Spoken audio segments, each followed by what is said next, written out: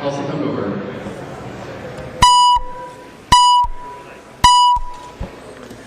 Prayer by the chaplain. Let us pray. Loving God, as we center ourselves for this moment, I ask you to use your dynamic power to inspire this House of Representatives today with transcending vision and far-reaching goals. While they focus on the honest issues facing the people of Minnesota, keep them as practical and level-headed as our citizens are, O God. With your help, enlighten them to assess accurately our state's resources, and yet be honest enough to admit our limitations. Prevent them from pursuing dysfunctional endeavors or from being distracted by unnecessary anxieties. Shape this assembly, O God, into a body of diverse ideas which can solve any problem with a variety of approaches until a fitting solution can be brought to bear lasting goodness for all your people. This is our prayer this afternoon. Amen. The chaplain for today is Reverend Richard D. Buller, Valley Community Presbyterian Church, Golden Valley, Minnesota. Pledge of Allegiance, please remain standing and recite the Pledge of Allegiance to the flag of the United States of America.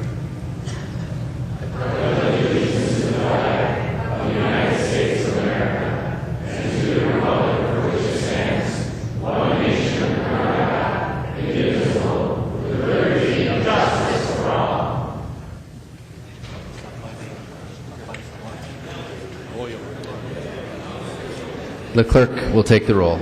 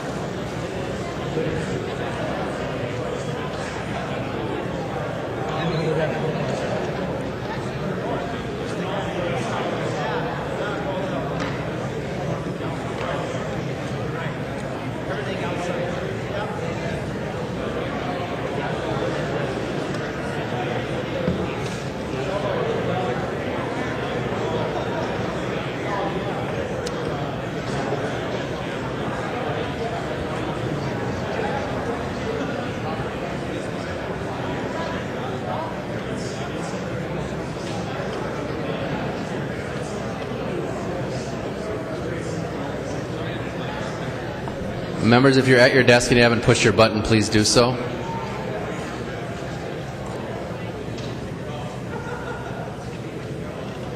Clerk will close the roll.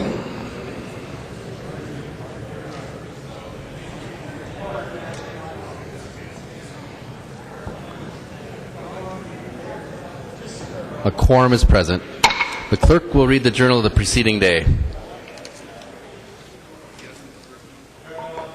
Journal of the House, 88th Session, 2014, 85th day, St. Paul, Minnesota, Tuesday, April 8th, 2014. If there is no objection, further reading of the journal will be dispensed with, and the journal will be approved as corrected by the chief clerk. Hearing no objection, the journal is approved as corrected by the chief clerk. Representative Swedzinski, what purpose do you rise? Point of personal privilege, Mr. Speaker. State your point of personal privilege. As the weather turns warm and summer is right around the corner. It's been a yearly pilgrimage to invite members into the retiring room and staff to enjoy a wonderful cup of Schwann's ice cream. And so help yourself. We've got cups back there, and I would like to just yield for one moment to my counterpart in Senate District 16, Paul Torkelson. Representative Torkelson. Thank you, Mr. Speaker. If you want to sweeten up that ice cream a little bit, put some 1919 root beer over it, and you'll have a nice float. Hopefully we'll sweeten up the day after a long night. Thank you, Mr. Speaker.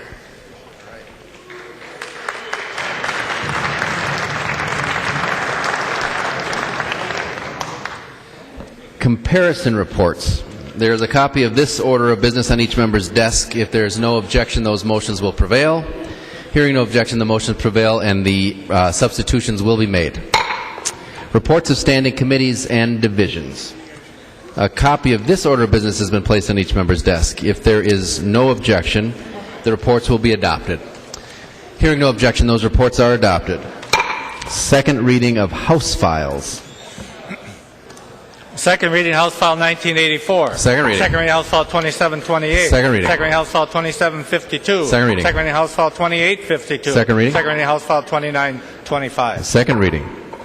Second reading of Senate files. Second reading of Senate File 1725. Second reading. Second reading of Senate File 1900. Second reading. Second reading of Senate File 2310. Second reading. Introduction of bills. The following House files have been offered for introduction today. The Chief Clerk will report the House files and give them their first reading. Introduction and first reading of House Files 3345 through 3347. First reading House files 3345 through 3347. Messages from the Senate.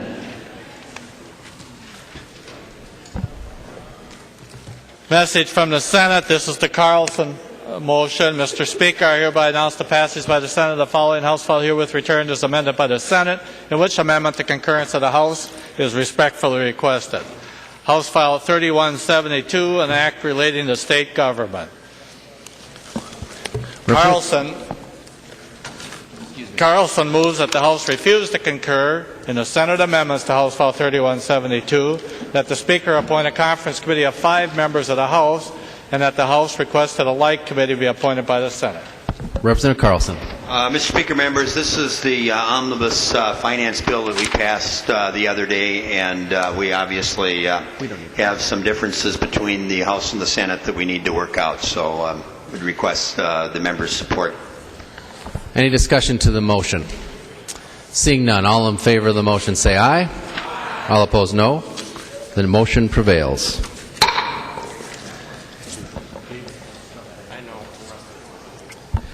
Calendar for the day. The first bill on the calendar for the day is House File 2446. The clerk will report the bill.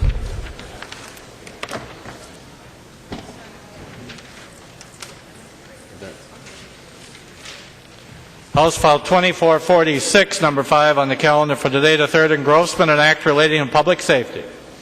Representative Simonson. Thank you, Mr. Speaker and members. And today with House File 2446 members, we have an opportunity to do something really good on behalf of Minnesotan and on behalf of all Minnesotans. 2446 is the synthetic drug bill, which came about as a result of the select committee that was created by the Speaker last spring. That committee did their work over the interim. We spent a lot of time going across Minnesota, taking testimony from members of the public, law enforcement, emergency responders, public health, trying to gauge the scope of the problem of synthetic drugs across our state. And what we found, members, is that synthetic cannabinoids and synthetic cathinoids continue to be a problem, especially amongst our student population and our young adults. If you're not seeing this in your community, it's because you're not looking close enough. It's everywhere, it's out there, it's a problem, it continues to grow. So the work of the committee was really focused on what can we do to make the biggest difference in combating this problem and helping to get these things off of our streets. And the committee focused in, rightfully so, I think, on trying to essentially stop what has become the retail sales of synthetic drugs under the guise that they're legal and under the guise that they're somewhat safe. The Select Committee presented a report to the Speaker on January of 2014, just before we came back into session. That report is available on our website. If you haven't seen it yet, I encourage you to look at it and share it with your communities. It's got a lot of good information, not only the research, but the recommendations and some recommendations for local governments as well. With that, Mr. Speaker, I'd like to just cover some of the main components of the bill. Section 1 deals with, and members, most of this bill deals with the pharmacy portion of statute, but Section 1 expands the definition of drug in the chapter of law that addresses pharmacy matters. This broader definition will give the Board of Pharmacy more power to regulate synthetic drugs. Sections 2 and Section 3 create cease and desist orders, which essentially empower the Board of Pharmacy to issue a cease and desist order to businesses that sell synthetic drugs. The Board would have the authority to order a business to cease selling synthetic drugs that, in the Board's opinion, are a banned substance or an analog of Schedule I or Schedule II drugs. The Board's authority is patterned after current law under the Commissioner of Commerce's cease and desist authority in Chapter 45. Section 4 clarifies that pharmacists and retailers may not sell synthetic drugs. Section 5 expressly prohibits the sale of synthetic drugs that induce the same or substantially similar effect as scheduled controlled substances. Section 6, members, specifies that a drug is considered to be adulterated if it was manufactured at a facility not licensed pursuant to the standards established in current law. Section 7 specifies that a drug is deemed misbranded if the package does not include a statement of ingredients. Section 8 deals with a provision in law that was dealt with a couple of years ago by the legislature, granting the Board of Pharmacy expedited emergency rulemaking. And essentially what we're doing here in Section 8 is extending that rulemaking capability out until 2015. Section 9 deals with a mandatory restitution piece. Section 10 deals with the largest appropriation of the bill, and it's an appropriation to the DHS. And I want to give credit where credit is due here, because this piece of the bill is really probably 50% of the bill, even though it's small. And what we're doing here is we're asking DHS and the Department of Education to work together and put together a new drug awareness and education program targeting middle school, high school, and college-age kids and their parents about the dangers of synthetic drugs, what they are, why they are, and what to be aware of. And I want to give credit to Representative Savick, because this education piece was really her idea that we talked about last session. And the Select Committee, I think, did a good job putting together a program. Section 11, Mr. Speaker, just deals with a small appropriation to the Pharmacy Board, and that essentially is the bill, and I would stand for questions. There are no amendments at the desk. The clerk will give the bill its third reading. Third reading, House File 2446. Third reading. Any discussion of the bill? Representative Lomer. Thank you, Mr. Speaker. Members, first of all, I'd just like to thank Representative Simonson. Thank you for your work heading up this task force. I really appreciate your leadership. And I really want to thank you for including the provision in the bill that requires restitution when there's a conviction. So when someone is convicted of selling these drugs, the judge can actually order that they pay for the emergency care services, ambulance, hospitalization, etc.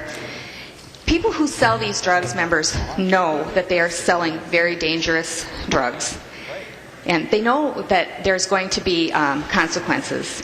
And so I just really appreciate that we are going to be holding these folks accountable with this provision. You know, in committee we heard, well, in committee and in all across the state, actually, we heard a lot of heartbreaking stories. But the one that really stands out in my mind is a mother who told the story of her 24-year-old son who took some of these synthetic bath salts, and he is now in a permanent psychosis. He's aggressive, he's in restraints, he will be in an institution for the rest of his life. And how heartbreaking is that, and what kind of costs is that to his family, to his life, to our society, and to the state? And so I'm really appreciative of this provision where we can hold these folks accountable. So again, Representative Simonson, I thank you. And members, this is a very good bill. I urge a green vote. Representative Barrett. Thank you, Mr. Speaker and members. And I, too, also want to rise in support of the bill. And I want to specifically acknowledge Representative Simonson for carrying the bill and the good work he has done this year. This is a byproduct, as I see it, as a lot of the members here know who have been here more than one term. The issue has come up over the years. A couple years ago, I had authored a bill to try to put the sale of synthetic drugs as a felony in Minnesota, primarily because of what was happening in Duluth. And the issue up in Duluth where a gentleman was selling a lot of these harmful substances to our youth. So I appreciate Representative Simonson's work. I would like to ask if Representative Simonson would yield for a question. He will yield. Representative Barrett. Thank you, Mr. Speaker. Members, Representative Simonson, you know, the issue of drug use, abuse in our country and our state is a very real issue. A lot of times we don't talk about it. We don't talk about it too much on the floor here, but it certainly is a crisis, I would say, in our country. It's a chronic illness that many people suffer from, whether it's alcohol, drugs, or legal drugs or illegal drugs. Representative Simonson, do you know, can you tell me, either in Minnesota or the state, where do synthetic drugs lie as it relates to use and abuse in our country? And can you tell us what the number one used and abused illegal drug is in our country? Representative Simonson. Mr. Speaker, Representative Barrett, you know, those are great questions, and I couldn't agree with you more. We need to have continued and more conversations about this issue and issues like it as we go forward, because the reality is what we're doing here in this bill is we're not stopping synthetic drugs. We're not able to stop the use of those drugs. What we're really focusing in on here are two things. One, stopping the retail sales of synthetic drugs, and two, creating an educational effort. But with respect to what's going on with other drugs, both across the state and across the country, we now know that we have a growing problem of drug abuse with our younger folks. Okay, we had this kind of a growing problem with methamphetamines a few years ago. That kind of died off. It's coming back. We have opiate abuse problems. We have prescription drug abuse problems. We have all sorts of different problems. So in terms of, you know, which one is worse, which one is greater, I don't really have that answer. But synthetic drugs has become more popular, I think, than a lot of us really realize. It was very visible in Duluth because we had a retailer selling these things right on a main street, but during the course of going across Minnesota and taking testimony, I can't tell you how many college kids would come up to us and say, you know what, if you're not using synthetic drugs, you are in the minority. You are in the minority if you're not using synthetic drugs, and that's a problem. So, to your question, I don't know exactly where it ranks in terms of drug abuse problems with other drugs, but we do know that it's high. Representative Barrett. Thank you, Mr. Speaker. Members, Representative Simonson, I agree with you. Synthetic drugs, major problem, growing problem. We slowed it down a couple years ago. We still need the good work of that bill and this legislation. The fact is, in Minnesota and in our country, the number one used and abused illegal drug in our country is marijuana. In Minnesota, kids these days are 8.5 times more likely to go to treatment for marijuana than they are for alcohol. That's a fact that comes from Minnesota Department of Health, I think 2012 study. Across the country, 4.5 million people are using and abusing marijuana. Other harder drugs, less so. In Minnesota and across the country today, kids are smoking cigarettes less. They're drinking alcohol less. They're using hard drugs less. Two things they're doing more are prescription drugs and marijuana. And just want to again thank you for that. And I want this opportunity to tell the body how used and abused marijuana is today, whether it's synthetic or non-synthetic. Thank you for your good work, and I would appreciate a yes vote. Representative Newberger. Thank you, Mr. Speaker. I just want to rise to take a moment to thank Representative Simonson for his outstanding leadership in this endeavor. He did a really good job. This is a good bill. It's going to help Minnesota, and it's going to help kids with this problem. There's not much more to be said other than thank you very much and good job. Further discussion? Seeing none, the clerk will take the roll on the bill.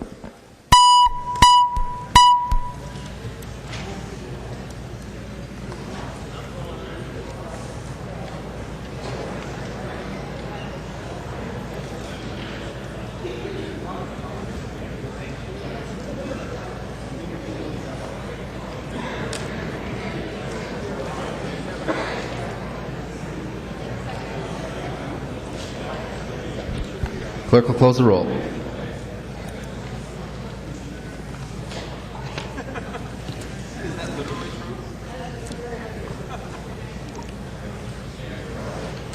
There being 130 ayes and 0 nays, the bill is passed and its title agreed to. The next bill on the calendar for the day is House File 2656. The clerk will report the bill. House File 2656, the first engrossment, an act relating to health. Representative Huntley. Members, this relates to what we call the all-payer claims data. We have this data collected right now. It ultimately comes from the health plans and then goes to, after it's been de-identified, goes to the Department of Health. The Department of Health was to use that data for what we called provider peer grouping. That was to compare hospitals, compare clinics, and the Department of Health has decided that they don't want to continue trying to do that. So they're coming up with a different plan to use this data. Again, if you go to a hospital and have surgery or something, the hospital sends that bill to the insurance company. The insurance company then knows what you were treated for and pays the hospital. In addition to that, after they have taken your name off and de-identified it so nobody knows who you're talking about on this, they send that data to the Department of Health. The Minnesota Medical Association, the Minnesota Hospital Association, and the Department of Health have all supported this new idea of what we're going to do with this data. And the health plans are neutral. And so we're going to use this data to look at healthcare homes, readmission rates for hospitals, variation in healthcare cost, quality, utilization based on geographic areas, and to also evaluate a program called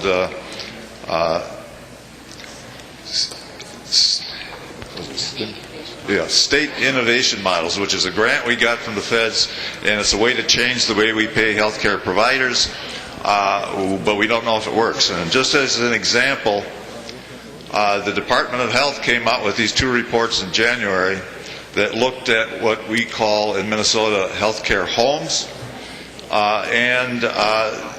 but just for people that are on medical assistance or Minnesota Care. And what they found out is that by having healthcare homes, we saved 9% of the money because the healthcare homes help people stay healthy, and so we have to spend less money on them. The trouble is, we don't know if in the regular insurance market for people that aren't on medical assistance, that are just on regular insurance plans, we don't know if medical homes work there. And by changing what we're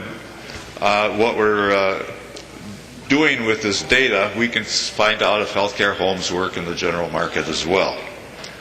And for those other 3 items.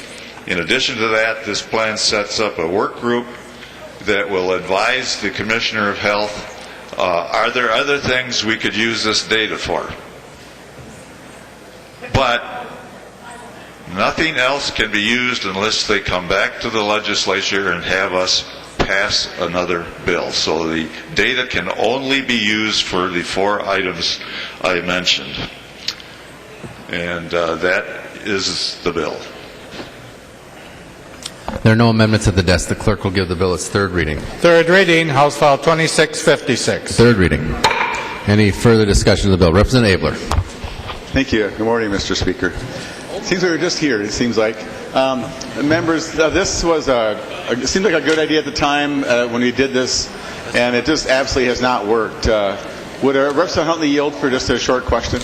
He will. Representative Abler. Representative, was this 2008, Representative Huntley, when we set this up as part of our transformation? Do you remember that?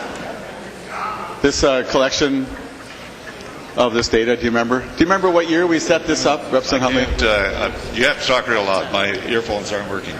Representative Abler, can you repeat the question? Yeah, Representative Huntley, when this program was set up originally in what year? Do you remember what year? Was this the 2008, that whole transformation task force time? 1 + 3. Representative Huntley. Chair, Representative Abler, it's for 4 years. Yeah. It was passed in 2008, and they've been collecting that data ever since, and not one item has been leaked out to the public. Representative Abler. That was funny, Mr. Speaker. Anyway, don't choke. So members, just to tell you, the idea made sense at the time. A lot of good ideas came out of that reform time. This is just one that just never got off the ground, partly because it was sent off to Maine. And we actually have some good places right here in Minnesota. Might have been better sent to just over on the west side of town. But this is a productive idea, members, and I urge you to support it. Thank you. Representative Scott. Thank you, Mr. Speaker. I did have some amendments to Representative Huntley's amendment, but he pulled his, and so my bad. But I just want to speak a little bit to this bill. This data was originally collected for one purpose, and the Department of Health really could never figure out how to accurately use it and compile that data. So now they switched gears and they want to find a new use for it. And we really haven't seen the prior... Thank you, Mr. Speaker. We haven't seen the prior Tennyson warning that was signed by the people whose data they were collecting. And so we don't really know what that encompasses and if actually a new Tennyson warning would need to be signed. So additionally, the original intent for this database was to be used for provider grouping as it has been suspended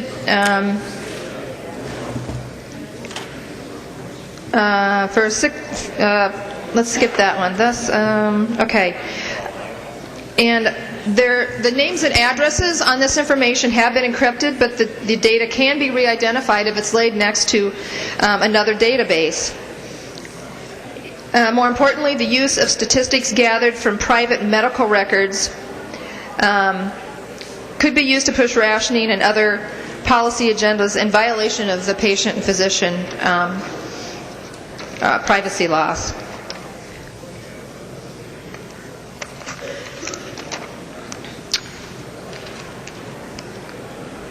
With that, Mr. Speaker, I would just say that I do have some problems with the bill, and since I can't offer my amendments, I guess I won't speak to those others, but I would encourage a red vote on this bill. Thank you. Any further discussion to the bill? Seeing none, the clerk will take the roll on the bill.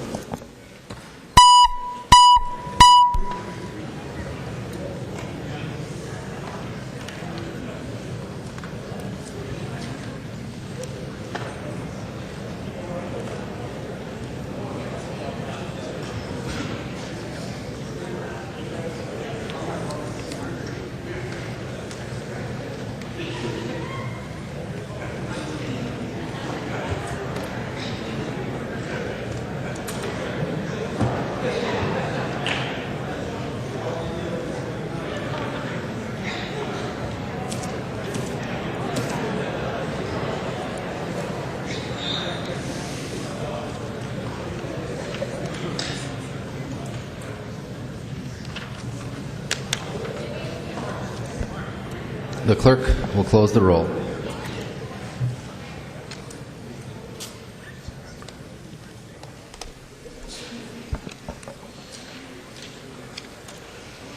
being 80 ayes and 48 nays, the bill is passed and its title agreed to. Announcement by the Speaker.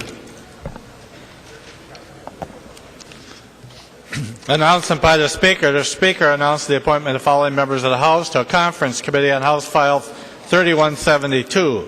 Carlson, Huntley, Mahoney, Marquardt, and Wagenius. The next bill on the calendar for the day is House File 2227. The clerk will report the bill. House File 2227 on the calendar for the day, the first engrossment, an act relating to health. Representative Johnson. Thank you, Mr. Speaker and members. House File 2227 is a piece of a larger picture. It creates a comprehensive system for treating the most deadly heart attack, the STEMI. When a STEMI strikes, a patient needs to be rapidly transported to a facility that is capable of opening up the blocked artery. Time is of the essence, and this is particularly critical in rural Minnesota. In 2013, the American Heart Association secured a $6.5 million grant to fund the development of a rural STEMI system for Minnesota. They call it Mission Lifeline. The first phase has been granting funds directly to rural ambulance services and rural hospitals that are PCI centers. The bill addresses a crucial piece, that of being quality improvement and analysis. Data is collected from the participating rural PCI centers from first medical contact through patient discharge in order to evaluate how the system is working. House File 2227 creates a STEMI registry at the Department of Health to receive the data already being voluntarily collected that allows for analysis and reporting for quality improvement assessments. No personal health identifiers are collected, no individual case data is reported, and no single hospital is identified. No hospitals are required to participate under this bill. The data is already being voluntarily collected, and the bill really only provides for a method of analysis and reporting for a statewide picture. A STEMI registry is a crucial part of the system because it shows how we are doing and where we can focus efforts to improve. Thank you, and I urge a yes vote on the bill. There's no amendments at the desk. The clerk will give the bill its third reading. Third reading, House File 2227. Third reading. Any further discussion to the bill? Representative Zerwas.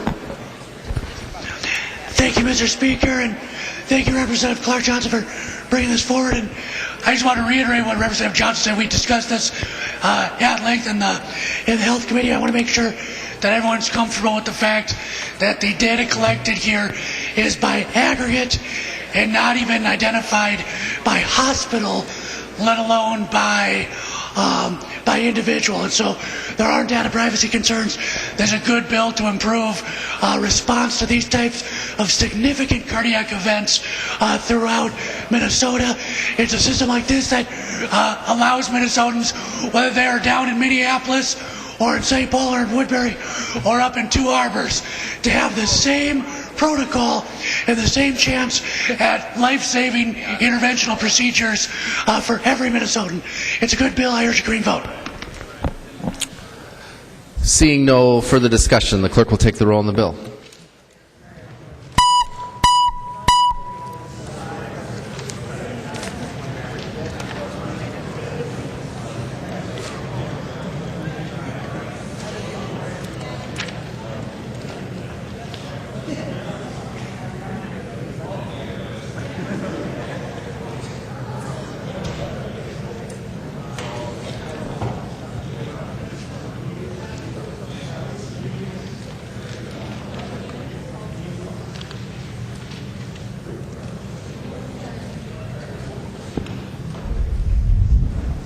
The clerk will close the roll.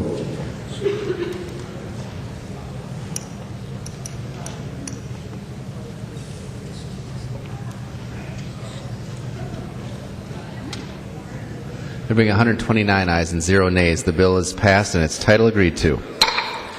The next bill on the calendar for the day is House File 2141. The clerk will report the bill.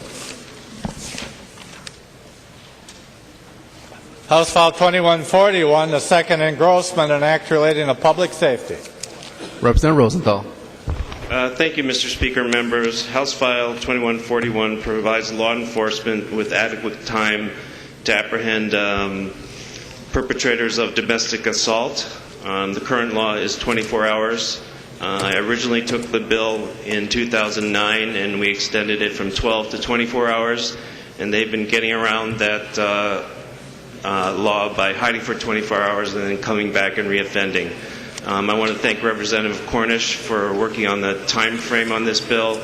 By expanding it to 72 hours, it now allows people to be apprehended over the weekend, which the previous bill did not. Also in rural Minnesota, sometimes it's a large distance that you have to travel to get such a warrant, and this is a good bill. I ask for your support and would stand for questions. Thank you. There's no amendments at the desk. The clerk will give the bill its third reading. Third reading, House File 2141. Third reading. Any further discussion of the bill? Seeing no discussion, the clerk will take the roll on the bill.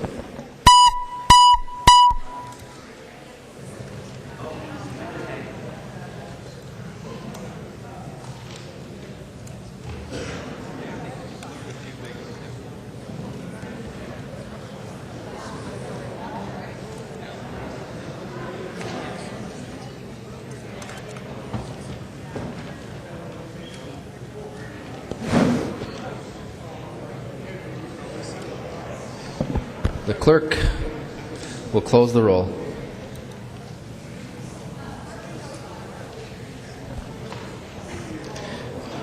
Hortman votes aye.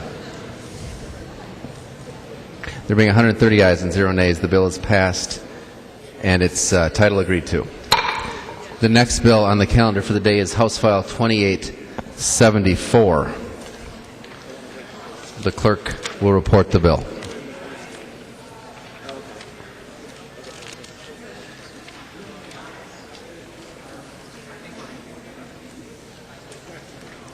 House File 2874 on the calendar for the day, an act relating to health. Representative Liebling. Thank you, Mr. Speaker and members. House File 2874 is the Department of Health unsession bill. It repeals some advisory groups and pilot projects that are obsolete, and it repeals outdated, obsolete, and duplicative language and statute. And Mr. Speaker, I have an author's amendment, the A2, if we could have that. There is an amendment to the amendment at the desk, or there's an amendment at the desk. The clerk will report the amendment. Liebling moving to amend House File 2874 as follows. The amendment is coded A2. Representative Liebling. Thank you, Mr. Speaker and members. The A2 is just a cleanup amendment. It deletes some language around formaldehyde, and of course a deletion here is deleting a deletion from current law, so it's leaving some things in place. It also corrects a mistake to a repealer, something that was taken out in committee. I think Representative Abler had interest in a provision, and it just the thing he wanted left in statute didn't get fixed in the bill, so we're just correcting those issues right now. I see he's giving me the thumbs up, so I would appreciate your support. Any discussion to the amendment? Representative Abler. Thank you, Mr. Speaker, and thank Representative Liebling for taking care of that. We'd like to be protecting against formaldehyde. It's a little obsolete, but it's still useful to tell people we're against it, so I appreciate Representative Liebling including that in her amendment. Thank you. Seeing no further discussion on the amendment, all in favor say aye. All opposed, no. Motion prevails. The amendment is adopted. The clerk will give the bill its third reading. Third reading, House File 2874 as amended. Third reading. Representative Liebling. Thank you, Mr. Speaker. Members, please vote green on the bill. And Representative Abler, I'm assuming you wanted to withdraw your amendment because it's already in there? So. Yes, Mr. Speaker, if you would, please. Thank you. Thank you. Representative Pepin. Thank you, Mr. Speaker. Would Representative Liebling yield to a question? She will yield. Representative Pepin. Thank you, Mr. Speaker. Representative Liebling, you mentioned that this appealed some, I think you said some boards or task forces or something, and I just was wondering if you could clarify it for us. How much money, if this bill were to pass, how much money would this save the state, and how many active boards, commissions, agencies, or groups would this repeal or sunset? Representative Liebling. Thank you, Mr. Speaker. Thank you, Representative Pepin. As I understand, it's not repealing anything active. This is all obsolete stuff, so it's not saving anything in terms of money. As far as I'm aware, it's just cleaning up the statute books. Representative Abler. Well, and just so members understand the process that we went through, we, in both our repealer bills, if anybody in the committee objected at all to something being repealed, we didn't repeal it. So this is a consensus document, and it's actually quite, I think we'll be saving some paper when we print the statutes, but I don't think anything will change at all in government. But I don't believe there's any controversy whatsoever in here, Mr. Speaker and members. Seeing no further discussion, Yes, we do. the clerk will take the roll on the bill.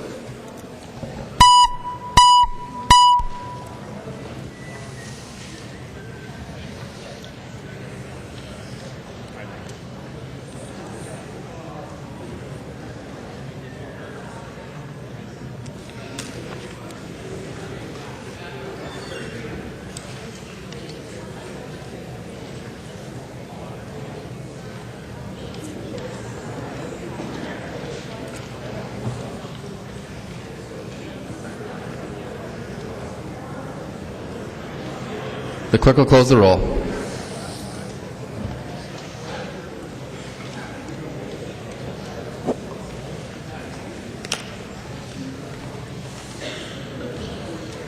There being 130 ayes and 0 nays, the bill is passed as amended and its title agreed to.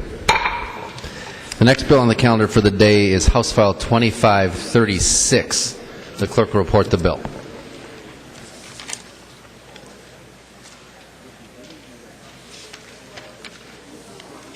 House File 2536, the second engrossment, an act relating to state government. Representative Melin. Thank you, Mr. Speaker and members. And I have before you today House File 2536, titled the Women's Economic Security Act, a bill to address income inequalities between men and women, discrimination against women in the workplace, and an effort to level the playing field for working families. There are a number of provisions in the bill, so I would like to walk you through those at this time. Section 1 of the bill, or Article 2, Section 1 of the bill, adds a reference to the human rights section for new provisions related to equal pay certificate of compliance, the requirements beginning on lines 8.31. Section 2 adds an individual with expertise in assisting women in obtaining employment in high-wage, high-demand, non-traditional occupations to the Governor's Workforce Development Council in an advisory capacity. Section 3 lays out the definitions, purpose, use of funds, priorities, and criteria for new women in high-wage, high-demand, non-traditional jobs, competitive grant program with Indeed. Section 4 adds sexual assault and stalking as an exception for ineligibility in unemployment insurance. Section 5 adds sexual assault and stalking to the list of what is not considered employment misconduct. Section 6 of Article 2 requires businesses that have 50 or more full-time employees in Minnesota or in a state where the business has its primary place of business to have an equal pay certificate of compliance before receiving a contract of $500,000 or more from the state of Minnesota. The requirement applies to contracts for which a state department or agency issues a solicitation on or after August 1st, 2014. The compliance certificate is good for 4 years, and the commissioner is required to respond to applications within 15 days. If the commissioner finds that a business is not in compliance, the commissioner may require the business to implement a plan to remedy the noncompliance, suspend or revoke a certificate if the commissioner determines that a business is not in compliance, or void a contract if there is no undue hardship to the state. Section 7 of the bill, Article 2, provides a $500,000 one-time appropriation to DEED for the new high-wage, high-demand, non-traditional jobs program. Section 8 provides a $500,000 one-time appropriation to deed for women entrepreneurs, business development equally divided between Women Venture and Women's Business Center of Northeastern Minnesota. Section 9 provides a $250,000 one-time appropriation to the Department of Labor and Industry to educate, promote, assist, and support women to enter apprenticeship programs in high-wage, high-demand, non-traditional jobs. Section 10 requires a report to the legislature by January 15, 2015 from the Commissioner of MMB on the potential for a state-administered savings plan to serve employees without access to either an automatic enrollment payroll deduction IRA maintained or offered by their employer.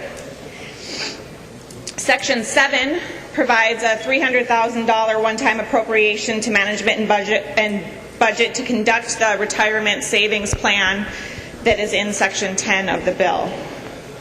Section 12 requires the Commissioner of Human Rights to provide a pay equity report to the Governor and the chairs and ranking minority members of the committees in the House and the Senate. Section 13 provides a $674,000 appropriation to the Department of Human Rights for implementation of the Equal Pay Compliance Certificate. Article 3, Section 1 clarifies eligibility related to the time with an employer under Minnesota's parental leave statute. Section 2 adds pregnancy as an allowed use of unpaid leave under Minnesota's parental leave law. Currently we have 6 weeks unpaid leave. This changes that to 12 weeks unpaid leave, which is the federal standard. Section 3 adds care for an ill or injured grandchild and adds and defines safety leave as an allowed use of an employee's existing sick time.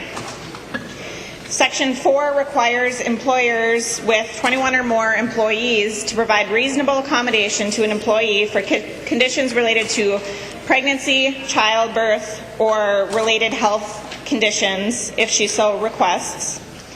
Section 5 limits the total length of unpaid leave to 12 weeks.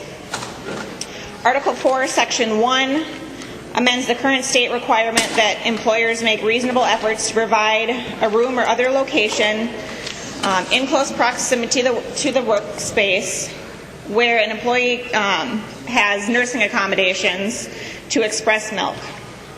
Section 2 defines family caregiver for the purposes of Section 3. Section 3 adds familial status and status as a family caregiver to the list of protected classes under Minnesota law. Section 4 does the same for employers. And Section 5. Section 6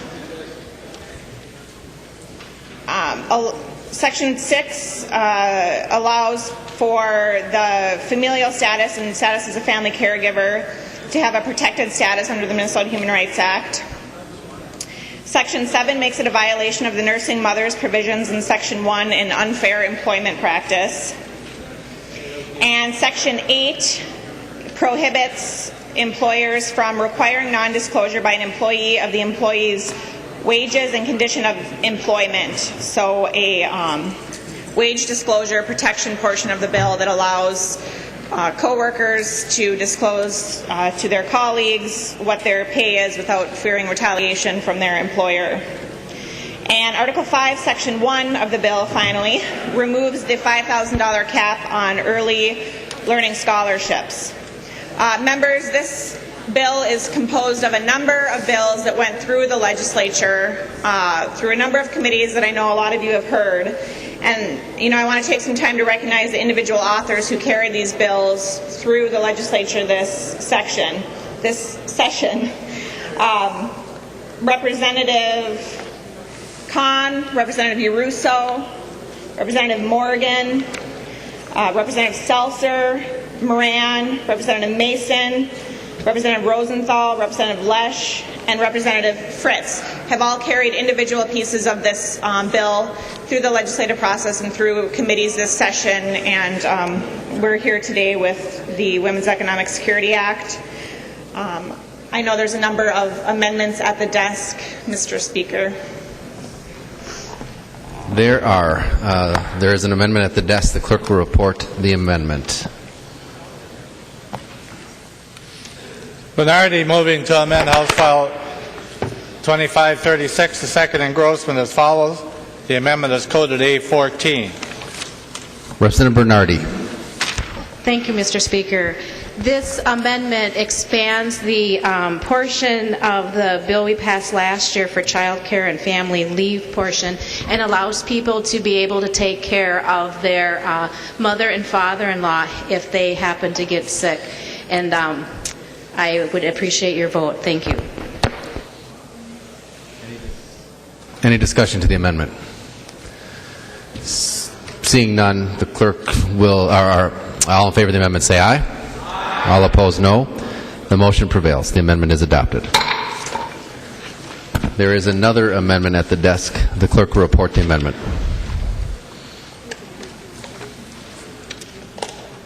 Tice moving to amend House File 2536, the second engrossment as follows. The amendment is coded A25.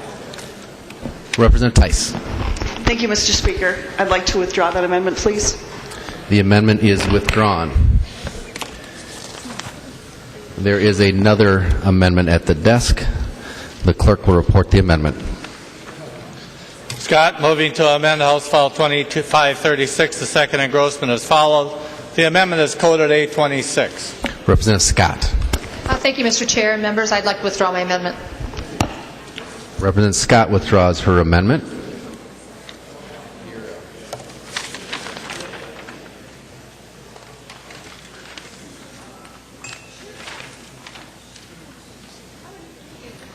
There is another amendment at the desk. The clerk will report the amendment. Anderson S. moving to amend House File 2536, the second engrossment as follows. The amendment is coded DE4. Representative Anderson. Thank you, Mr. Speaker. Many of you know that I come from a large family, but you may not realize that I come with 9 sisters, 8 of whom are living. All of my sisters are very strong women. Their occupations range from a nurse, a small business owner, a teacher, a public safety worker, a divisions manager, an accounts manager, and a contract negotiator, and some caregivers as well. As the youngest of my sisters, they shaped who I am today, as did my parents. My parents, I can't say enough about them. They brought me up, and my sisters, knowing that we can do whatever we set our heart on. No limitations. And I've lived my life that way. I've not known anything different than that I can do whatever I put my heart to. Today we have the chance to let every girl and woman in this state have that same feeling, that same opportunity, that whatever they set their heart on, they can do. That they will be rewarded with equal pay for equal work. We have the opportunity to not only just aim for equality in the workplace for women, but to actually make it happen. According to the U.S. Department of Labor, within the 2007 study, women currently earn about 5% less than men. Minnesota happens to be one of the better states when it comes to women, but there is definitely room for improvement. Today I offer to you some real solutions. Solutions based on job creation for women and greater opportunities. Not more regulations that make it harder for our women-owned businesses to live here in this state. While I appreciate what Representative Melin is trying to do here today, the bill shouldn't be about an economic stimulus package for lawyers and litigation. It should be about helping women and the girls that are coming up through our education system. So in my delete all amendment, I do a couple of different things. I remove the vague and unclear language that opens up this bill to a lot of litigation. We don't want to give uncertainty to our businesses. We want to make sure that they actually comply. And that's the same message that we heard from President Obama yesterday. He said, don't go after the people that are in compliance. Go after the ones that we know are the bad actors.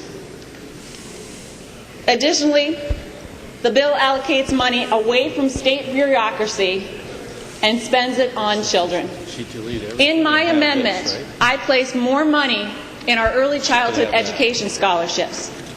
When you look at studies that economists have done on the issue of the wage gap, education and work experience are the top two tools in getting women to have higher pay. It helps to close the gap. My amendment also empowers the working mothers of Minnesota. We extend the pregnancy leave from 6 weeks to 12 weeks. My amendment also expands the leave a pregnant woman can take after they've given birth from 6 weeks to within 12 months. We provide the pregnancy accommodations, so when you give birth, you will have the opportunity to continue nursing your child whether you're at work or still on your maternity leave. You get the opportunity to make sure that you have the nursing mother protections. That's all part of my amendment. My amendment also empowers caregivers by extending the sick leave to include grandchildren. My amendment also protects domestic abuse and sexual assault victims by giving them the safety leave. My amendment ensures businesses are complying for equal pay for equal work. We want to help them do well in this state. As President Obama outlined in his statement yesterday, we want to make sure that we're not penalizing small businesses and small nonprofit organizations. We want them to comply because that is what is actually going to help women most. Not a gotcha, not more regulation, not more getting things tied up in litigation. We want immediate relief right now to close that 5% gap. That's what my amendment does. My amendment also strengthens workplace equality and establishes a culture of fairness and justice for all working men and women. Of course, one of the best ways to help women and all working Minnesotans is to provide an environment where jobs can grow. We've been talking a lot about that this session, folks. My amendment does this by making sure that we have better laws in place for the working women who either own their own business or are running businesses. Again, let's create job opportunities for women, not for trial lawyers. Members, today I offer you what my parents and my sisters gave to me. The reality that all women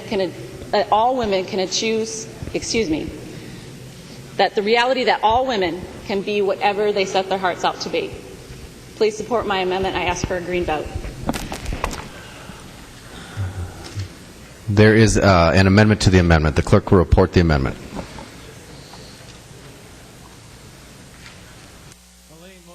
Melin moving to amend the Anderson S. Amendment to House File 2536 as follows. The amendment is coded A36. Representative Melin. Thank you, Mr. Speaker and members, and Representative Anderson. I appreciate you putting some ideas forward here today in your amendment, but unfortunately some really important parts of the bill were removed in your amendment, and my amendment takes care of some of those, but not all of those issues.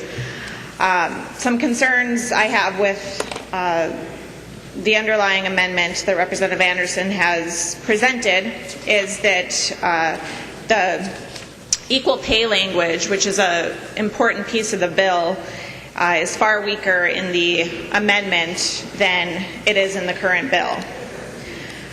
So my amendment to the amendment deletes the equal pay language and inserts the language regarding equal pay that's in the current bill.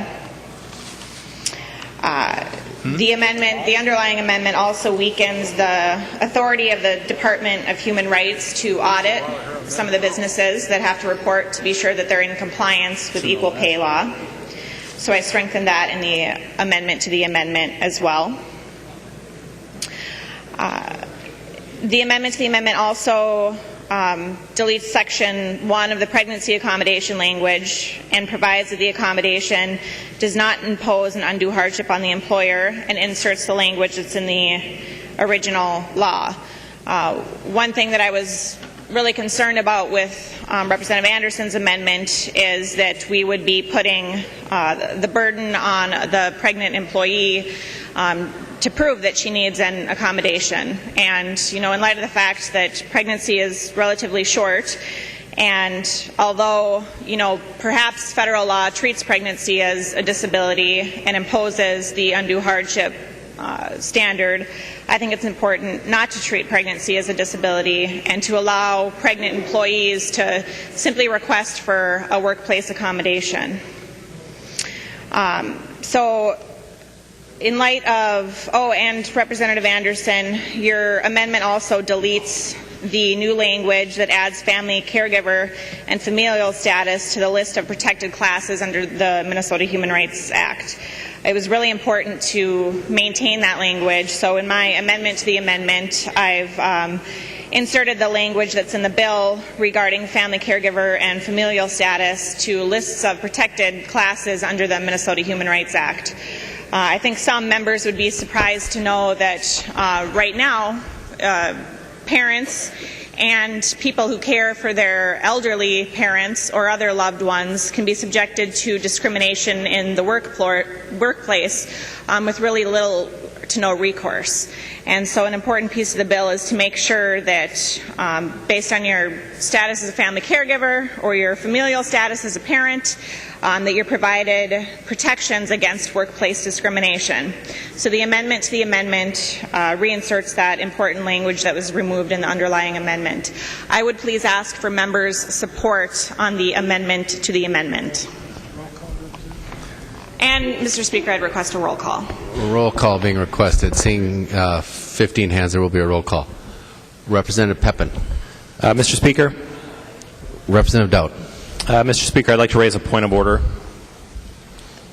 State your point of order. Thank you, Mr. Speaker. I'd like to raise a point of order under our House rules, Rule 3.21, Section B, which states an amendment to amendment on the House floor must relate only to the primary amendment without introducing any new subject. Obviously, this, and I'm sure this might just be an oversight, Representative Melin, even in her own introduction, stated that there were parts of the original bill that were not in the amendment, and now she's reinserting those or attempting to reinsert those into this amendment. So they are clearly not in the amendment, and putting them back in is a clear violation of House Rule 3.21. Section B, and I'll read it again for you. An amendment to an amendment on the House floor must relate only to the primary amendment without introducing any new subject. So as it relates in her amendment, lines 4.20 through line 7.8 are not in the amendment to the amendment, or excuse me, are not in the underlying amendment, not dealt with, and that's introducing new subject into the amendment. I know that this is something that has been upheld frequently in this body, even this year. I'll take you back, Mr. Speaker, to the Journal of the House from Thursday, April 3rd. On an amendment that was raised. There was an amendment to the amendment which introduced new subject matter. You correctly ruled that that was out of order according to that rule, and this is the similar situation. So I'd ask that you find the point of order well taken. Representative Melin. Thank you, Mr. Speaker. Mr. Speaker, would ask you to find the point of order not well taken. This is clearly very directly related to the subject matter in the underlying amendment. And, in light of that, is not a violation of the rule, Mr. Speaker, and I would ask that you find the point of order not well taken.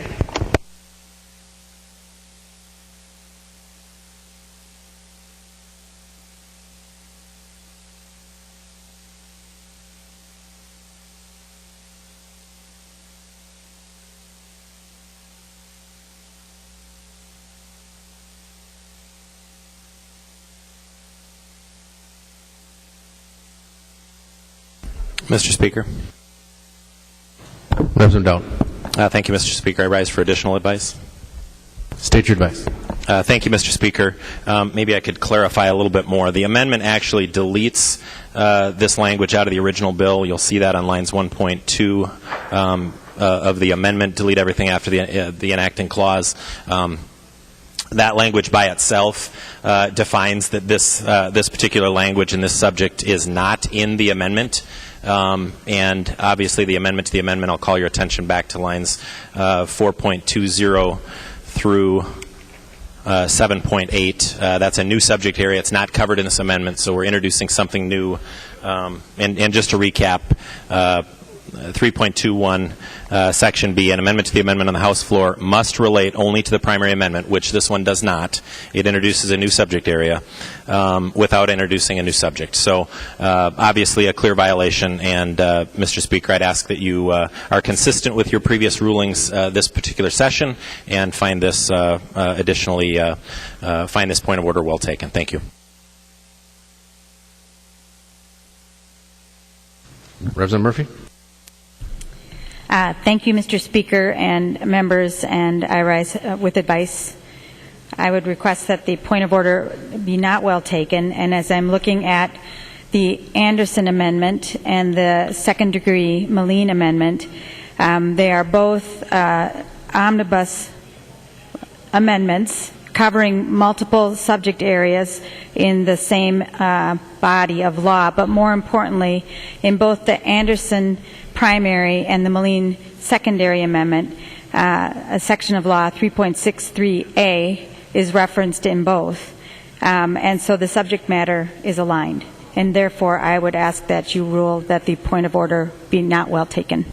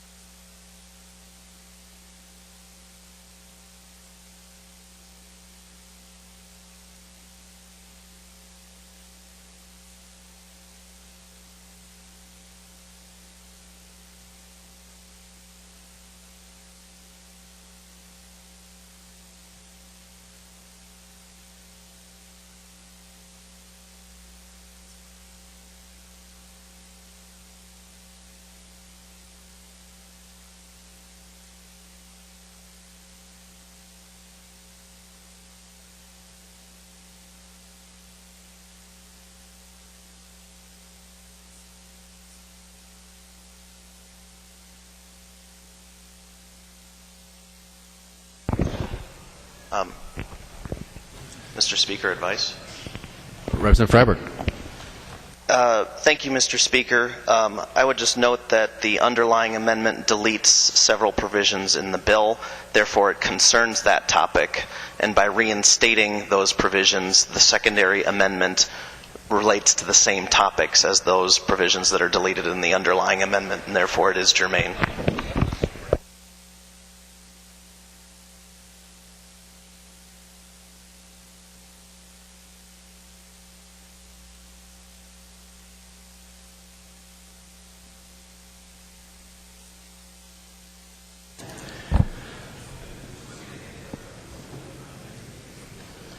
So having listened to the advice of Representative Doubt and Representative Melin and Representative Murphy and Representative Freiberg, and having reviewed the amendment and the amendment to the amendment and the underlying bill and consulted with the rules, I find that the point of order is not well taken. Any further discussion? Representative Pepin. Thank you, Mr. Speaker. And I'm wondering if Representative Melin would yield to a few questions. She will. Representative Pepin. Thank you, Representative Melin. Well, I appreciate you bringing this forward and working on this issue. I know you've worked hard on it, as have many members. And I'd also like to thank Representative Anderson.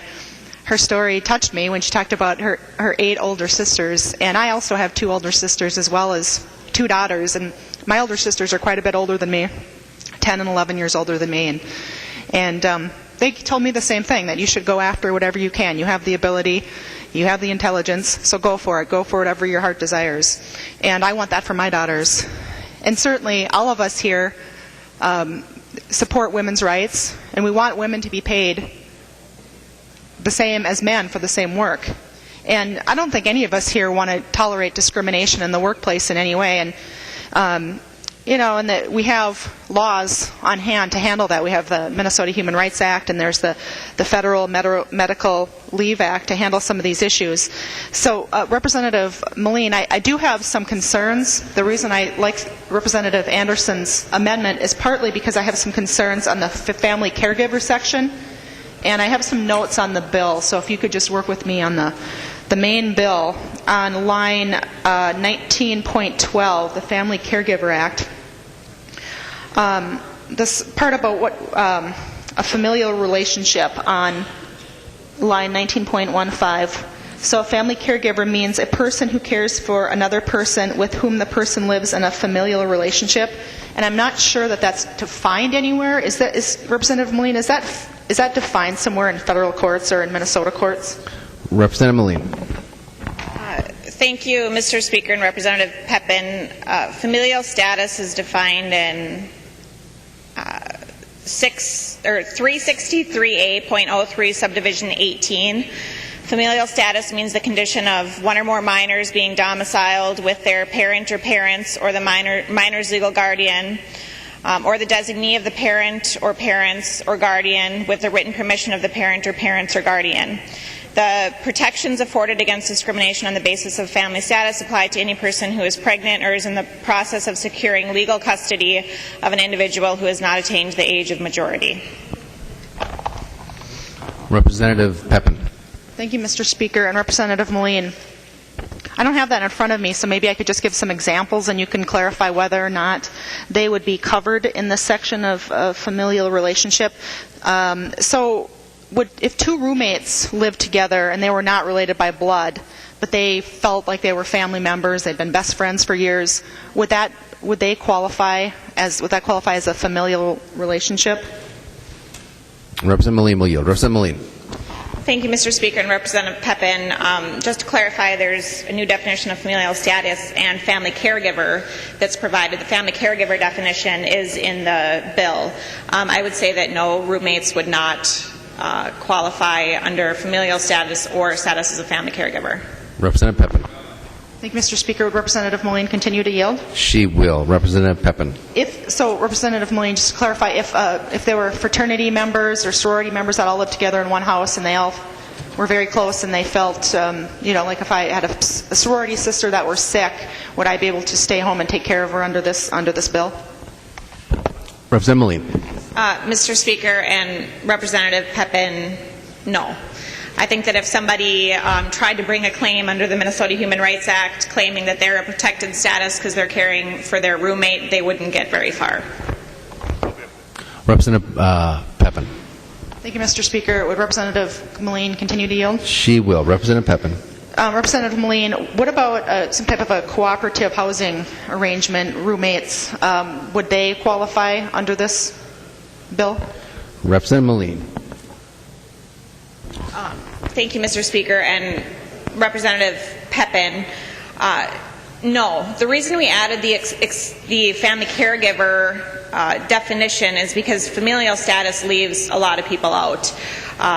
If you're caring for an elderly parent, if you're caring for a stepchild, or aunt, maybe, it would not be included in the definition of familial status, but familial status is the definition used under other areas of law. So we left that definition intact, but added the family caregiver status to clarify that people would be able to care for their adult children, for example. Familial status only includes children under the age of majority. So if you have a special needs child who has become an adult, they would not be protected under the familial status, which is why we felt it was important to add the definition of family caregiver to make sure that in those situations parents or children were able to care for their loved ones. But no, Representative Pepin, I don't believe somebody living in some sort of community situation or caring for a roommate or anything would qualify under the definition. Representative Pepin. Thank you, Mr. Speaker and Representative Melin. If my daughter's very close friend, who's almost like a second daughter to me, comes over frequently, and if she were sick and her parents were occupied and she needed someone to take care of her, would that qualify under this bill? Representative Melin. Mr. Speaker, Representative Pepin, I don't believe that it would. But again, if somebody were to file a complaint with the Department of Human Rights or to file a lawsuit under the human rights statute, I don't think they would get very far on those types of claims. As you know, the court sorts through those sorts of things frequently. But no, under the definition of familial status and status of family caregiver, I don't believe that you could care for your daughter's friend. Representative Pepin.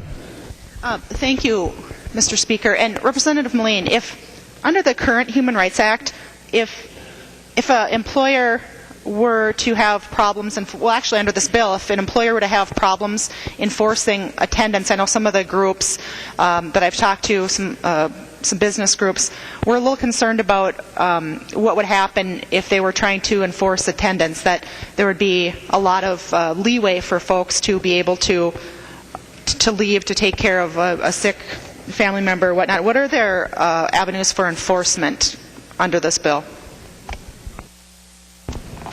Mr. Speaker. Representative Melin. Thank you, Mr. Speaker. Representative Pepin, this bill, the Minnesota Human Rights Act, does not allow you at all to frequently be late for work or miss work or something like that because of your status as a family caregiver or familial status. Current protected classes under the Human Rights Act are sex, disability, marital status, status in regard to public assistance are some of the protected classes under the Minnesota Human Rights Act. It simply says that you can't discriminate against an employee because of their status. You can't discriminate against in hiring, you can't discriminate against in promotion, and you can't treat somebody differently because of their status under the Minnesota Human Rights Act. So, for example, if employee had 2 young children, maybe the boss would think, she doesn't want a promotion where she would have to travel more because she would rather be spending more time with her kids, so then she gets passed up for a promotion. Or maybe a dad with 2 young kids, maybe his boss says, he wouldn't want this promotion where he would be on the road more because he would rather be with his kids and pass them up for the promotion. Under the Minnesota Human Rights Act, it simply says that an employee cannot face that type of discrimination because of their status as a family caregiver or their familial status or their marital status, which is current law under the Human Rights Act. It doesn't say that you can frequently be late for work because you're driving your kids to school or some sort of sporting event or anything like that. It just prevents against discrimination. Representative Pepin. Thank you, Mr. Chair and Representative Melin.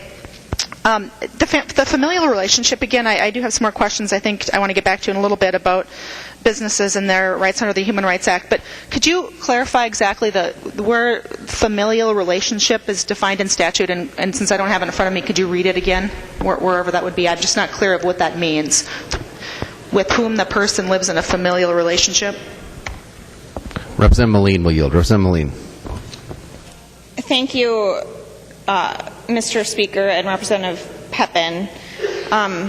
Familial status is defined, I believe, in 363A.03 subdivision 8.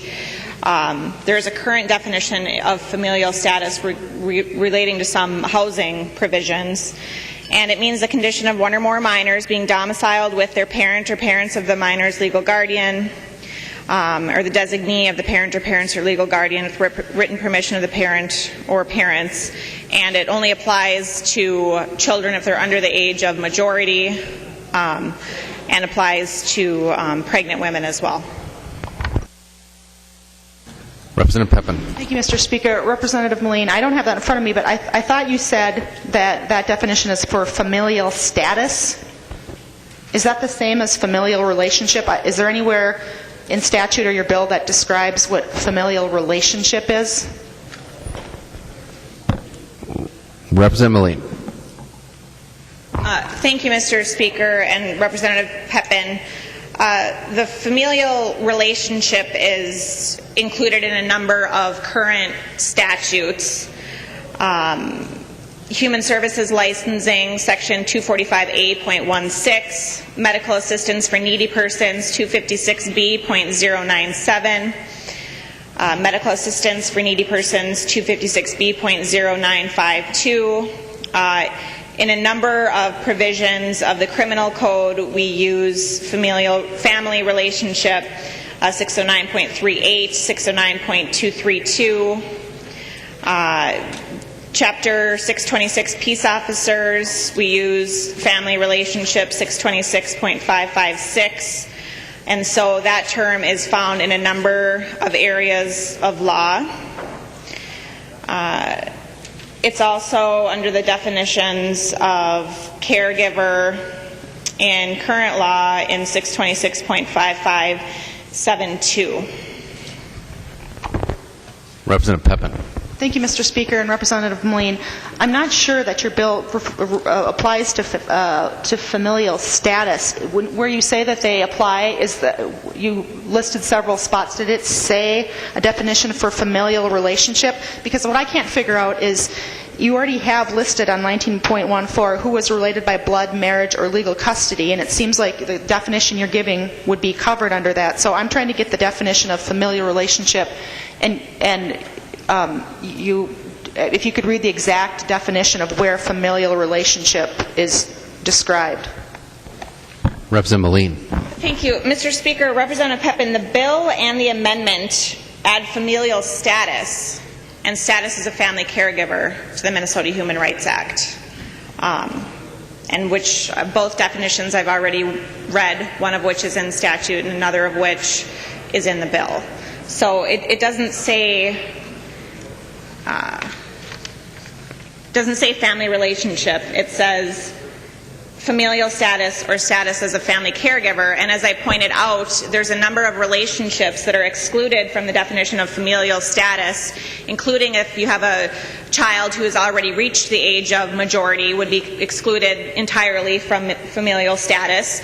If you're caring for your elderly parent, that's excluded from familial status. So we inserted familial status to include pregnant women or moms and dads caring for children under the age of majority, but we also included family caregiver and the definition to make sure that we include adult children, elderly parents, etc.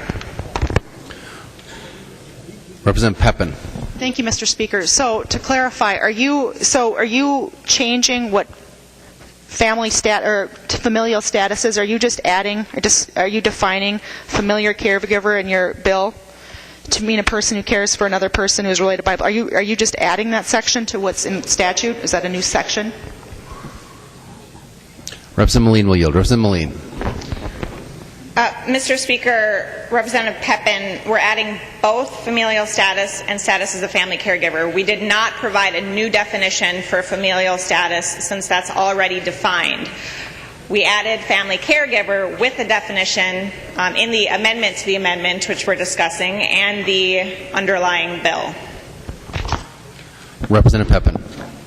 Thank you, Representative Melin. I think it's very confusing why you didn't refer that back to a definition already in status, because I don't think it's very clear with who the person lives in a familial relationship, and you're not relating it back to anything in statute. And you seem to be combining a couple different things and adding this section on family caregiver to familial status. And I think the problem with that is I think it's going to be it's not very clear.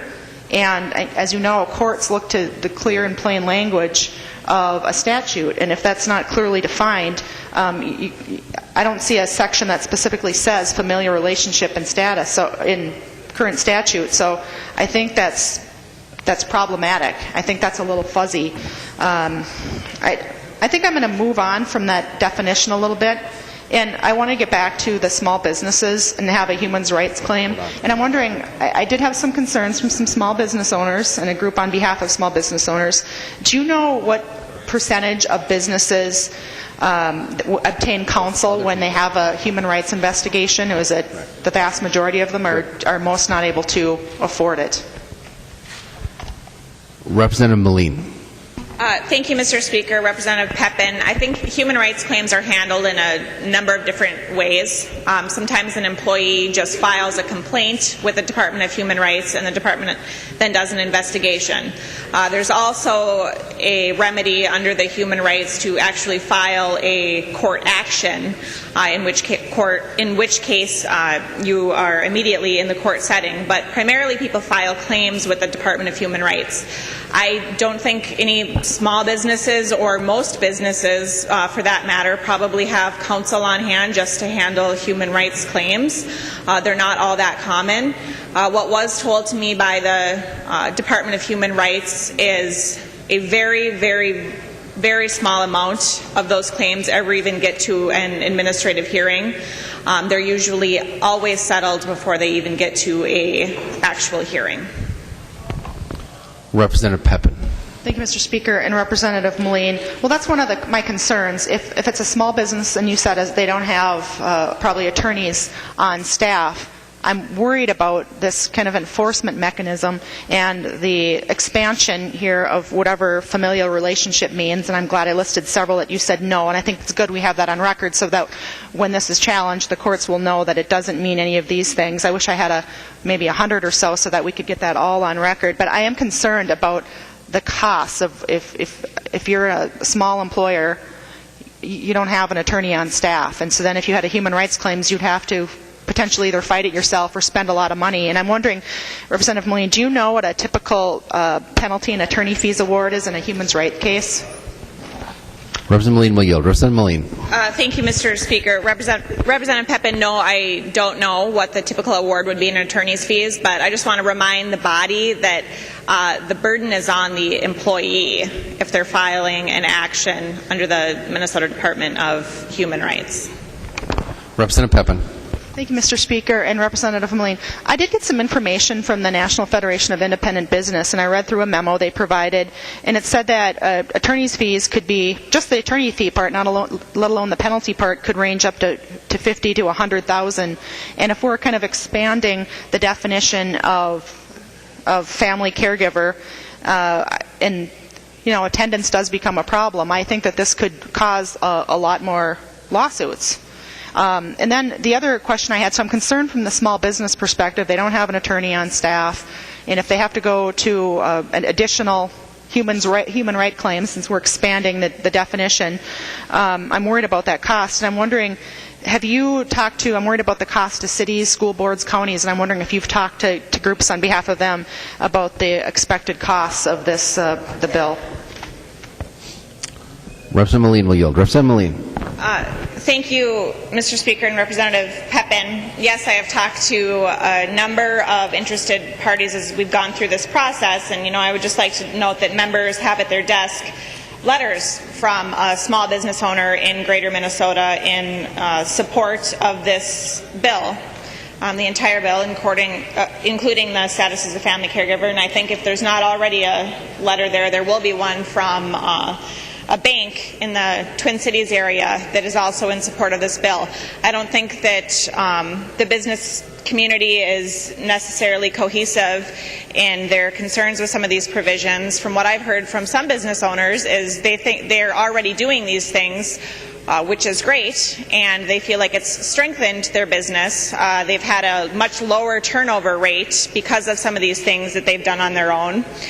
And, I would just remind members that, again, the burden is on the employee to prove that they have been discriminated against. And, hopefully if the employer is in compliance with the law, it won't get to a point where there would be a complaint with the Department of Human Rights or a lawsuit filed. They simply have to follow the law under the Minnesota Human Rights Act. And just for clarity, Representative Pepin, I'm not expanding the definition of familial status. Currently, that is not a protected class under the Minnesota Department of Human Rights. So we're adding familial status and status as a family caregiver. And that goes back to my earlier point that I think that a lot of people don't realize that although there are some protected classes in the human rights statute, you are not protected if you're a parent or caring for a elderly family member, and so that's why we added those provisions to the Human Rights Act. Representative Pepin. Mr. Speaker and Representative Melin, but whose burden would it be then to pay and defend? So if I were to bring a suit upon an employer, whose burden would that be to pay? Representative Melin will yield. Representative Melin. Thank you, Mr. Speaker and Representative Pepin. If the employee brings a suit in court, they would pay their attorneys, and if it's the business that or the employer that is being challenged, then they would be responsible for their attorneys. If the court finds in the plaintiff's favor that there has been discrimination under the Human Rights Act, then the plaintiff has an opportunity for damages, including attorney's costs. Representative Pepin.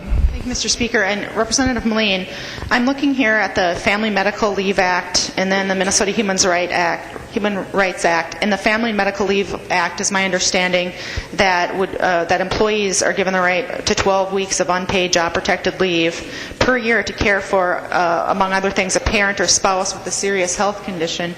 And then the Minnesota Human Rights Act protects against employment for discrimination because of race, creed, color, religion, national origin, sex, marital status, disability, and status with regard to public assistance, sexual orientation, and age. So it seems like this is duplicative. What isn't covered? What is it that isn't covered that adding the additional familial relationship will cover? Representative Melin will yield. Representative Melin. Mr. Speaker, Representative Pepin, the Family Medical Leave Act and the Human Rights Act are two completely different things. Family Medical Leave Act has to do with taking leave from work to care for a sick loved one. The Minnesota Human Rights Act prevents against discrimination of that person based on their status. And so it goes to my earlier example where if a father of two children, if his boss thinks, he doesn't want a promotion because he would rather be caring for his kids, and then denies him that promotion or opportunity for promotion because of that, that would be discrimination protected under the Minnesota Human Rights Act. So that's completely different from the Family Medical Leave Act that allows you to take leave away from work to care for a family member.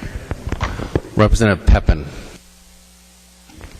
Thank you, Mr. Speaker, and Representative Melin for your questions. I've been looking at some court cases, and when you're adding familial status or status as a family caregiver as a protected class for employment purposes under the Human Rights Acts, wouldn't this be duplicative of existing labor protections for women? I don't see why it's not duplicative. My concern is that this is going to it's duplicative and it's going to bring extra risk of litigation because it seems to be not defined, the familial relationship. I listed a few things that you said it didn't include, but I don't know what it does include because I don't know what lives in a familial relationship means. And if you could just comment on that. There was one court case I wanted you to look at, Johnson versus U.S. Bank. I'm sure since you've been working in this, you've known it. And my understanding is that the decision was that a supervisor had made a statement that female employees needed a more flexible job that would allow her the time to take care of her little one, and that was sufficient basis for an MHRA discrimination claim. So that's my understanding of the decision. So I don't understand what additional thing you're trying to accomplish here when it seems like we've got it covered pretty well, other than this could add more confusion, because I think the language is pretty unclear. Representative Melin will yield. Representative Melin. Mr. Speaker, Representative Pepin, there is nothing in the current Human Rights Act that provides protections for a parent, whether or not it's a mom or a dad. It doesn't provide any protections for an employee who's caring for an elderly parent. Does not provide any protections for an employee, whether it's a man or woman, who's caring for their adult child. Those protections are not in the current Minnesota Human Rights Act. This language is not duplicative. It's adding very important language to make sure that we cover those situations. Currently, the only protected classes in the Minnesota Human Rights Act are race, color, creed, religion, national origin, sex, marital status, status with regard to public assistance, disability, sexual orientation, or age. There's nothing in the current Minnesota Human Rights Act that would protect under a situation where a parent could be discriminated against for caring for their child. On the pregnancy piece, a pregnant woman could try to argue that she's being discriminated against based on sex because only women can have babies. But once the child is born, there's no protection under the current Minnesota Human Rights Act, which is why we thought it was important to add familial status and status as a family caregiver, which will protect both moms and dads and employees who are caring for other sick loved ones.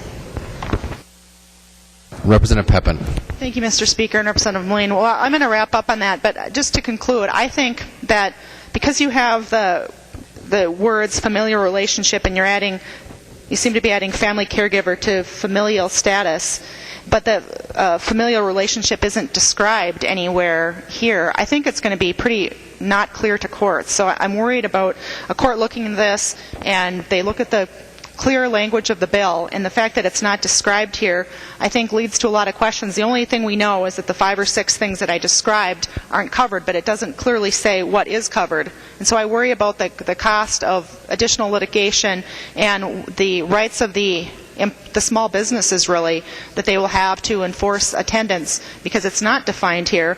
And so, Representative Melin, I appreciate your work on this, but I'm going to be supporting the Anderson amendment and not your amendment to the amendment, because I think there's a lot of problematic legal language in there. It has some holes in it that I think needs to be tightened up so that not only courts are clear about what it means, but we're all clear and businesses are clear and they have some protections, because this is going to be very costly if they get dragged into court, and because people are suing because it's not listed it's not clear what this definition means. Thank you.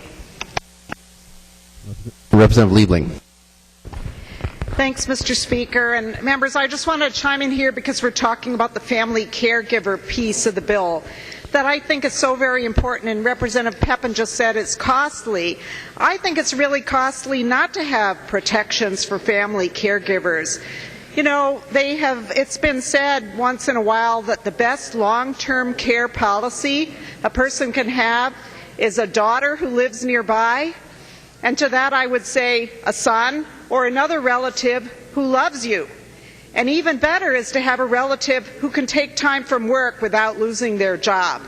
And if a person can do that to take care of a family member that they love and do it without fear of losing their job, we're all better off. So I really thank you, Representative Melin, for keeping this piece in the bill and for fighting to keep it in the bill. Representative Lewin.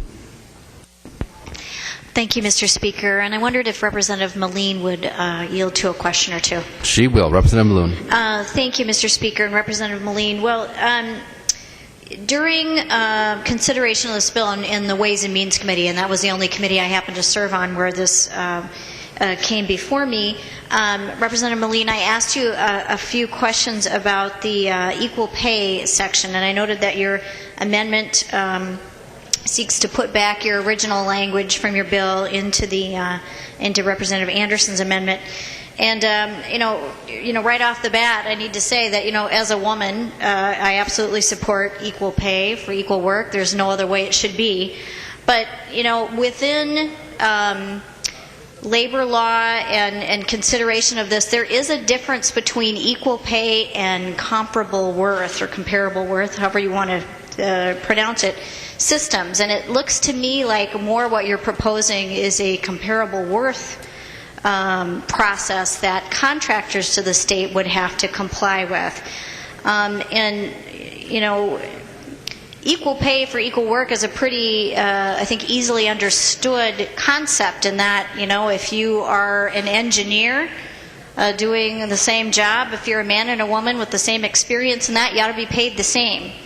Comparable worth is a much more complicated structure where broad categories of jobs are put together, and an attempt is made to try to figure out if those broad categories, if men and women are paid equally in there. And it's a very difficult thing to try to get your arms around, and it's even more difficult if certain other factors that are just realities about our economy and our job markets are not taken into consideration. So in looking at your amendment, the particular lines that I'm looking at, Representative Melin, are they start on 1.26 to page 2, lines 1 through 4, talk about this data that contractors, for potential contractors to the state, would have to provide to the Office of Human Rights. As part of that, some of those broad categories, one is is called professionals, and that could include economists, lawyers, reporters, psychologists, building inspectors, and they're all lumped into one category. And businesses are asked to verify the fact that they're not paying men and women unequally within those broad categories. Now, you list something or some specifications in there with regards to the data they're required to collect and report, including skill and responsibility, working conditions, but other mitigating factors. And I asked you a couple of questions in committee about what those mitigating factors are. Could you explain to the body if supply and demand would be one of those mitigating factors that would be allowed for? I'm not clear on what that particular word would allow for. What are mitigating factors? Representative Melin. Thank you, Mr. Speaker, and Representative Loon. As you can see, we specified a number of factors, and the last one was mitigating factors. And as I told you in committee, and I'll say again here today, I wouldn't necessarily see that as being the black and white supply and demand market sort of standard for what would be considered a mitigating factor. Possibly a mitigating factor could be documented difficulty in recruiting or retaining qualified employees. But I think the problem with just looking at it from a supply and demand sort of viewpoint just perpetuates the income gap between men and women, especially because those can have such broad definitions in and of themselves. And so, I wouldn't say that supply and demand or market in and of itself would be a mitigating factor. But I think that consideration of documented difficulty in recruiting or retaining employees could possibly be considered a mitigating factor. I think if you have two jobs in the same job class, and one is a much higher level profession than the other, the higher level profession, you probably have less applicants because there's less people qualified for that position. in a maybe lower level job in the same job class, you probably do have more applicants because more people would meet the qualifications of the job. And so perhaps the one that is more difficult and you have less applications for, you probably pay more because it does take more qualifications, and because there's less applicants, you need to make it more competitive. I think that those could be considered mitigating factors for the purpose of that section. Representative Loon. Well, thank you, Representative Melin, and thank you, Mr. Speaker. Well, I think, Representative Melin, I appreciate your explanation of that, and I think it was you were leaning a little more towards identifying concern about market factors than you did in committee. But again, with your explanation, folks, what I want to draw a bright line on here is that as part of the effort to provide equal pay for equal work and make sure that our contractors are abiding by that with the spirit and letter of the law, whenever you've got terms in statute like other mitigating factors that are not clear, you're inviting reams of litigation to determine that in a court of law.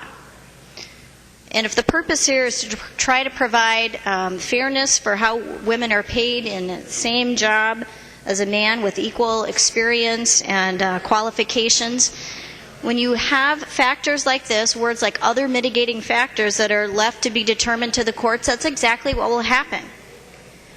And the system that Representative Melin is proposing to set up here with regards to equal pay or a comparable worth system are much more complicated than anything that contractors at the federal level have to do. In fact, the President issued an executive order about this just yesterday, talking about data collection.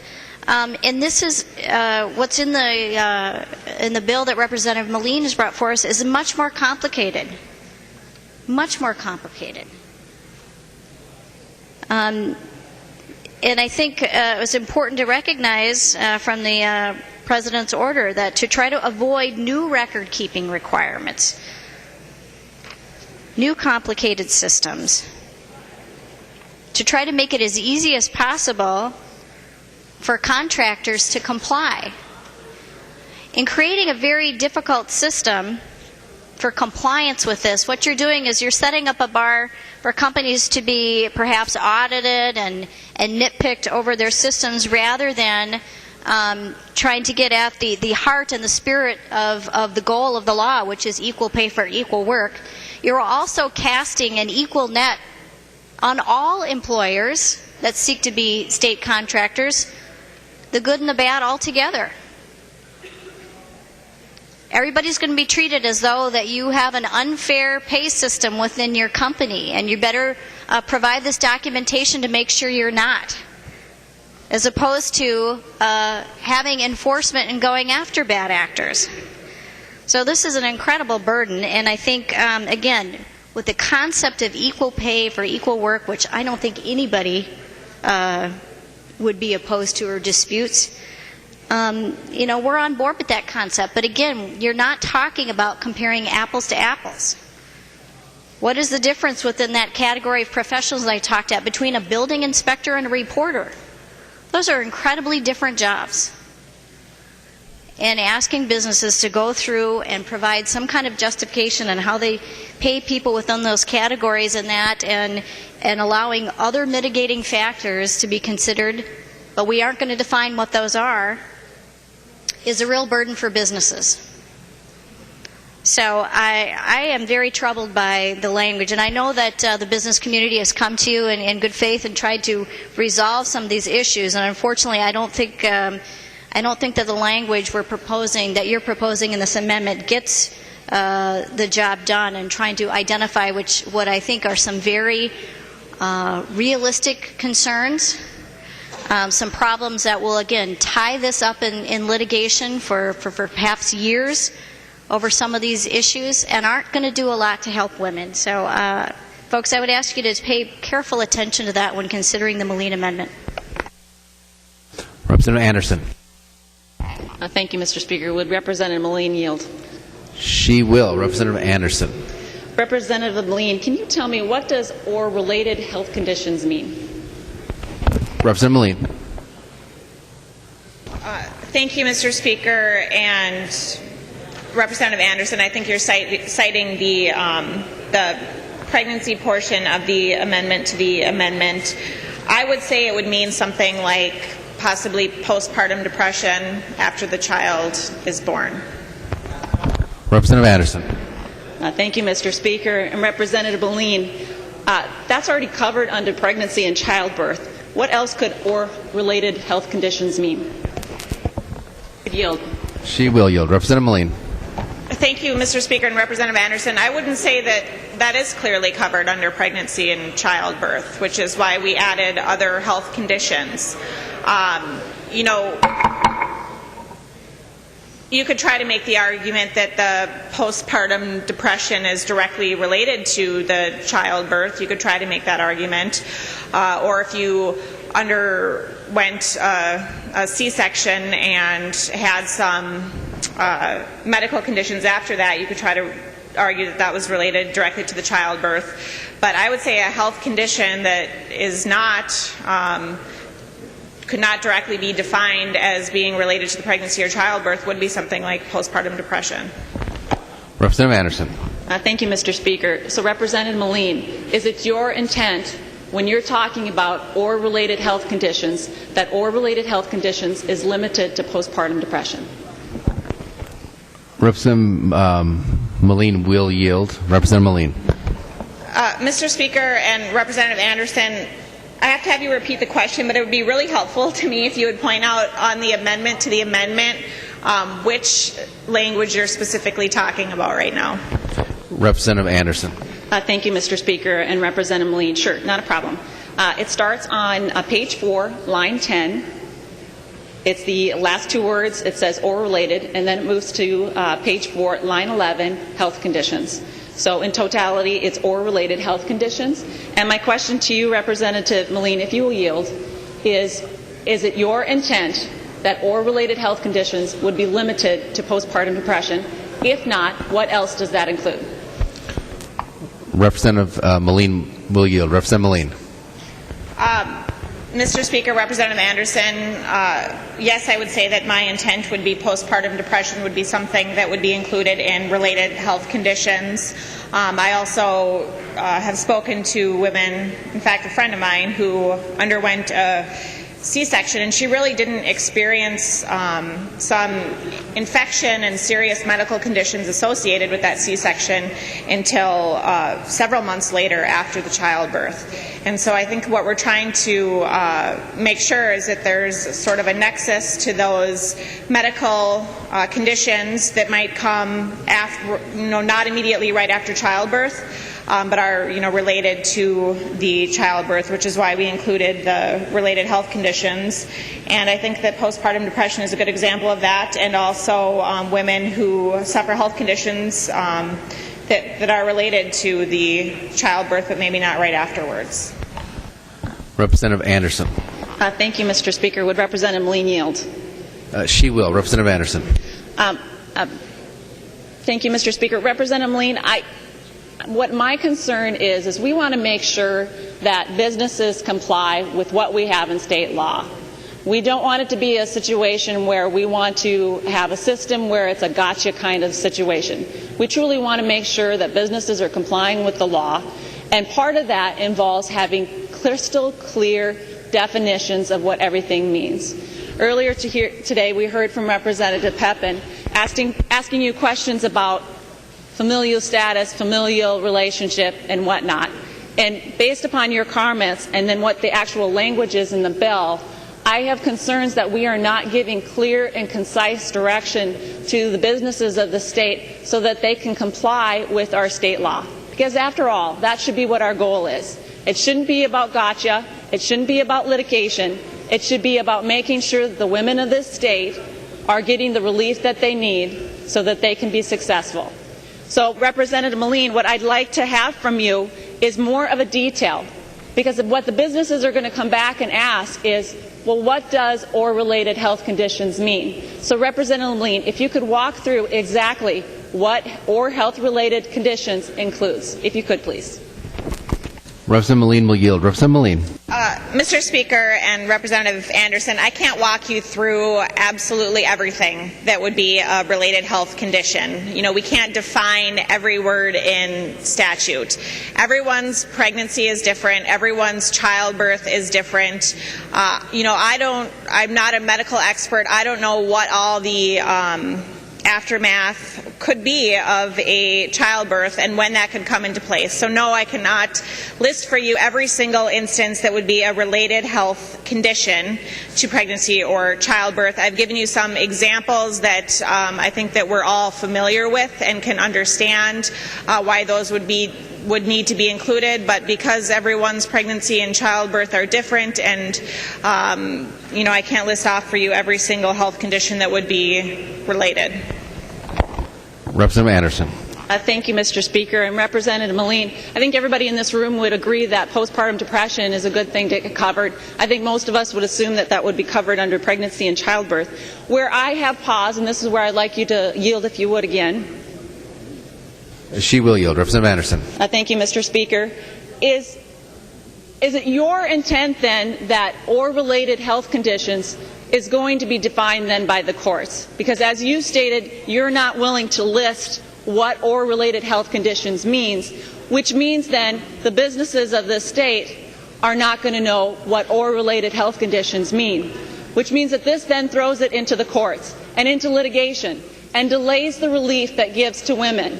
So unless you're willing to give me that itemization, if you could, is it your intent then to throw this to the courts? Representative Melin.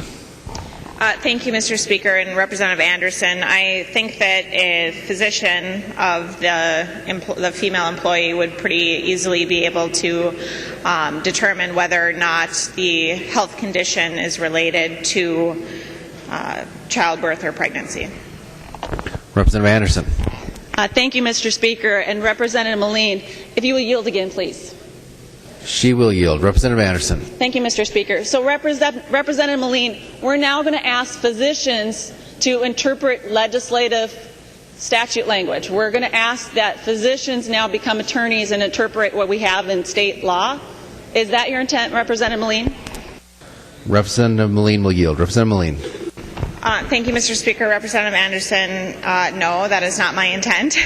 The example I'm giving is I think that it would be pretty easy for an employee to go to their employer and say, you know, that they're under the care of a physician and they have a condition related to pregnancy or childbirth, and then the accommodation would need to be made under the statute by the employer. Representative Anderson. Thank you, Madam Speaker. Well, Representative Melin, as you've highlighted here, though, we don't give any clear direction either to a physician, either to the mother, either to the business person. And so what results from that, when we are unclear in the language that we provide to the citizens of this state, it results in litigation. And that costs time and money for the working mothers in this state. And that's what I have some concerns with. Representative Melin, just one other question that I have. Can you explain to me where undue hardship is located, both in statute and other policies within state and federal law, if she would yield? She will yield. Representative Melin. Thank you, Mr. Speaker and Representative Anderson. We're on the amendment to the amendment right now. Undue hardship was incorporated into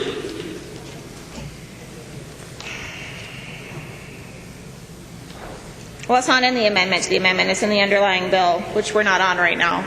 Undue hardship is generally a standard that's applied to disability requests, and if the employer can show an undue hardship, then they don't have to accommodate an employee for a disability. As I stated earlier in my remarks, I don't believe that pregnancy should be treated as a disability. In the underlying bill, we added the undue hardship standard to if the employee needs a transfer. But we did not add undue hardship for if a pregnant employee is requesting a reasonable accommodation at work, such as more frequent restroom breaks or to avoid heavy lifting. But I believe that portion is in the underlying bill, not the amendment to the amendment which we're discussing right now. Representative Anderson. Thank you, Mr. Speaker. And Representative Melin, that's why I asked you the question. Representative Melin, as an attorney, I'm surprised that you weren't willing to offer up some of this information. Currently, both federal law and the Minnesota Human Rights Act put the onus on the employer to prove undue hardship. When you were giving the description for your amendment, you said the onus was on employees, which is not the case. The onus, the burden of proof, is placed on the employer. So the employer must prove that there's an undue hardship. And in fact, it's not only just within the federal law and the Minnesota Human Rights Act, the Americans with Disabilities Act, the ADA, and the Minnesota Human Rights Act both provide for an exception for employers' accommodation obligation to include undue hardship. So we're going to be flying in the face of what we already have in our Minnesota Human Rights Act, what the ADA has, what the National Women's Law Center advocates for as part of their law on the federal side, that they're advocating that we include undue hardship, and you remove that as part of your bill and don't include it as part of your amendment to the amendment. And why is that important? And what does undue hardship mean? Right now, we have the burden of proof is on the employer to show that the accommodation might negatively affect a third party, such as patients or customers, that an employer would be required to restructure jobs to provide the accommodation, or that other employees would be unreasonably burdened to do the work of the accommodated employee. So that's already what's established in case law. We have several rulings here in the state of Minnesota where we've ruled on the side of the employee because the burden of proof was not supplied by the employer. And I can list those cases for you, but I'm not going to. What I'd like to say to you overall, Representative Melin, is I feel that what we've got right here in your amendment to amendment is that there's a lot more work to do. And my overall concern is, rather than actually helping women with a speedy remedy, instead what we're doing is we're bogging down women into the courts. That if they want to actually get a remedy for the situations that they're experiencing, they're going to have to go through lengthy court trials, costing them money, emotional distress, and time away from their families. What I would rather see is that we make sure that we're focusing on the bad actors in this state, and instead that we're focusing on some of the grants that we have in here that truly give women the opportunity to succeed here in the state of Minnesota and help close that gap. In your amendment, you actually remove the provision that Representative Myra has advocated for early childhood scholarships. Instead of using that money to help kids, and we all agree that early childhood education scholarships is a great tool, and instead of including that money, you take it away and give it to government bureaucracy instead. And I find that problematic for us, and I find that problematic with your amendment overall. Here we have an opportunity to truly give a resource and a tool that is proven to help women close the achievement gap. That's why I have concerns with your amendment, but I hope that you will look at these issues and work on them before this bill goes further. Thank you, Mr. Speaker. Representative Moran. Thank you, Mr. Chair and members. So I stand and comment to the pay equity, equal pay for equal work piece of this bill, in recognizing that currently it just doesn't exist. It doesn't exist in the way that we believe it needs to exist, because we all know currently right now that a white woman makes 80 cents to every dollar that our white male counterparts make. And we also know that African American women are paid 62 cents to every dollar. Native American women are paid 66 cents to every dollar. Asian women are paid 64 cents to every dollar. And our Hispanic sisters, women, are only paid 57 cents to the dollar. Now, because of these facts that we have before us, we bring up before you a bill that we believe needs to be enacted into law so that we can find those good players and those bad players and figure out why this inequity still exists. In order to do that, we have to ask any business that is coming to the state with 50 employees for a $500,000 contract to comply with a pay equal pay for equal work certificate. This is what's needed right now. And so, you know, although we can say there's laws on the books, that's been on the books, I think, since 1964, as we look at the Civil Rights Act and the Equal Pay Act of 1963. Here we are in 2014, and these inequities still exist. And so this bill is put into place so that we can begin to look at why these inequities still exist and why there are companies that are still paying women and women of color less than what they are currently paying our white male counterparts. Further discussion to the amendment? Seeing Representative Melin. To the amendment, to the amendment. Yeah, thank you, Mr. Speaker. I just wanted to ask for members' support on the amendment to the amendment. I'd ask for a green vote. Thank you. Representative Runbeck. Yes, thank you, Mr. Speaker. And I do have some questions on the amendment or on the bill, because I think these portions are the identical same. So would Representative Melin take a question or two? If it's on the amendment to the amendment, which I think is what you said. Excuse me? If it's on the amendment to the amendment? Yes. Okay, yes, she will yield. Representative Runbeck. Thank you, Mr. Speaker, and Representative Melin, because this language did come from your bill. So a couple of questions regarding these grant programs. Section 3 and I guess it's Section 5. Section 3 we'll start with. First of all, Mr. Speaker and Representative Melin, is there money in the bill outside of the $1,250,000 that are available in grants? And Representative Runbeck, we're on the amendment to the amendment. You're speaking to Sarah Anderson's amendment? I am, Mr. Speaker. Which is not the order of business that we're on. So if you have questions about the amendment to the amendment, or we can get to it when we get back to Representative Anderson's amendment. All right, thank you. Any further discussion on the amendment to the amendment? Seeing none, the clerk will take the roll on the amendment to the amendment.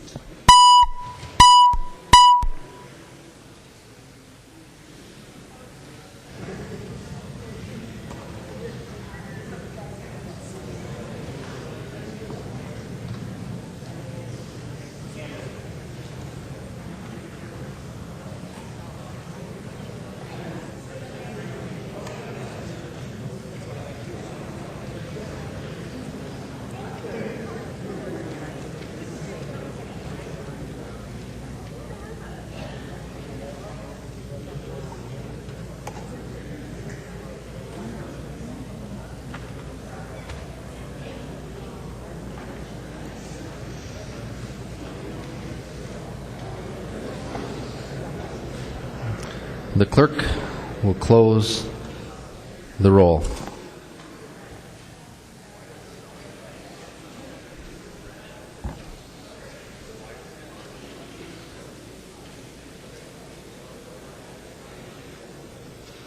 There being 110 ayes and 19 nays, the amendment is adopted. The motion prevails, the amendment is adopted. On the Sarah Anderson amendment, Representative Runbeck. Thank you, Mr. Speaker. And my questions are still, I think, directed to Representative Melin because these come direct from her. So my questions have to do with the high wage, high demand, non-traditional grant program. Asking if there is money in that program, and could you tell us how much that is? First of all. Representative Melin will yield. Representative Melin.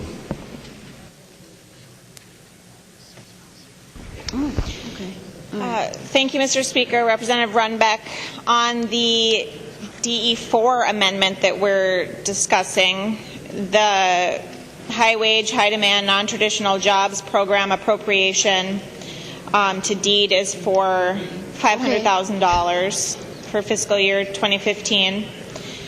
And there's also an additional $500,000 one-time appropriation for the Women Entrepreneurs Business Development to be split between Women Venture and Women's Business Center of Northeast Minnesota. It looks like that's in Section 7 and 8 of the DE4 amendment. Okay, thank you, Representative Runbeck. Apparently my questions can still perhaps remain till we get to the third reading, so thank you. Representative Melin. Representative Anderson.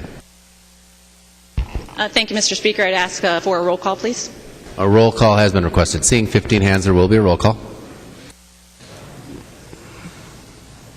Any further discussion on the amendment? Representative Melin. Thank you, Mr. Speaker and members. And while I do appreciate that my amendment to the amendment was accepted onto the underlying amendment, unfortunately, the DE4 amendment still is missing some important pieces to this bill, to the original bill that we have in front of us. One of those is to remove the retirement security study language that I know Representative Fritz has worked very hard on. Women are much more likely to live in poverty after retirement than men are, even if they've worked the same amount of years. And so what we're trying to do with this study, and I think Representative Fritz can speak to the importance of it, but we're trying to make sure that that women have security in their retirement. And unfortunately, the DE4 amendment removes that very important study from the bill. Additionally, the DE4 amendment also moves the nursing mothers enforcement from Chapter 363A to DOLI and includes an inadequate fine if the employer is not providing accommodations for a nursing mother. I've had concerns with moving that provision into DOLI and for simply allowing for those fines, because as I've asked repeatedly, you know, what is the remedy for the employee then? We heard testimony in committee from a woman who worked at a chiropractic office, and she got back to work and she had only been there for 2 days, and she did have a separate room to nurse in, but on the second day her boss came in and said, "You can't do that here."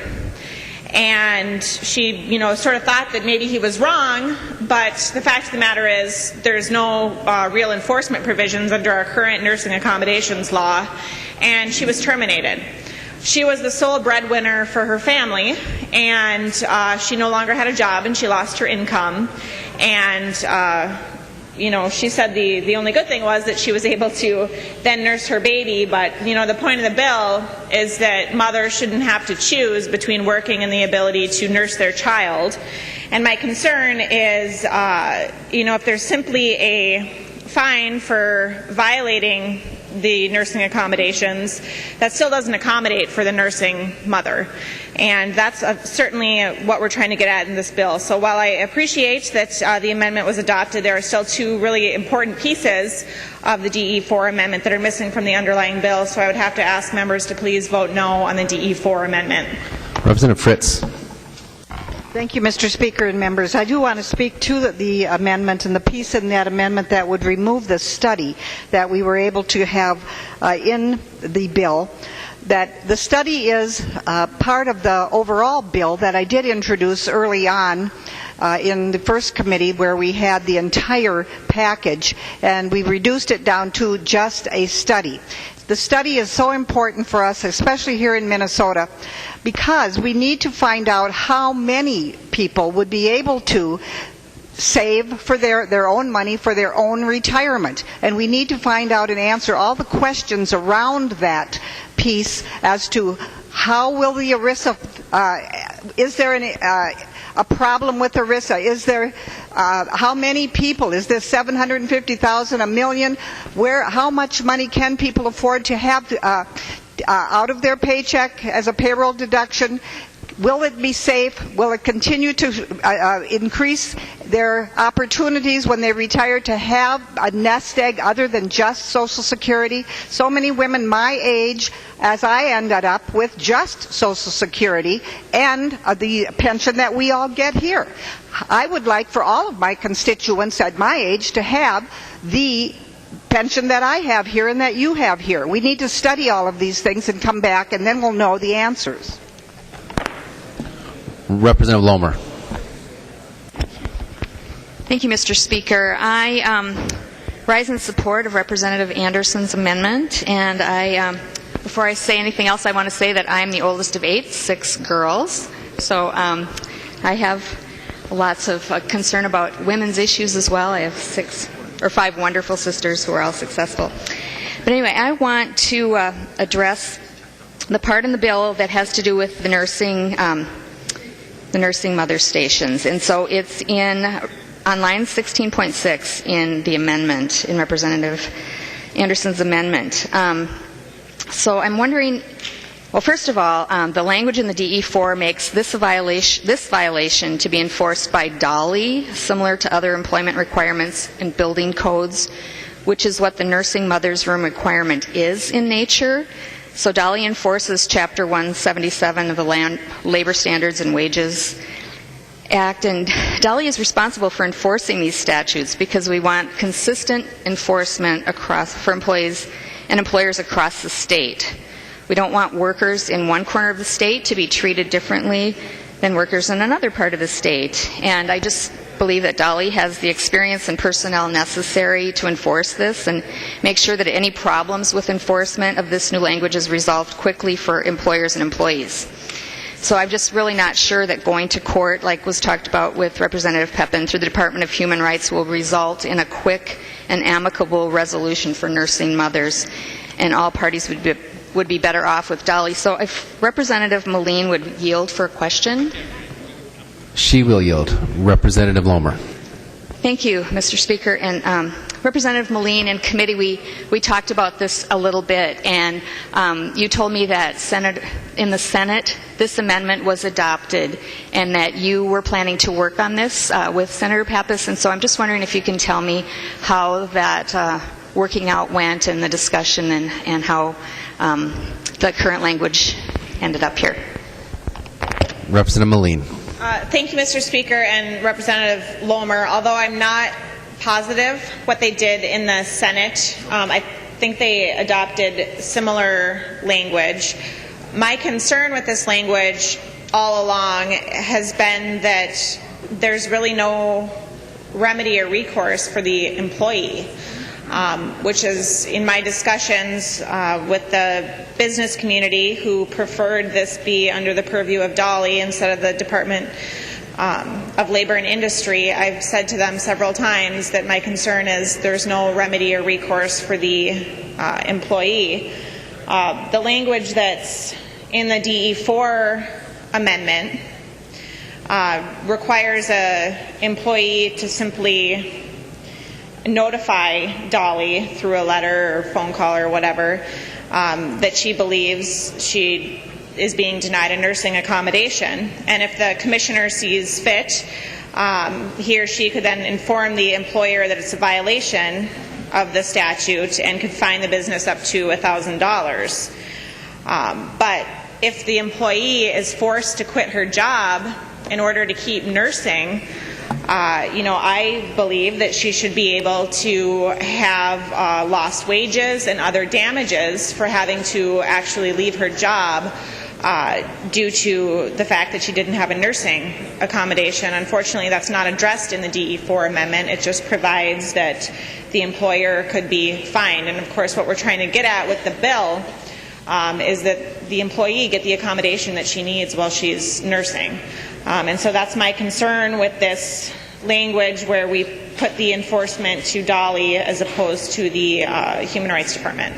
Representative Lomer. Thank you, Mr. Speaker, and thank you, Representative Melin, for that. And if she would yield to another question. She will. Representative Lomer. Representative Melin, do you know how many small businesses already have these spaces for nursing moms currently? Representative Melin.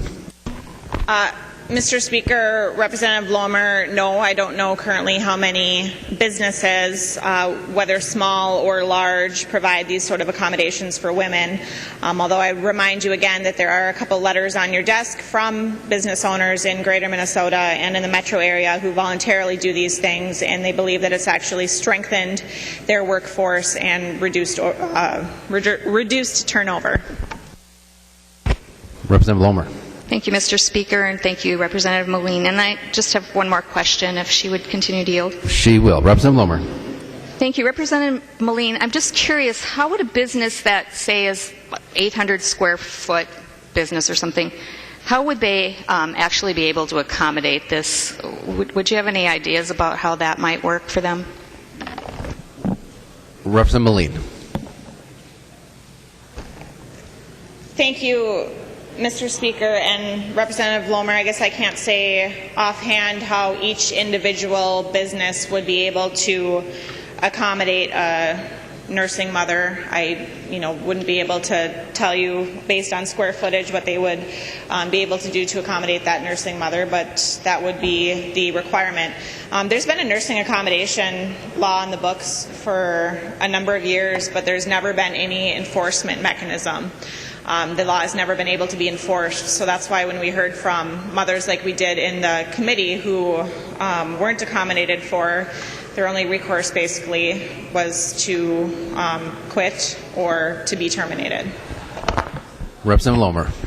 Thank you, Mr. Speaker. Well, thank you. I guess we'll just close with going back to this amendment. I really support what Representative Anderson is trying to do, because I really do believe that Delhi would be much better suited for enforcing this part of the law. Thank you very much. Representative Anderson. Thank you, Mr. Speaker. And Representative Lomer, you hit the nail on the head. Because you know what? Do you know how long it takes for a complaint to go through the Minnesota Department of Human Rights? I have it right here from their department themselves. How long does it take for the Minnesota Department of Human Rights to investigate a case?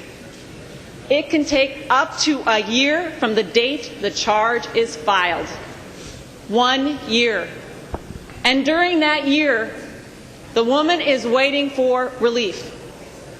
In my amendment, we give relief to that woman within 15 days. And we have a swift fine in place. $1,000 for the first offense, $2,000 for the second offense, through the Department of Labor and Industries, DOLI. So what Representative Melin wants to do is she wants to make women go through litigation and wait an entire year.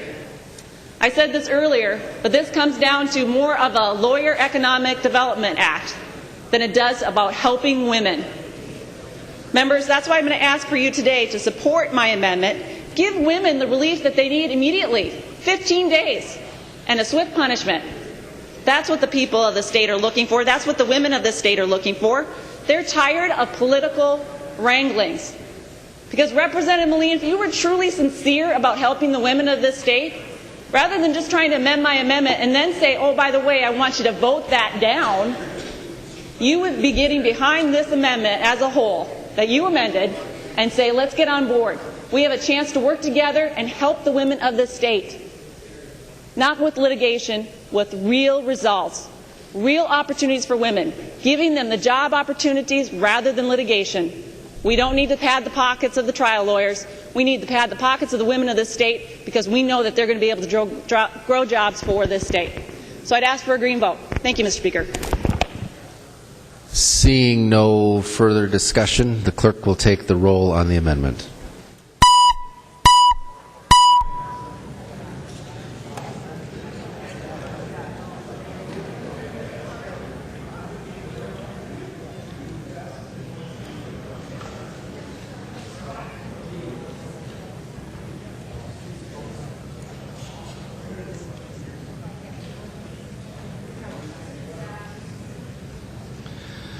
The clerk will close the roll.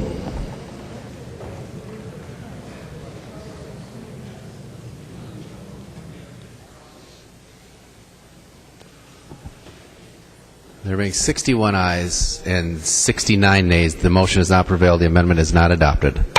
There's no other amendments at the desk. The clerk will give the bill its third reading. Third reading, House File 2536 as amended. Third reading. Further discussion to the bill.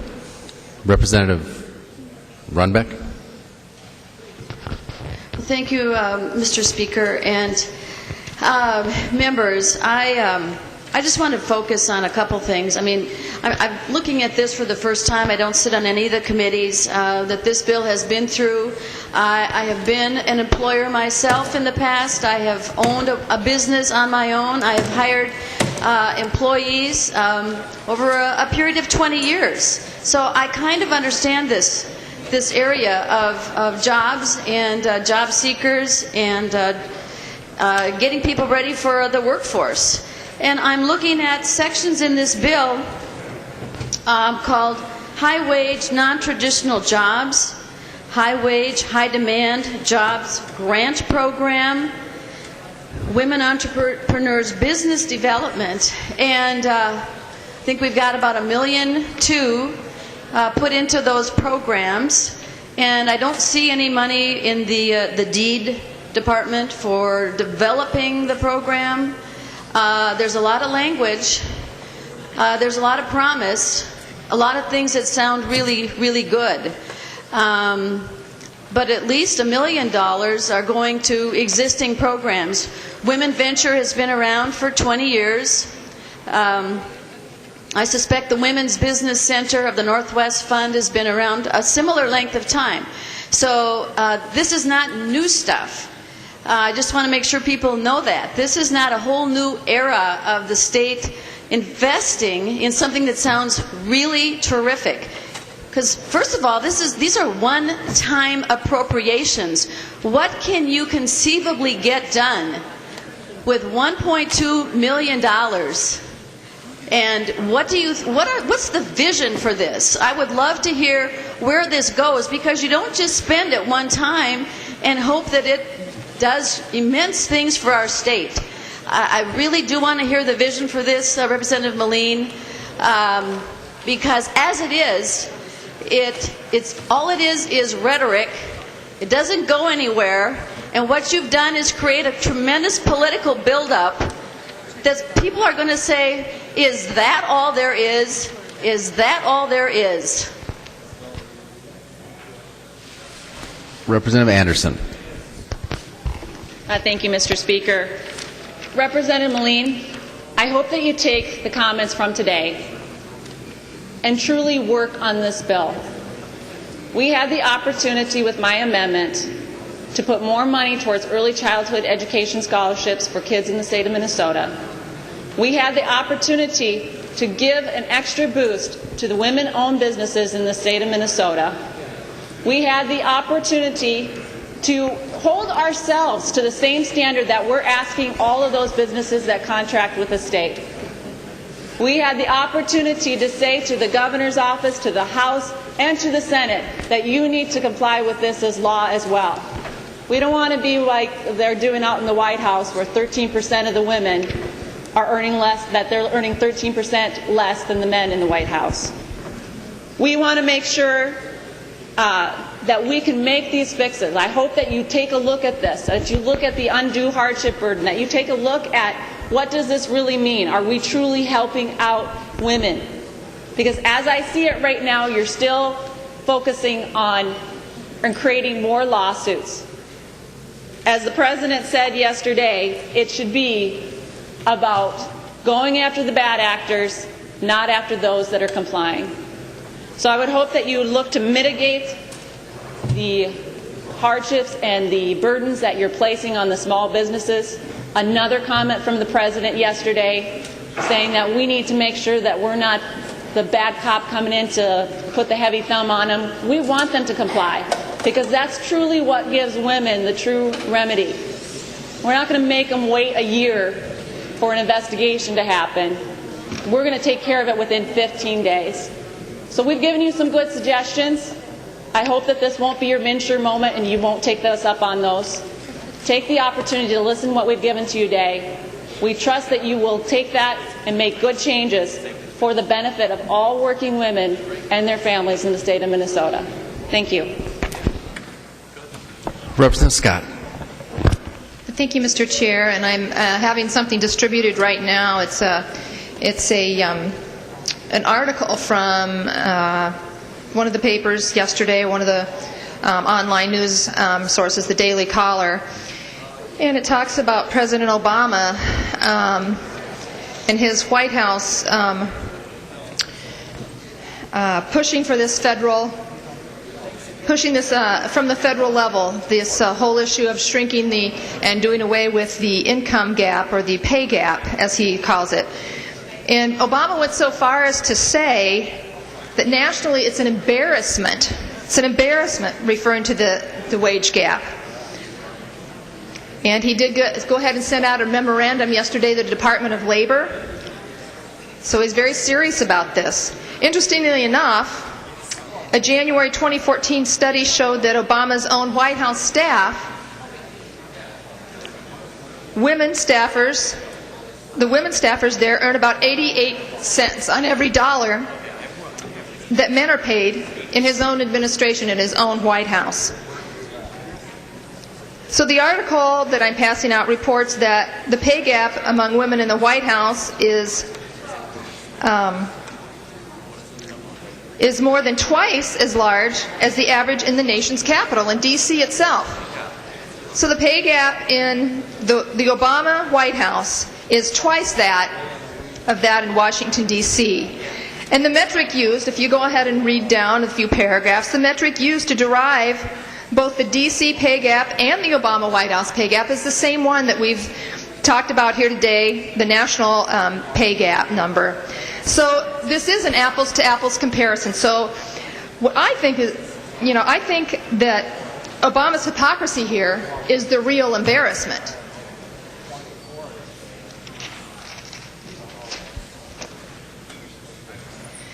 Representative Melin, on the handout from the Daily Caller there that you should have by now, I hope you have that. In paragraph 7, White House spokesperson Jay Carney says it's absolutely true that there is equal pay for equal work in the White House.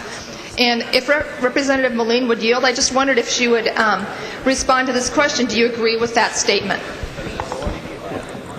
Representative Melin. Thank you, Mr. Speaker and Representative Scott. I just got this handed to me, so I haven't had time to really review it. But, as we all know, the very first law that President Obama signed into law, the very first law when he was first elected president, was the Lilly Ledbetter Act. Just yesterday, I think it was, he signed a similar wage disclosure and equal pay provision as we have in this bill to apply to federal contractors, just as here we're applying it to state contractors. And so I think that President Obama has taken a number of steps through Congress and through the executive process in order to address pay inequality between men and women. I can't address the specifics of how White House staff is paid. I have no idea. But I think it, goes more towards when you're talking the difference between pay equity and equal pay, as Representative Loon was talking about earlier. And it's hard for me to know without the statistics in front of me whether or not this is an equal pay for equal work issue or whether or not it's a pay equity issue. That being said, I think that we should always ensure that men and women are being paid equally for equal work. That's why a number of years ago in Minnesota, we passed reporting provisions for public employees. And that's why in the state of Minnesota, our public employees, women are paid $1 for every man that $1 is paid. And that's why we've expanded some of the provisions in our bill to apply a similar concept to state contractors. So while I can't answer the specifics of how the White House classifies jobs, President Obama has been a champion for pay equity and advancing the opportunities for women, and so I have no doubt that he is complying with equal pay laws. Representative Scott. Thank you, Mr. Chair, and Representative Melin. Well, I'm just not sure how this math works, because every article that I've seen written about this finding is that the same exact metrics were used for the national figure that we're bantering about here today and for the White House. Same exact metrics. So there's really not a lot of math to decipher here. It's a totally an apples to apples comparison, and I find it highly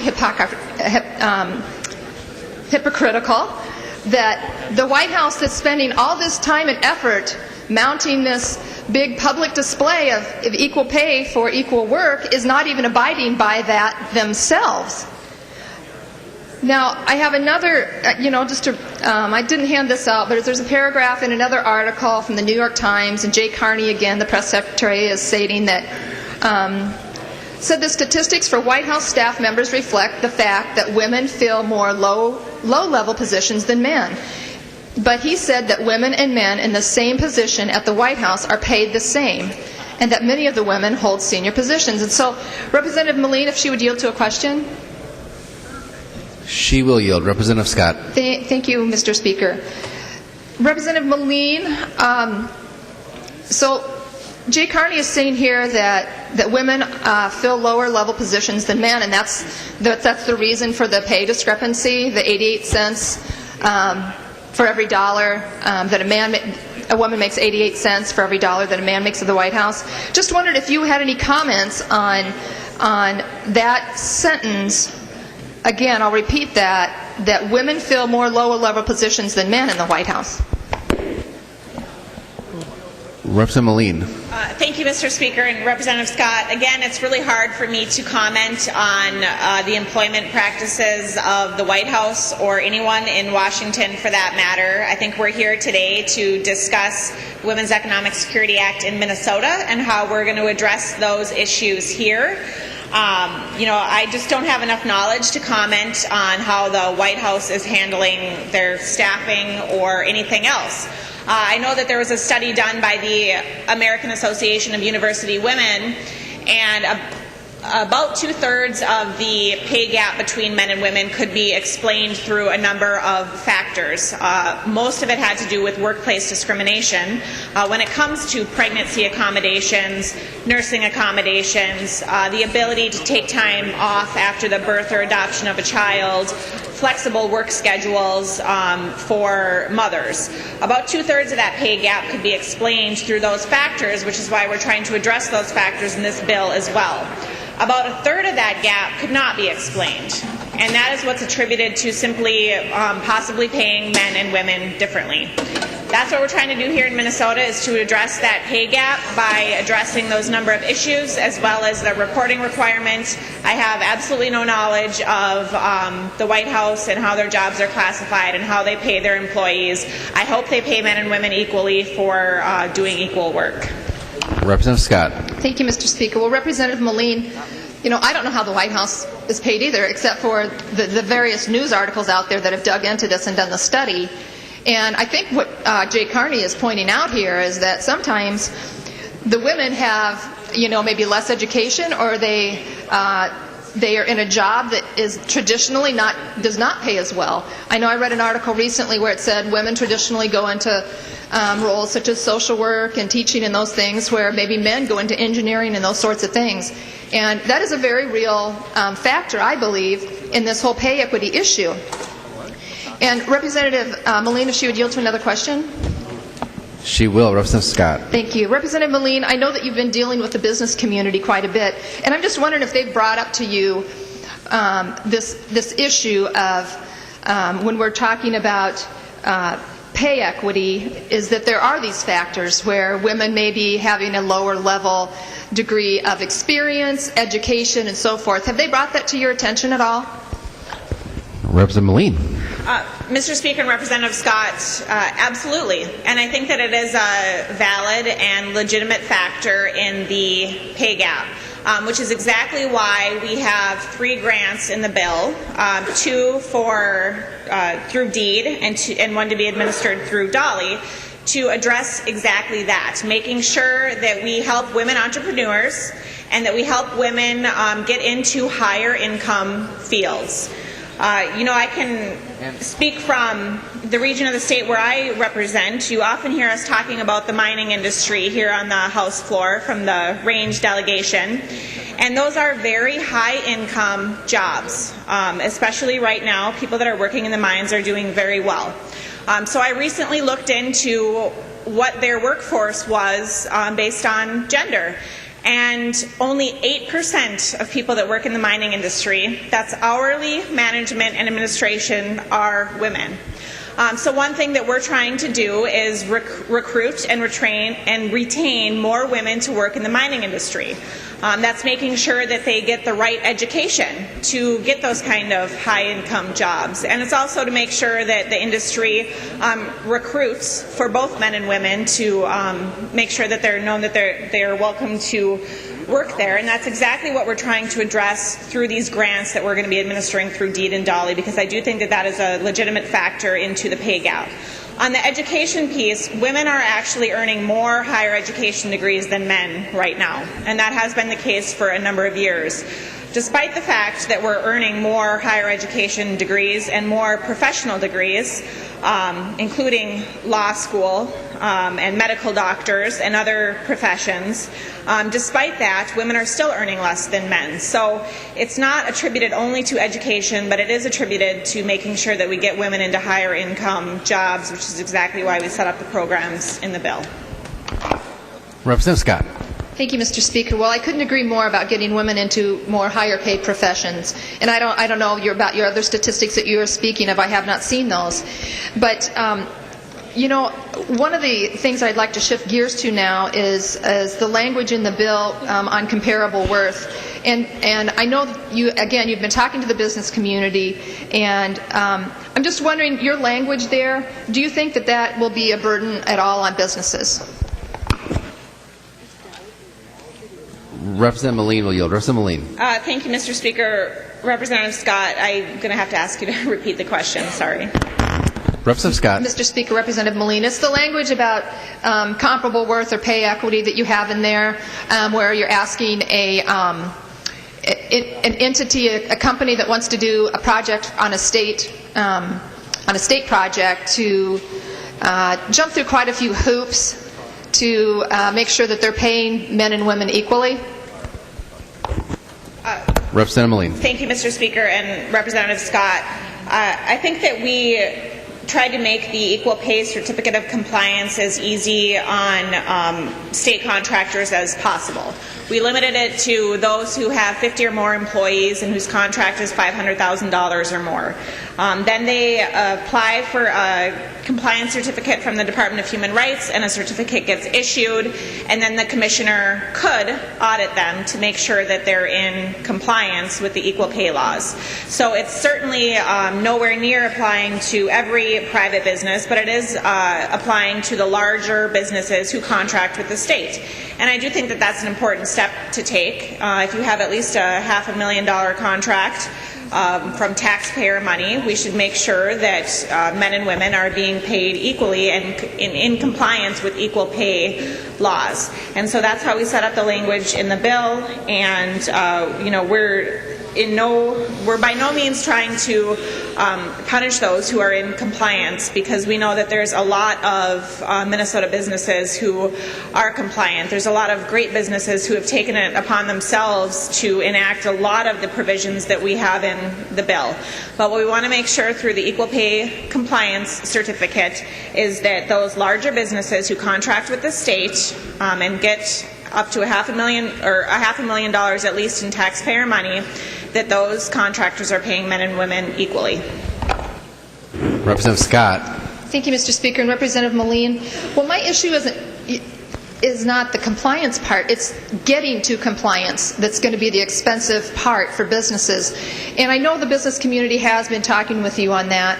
And is there anything at all in your negotiations with the business community regarding this subject, any language that even appealed to you that would make this process less onerous and less expensive, keeping in mind that many of these businesses that would be applying are women-owned businesses, so you may be in essence there's around 150,000 women-owned businesses in the state of Minnesota. We want to make sure, especially, that we're helping them to be competitive in this process. And I just wondered if there any language at all that they offered that you considered.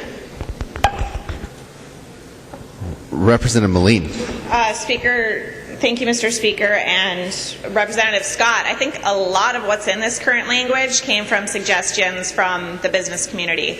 Representative Moran would probably speak to more specifics about from when the bill was first introduced, and it was more of the pay equity piece as opposed to equal pay compliance, which it is now. I know, for example, when I started carrying the omnibus bill, we had a lower amount of employees, and we started with a lower contract amount as well. We increased the contract amount and increased the amount of employees based on requests of the business community.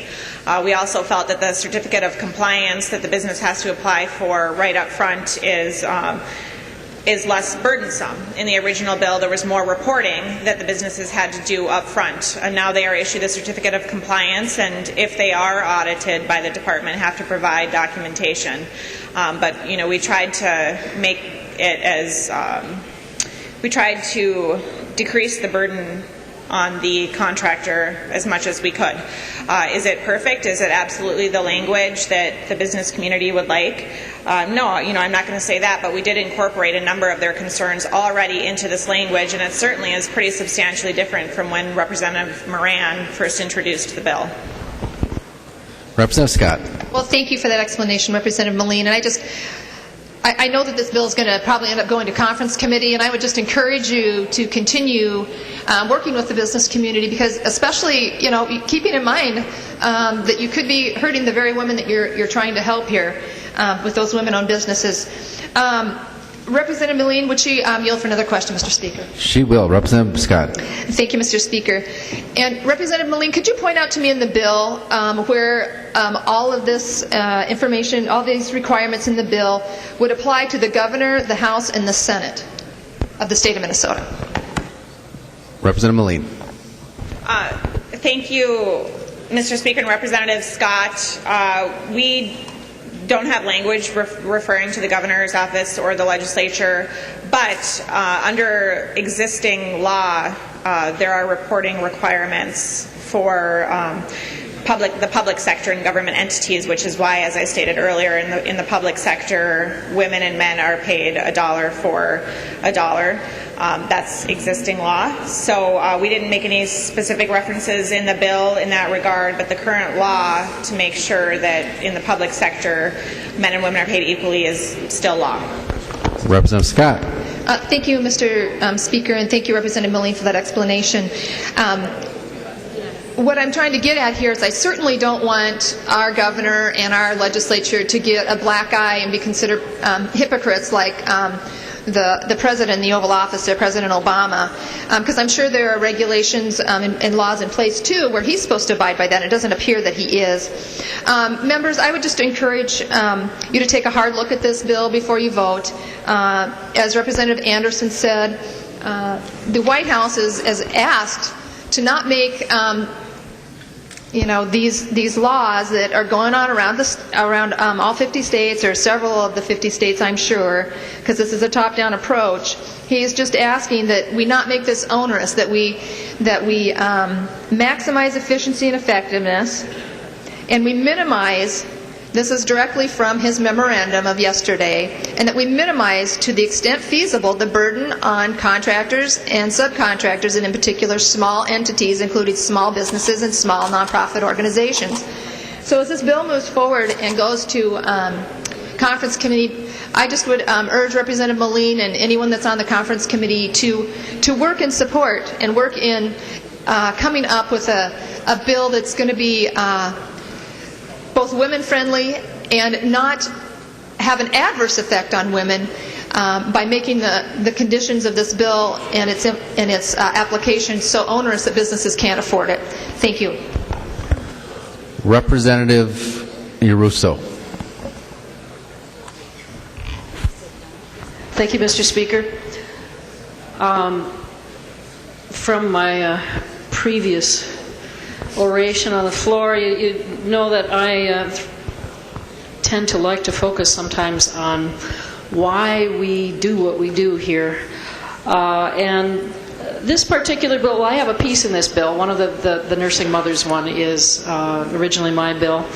But I was quite interested in it because I come from a tradition also of strong women, and many lessons that my mother taught me. She, by the way, when she was a teenager, had to lead a sit-down strike in her school to be allowed to take a science class. So we have come a long way since then, but we still have a ways to go. And but on the other hand, I know I get preachy sometimes, and I did some of that yesterday already. So I really would like to demonstrate that we have a lot of bipartisan support for this issue. And I want to give them some warning. Well, and I don't see it. Is Representative Gruenhagen in the chamber? He's not. He's not. Okay. But I've heard him speak before on his respect for women and respect for family. And if he gets back before I get done preaching, I'll give him a chance to weigh in on this. We have quite a number of different provisions in this bill. As was mentioned, we had a number of bills put together so that we could focus on each one in turn. One of the things that we know is that when women are not successful, families are not successful. So when we help women succeed, we help families succeed. We help children succeed. We help everybody succeed. And we've identified a few areas of support that we can give. And we're focusing a lot on what we sometimes call the weeds, how that exactly gets administered when we get there. And that's very important because, of course, the bill has to do what the bill says it does. I have some experience with the nursing mothers one is when I volunteered when they were talking about what might be done in this bill. I spoke right up on that one because I have experience with that in my own work history. But I also have experience with some of the other things, encouraging women to go into non-traditional careers. As you know, I am a chemical engineer. And I would not be a chemical engineer if there hadn't been some people that encouraged me to go into that. My high school teachers, my calculus teacher, and my physics teacher found out about a scholarship program. And I was not considering engineering the day they found out about that. I didn't know enough about it. It wasn't that I was against it. I didn't know any engineers. Nobody in my family was an engineer. I didn't know it was something I could do. And they found out about this scholarship program that was aimed at getting women into engineering. And one of them talked to me, actually kept me after class slightly in the hall to talk to me about it. That was my calculus teacher, Roger Sadlowski, who went on to help a lot of other kids at the University of Minnesota's UMTIUM program for talented youth in mathematics. And the other was my physics teacher the next hour. Now, Mr. Sadlowski kept me late, so I cruise into physics class, not quite at the bell. Mr. Hammerstron's class. And it tickles me no end to know that right now Mr. Hammerstron is a constituent of mine. And Mr. Hammerstron had gone so far as to not just tell me about this program, he had filled out the application for me with everything he knew about me. There were still some holes in it. And he put it down in front of me on the desk and said, "Send this in." And I did. And I got that scholarship. And it made a huge difference in my life. So parts of this bill are about providing that support, that encouragement, that opportunity to people to go on. And this is the part where I wanted to bring Representative Gruenhagen into it, to develop their full potential in life. because he was talking to us rather eloquently about that the other day in the context of the education bill, and help everyone in Minnesota get to their full potential. And we're not only concerned about women, but this particular bill is focused on women because we still know today that women are disproportionately underrepresented in some of the best careers we have to offer, the ones that offer the most potentials for supporting their family. So when we get to voting on the bill, I urge you to vote green. Thank you. Representative Schoen. Thank you, Mr. Speaker and members, and Representative Melin. Many, many years ago, there was a little Danny Schoen. I know it's hard to believe, but so back in the mid-'70s, when my mother, Ann Janish, bless her heart, had me, she couldn't even take sick time to bring me to the doctor.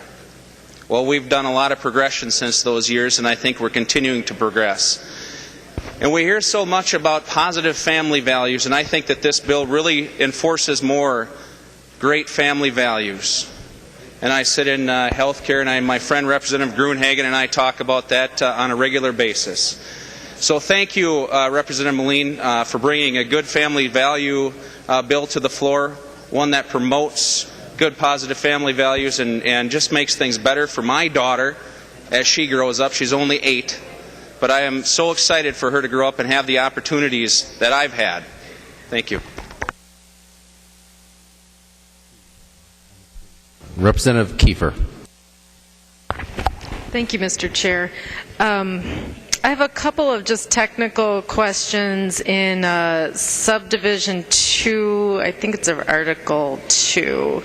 It starts with the grant program on 4.1, and in the use of funds, the funds will be in control of the Commissioner Deed, and it may be used, and I have to say I agree with Rep. Yarusso in the parts about 4.21 on education. I've talked about this in committee before. I do think that education is going to be a key to solving a lot of these problems we're trying to address here. I also mentioned in committee that this would be somewhat self-correcting as our schools become more aware of just engaging all children, no matter what sex they are, in looking at careers and STEM and other things that'll get them well-paying jobs. And I agree, we got to support and encourage and develop them. I'm looking then at line 5.8, the public education piece. That's a little worrisome because I don't want to have a bunch of money like what's going on with MNsure with marketing materials, and that's in the language. And so I would ask, jumping down to 5.28, it looks like 2 different commissioners, Deed and Labor, will monitor the use of funds. So would the author of the bill stand for a question, Mr. Speaker? She will. Representative Kiefer. Thank you, Mr. Speaker. Rep. Melin, in line 5.28 is kind of where I'm looking at. I see a kind of a problem, a potential problem. I just want to make sure we address this.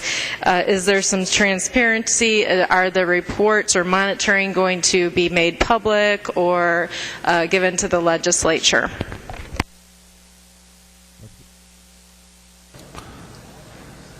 Representative Melin. Thank you, Mr. Speaker and Representative Kiefer. The requirements for the grants for the use of funds will be managed by Deed or Dolly, depending on which one you're talking about.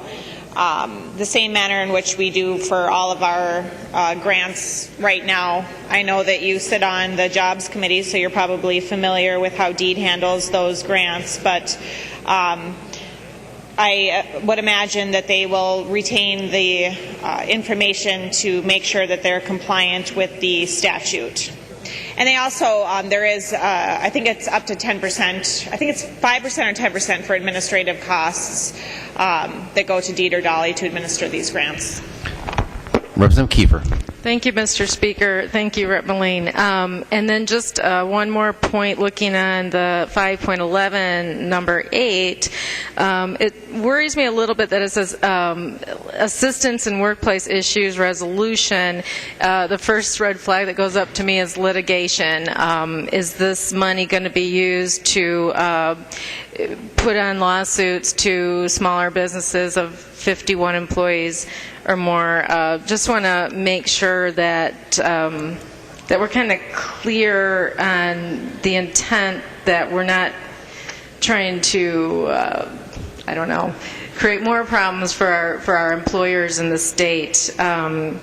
Could you address maybe defining what that would mean, assistance in the workplace issues? Representative Melin will yield. Representative Melin. Thank you, Mr. Speaker and Representative Kiefer. I think this just goes to the intent of the grant, which is to establish women in high-wage, high-demand, non-traditional jobs and non-traditional occupations, and so just goes to the overall intent of that. I don't see that there would be any litigation attached to that language whatsoever. Representative Kiefer. Thank you, Mr. Chair. I hope that is correct, and I hope we're not dealing with this a couple years down the road. Of course, I won't be here anyway. So, then I'm going to jump up to cost of doing business, because that's kind of one of my taglines and concerns. Subdivision 2 in the Equal Pay, Section 6, gives some fees, compliance of 150 fees, so that is going to increase cost of doing business. And 9.33 and 9.34, the commissioner, I think at this point we're talking about the Human Rights Commissioner, may audit and may void a contract, and that's very concerning to me about how much power and authority is given to this one commissioner. So I guess that's not really a question, just a statement and something for people to think about. Thank you. Representative Mahoney. Thank you, Mr. Speaker. And as to Representative Kiefer's concern about the Commission of Human Rights, in our committee, he alluded to the fact that they've had that power with a number of different contracts. And over the last 20 or 25 years, he could not remember an incident where a contract was voided. So I'm not anywhere near as concerned about it as you. It was nice to see Representative Schoen get up. This has been a one-sided argument, and I felt kind of left out. But this bill does a lot. And it's very important to us as men with wives, with mothers, with daughters, with nieces. I'm pretty sure, other than one of my nieces and all of my daughters, make less than men do doing the same work that they're doing. That's unfair. This bill allows them to talk to other people about their wages and not get in trouble with their employer. This bill allows women unemployment compensation when they're sexually assaulted. This bill helps women that are older, well, actually we hope it will help them, with the study that Representative Fritz came up with, so that someone who is in my family, who is, I won't give her age, but she's well past retirement age, is still working. It may be a part-time job, but she needs the money. And I will mention my wife, who is bound and determined to work till she's 67 and get full Social Security because she's worried about her retirement. Even though I've done everything I possibly can do with my retirement funds to make it easier for her. Because I don't know of any man that doesn't love his wife and want to make sure that she's as well taken care of as possible. That's important for women because, good, bad, or indifferent, us men go first most of the time. And we want our wives and our loved ones to be well taken care of. So we need to figure that out. The pregnancy leave. Well, someday maybe I'll have grandchildren, and that'll be really even more important to me as I listen to my daughters tell me how important it is to take 12 months off and connect up with their daughters or with their children. I do hope they have daughters because I want to get even. There's early childhood scholarships in this bill that help poor children and the mothers of those poor children get a better start in life and give those women a chance to provide better for their families. But the reason I really got up is because the part of this building that I work in most, my bailiwick, is jobs. And there was questions about the piece on high-wage jobs, non-traditional jobs, and businesses. So I'm going to address the business piece first. I was kind of surprised that no one asked why those two business organizations, startup organizations, were chosen. Two organizations with the best reputation that said they could get this money out by October.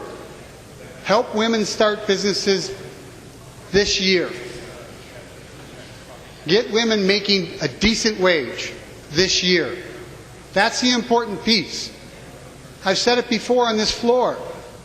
Many of the parts of this state have done really, really well in recovery. Other parts have not. Women have not done as well, and women businesses have not done anywhere near as well as men's businesses. Businesses led by men versus women. And the non-traditional jobs, that's a big field. I've spent 15 years trying to get more women into the construction industry. And people always think it's just, I want to make more pipe fitters or plumbers or carpenters or whatever. But the construction industry has inspectors, people who do the testing, people who do the safety. We have engineers.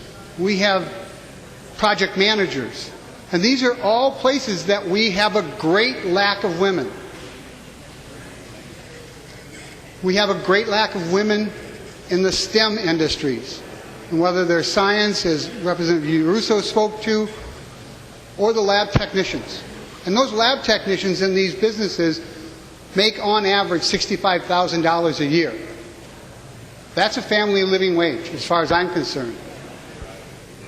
So members, this bill was set up to help women start businesses this year. This bill is set up to help women get into non-traditional fields of employment that pay really well. This bill is set up to help women, if they're injured or assaulted, be able to get unemployment compensation. This bill is set up to help women deal with their child care issues. This bill is set up that women, like my wife, who had to take care of her mother and father in the last years of their life, had to take time off of work. This bill allows this. As I watched her try to figure that mess out, it was miserable. And I even took time off work to help her out. And the pregnancy leave, all I can say is it's about time. Our children need to be loved by their mothers and their fathers, and they need more than just 6 weeks to really make that bond. Because, remember, members, it's our children that will be picking our nursing home. Representative Keel.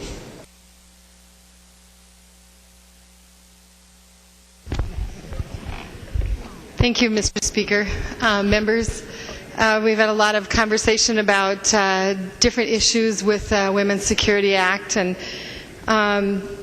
being a farmer and working in an agricultural field, which is typically all male. In fact, I'm an only girl, so I'm used to working with a lot of boys around.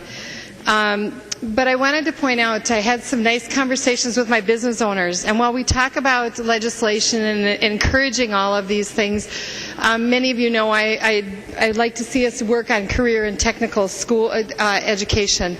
But I talked to some of my businesses, and so while we're trying to instill in a bill what our businesses should be doing, I find out many of my businesses are doing quite a bit of this. And their comments are at the end, please don't be so onerous. Don't make it more difficult for me to do this. But I've talked to businesses that their workforce is 60%. A large business, they work very hard at making sure women have what they need.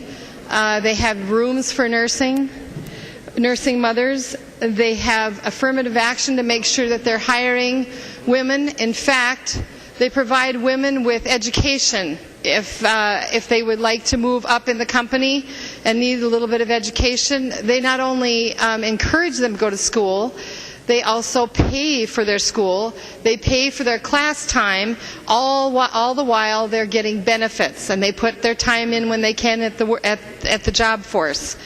And so it is encouraging them. Folks, in northwestern Minnesota, we need people. We have jobs and we need people. We need to, as you've heard from Representative Fabian, we also need houses to put them in. But we have good incomes and good opportunities. When I talked to a couple of other businesses, their comment was, we'd like to hire more women, but we only had one female applicant in a field that they needed, a science field. They were looking for engineers, and so that becomes a difficulty also. But more importantly, we need to be able to encourage our schools to educate women in all kinds of areas, but a lot in the science. We've talked about that. I heard Representative Moran talk about the job gap for Hispanic, American Indian, African women. Gosh darn, you need to move up to northwestern Minnesota because we've got jobs and we have pay. We make sure that our women are paid the same as our men. And when I talk to these businesses, they say they've got some wonderful people that work. They're very accommodating. I just talked to a small business, ironically emailed me today to ask something else, and he informs me that his highest paid staff is a female in the office, and she just had another baby. I asked him, well, what do you do about nursing? Because it's an agricultural industry job, and I wondered, where does she nurse? Well, they have a break room. Sometimes they block it off because it's a mostly male world. But quite often he says she likes to go home, and he said we just accommodate her. She goes home for a while, takes a break, and is able to be there. In fact, they even were able to give her full benefits but cut back on her hours so that she and her husband could work out child care, and mom or dad could be home with the children when they needed to be there, all preschool. And so what I want to say about this too, and point this out, members, we need to be careful how much we are doing with our businesses. It makes them difficult to to offer employees different kinds of opportunities should they need them for their circumstances at some point in their life. And that makes it easier for them. When we start making a lot of rules for our businesses, it makes it very difficult.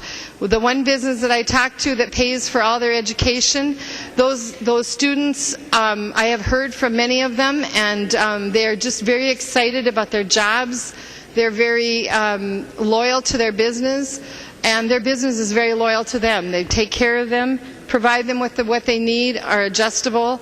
And so, Representative Melin, I guess my warning would be that we need to be careful about what we're doing, because we can make it very difficult for our businesses to be able to provide what our families would need at a certain point in their life. Thank you. Representative Moran. Thank you, Mr. Speaker and members. I, too, come from a large family. I am one of 7. It was 6 girls in my family. I had a strong mother who also believed in creating strong daughters, who believed in no limitations and want us to go for it and do our best and be our best, you know. And to do that without looking at the color of my skin being a barrier to that. But that has not always been the case, right? Because we have a system that was set up that recognized the color of our skin. So as a woman who is strong, independent, wants to fight for what is right, want to do what is right, want to advocate for what is right, not just for women of color, but for all women, because I grew up with a mother who also valued, you know, the diversity of our state and our country, who valued that we all bring something, and to look at others with value, and to love others, regardless of what they look like, and to recognize and value and treat others as you want to be treated. I mean, that would be a great system that I think we can live in. And as I look and as I listen to this debate about equal pay for equal work, this is not just a conversation about white men and white women. This is also a conversation where women of color are also being paid at a much lower rate. We are talking about 60 cents and 57 cents to the dollar. This is about creating opportunity where all women, regardless of their color, is paid equally to white men. And I think we all deserve that. And I think now is that time for it to happen. So I rise in support of House File 2536, and not just for pay equity, but for every bill that is part of this Women Economic Security Act. It is just that important that women be valued for their work, they be valued for who they are, and they be validated in a way that we're not just accommodating, but it is the norm of what we do and how we do our business. So I'm going to defer a little bit back to the bill that I carried, which is which originally started out as a pay equity bill and has been transformed. But Minnesota has had pay equity laws on the books for 30 years now, and gender pay equity is now a reality for all state employees and for every city, county, and school district in the state. Now it's time to build on that success by extending, I would like to say pay equity, but I can't. But I can say equal pay for equal work to private businesses that want to contract with the state.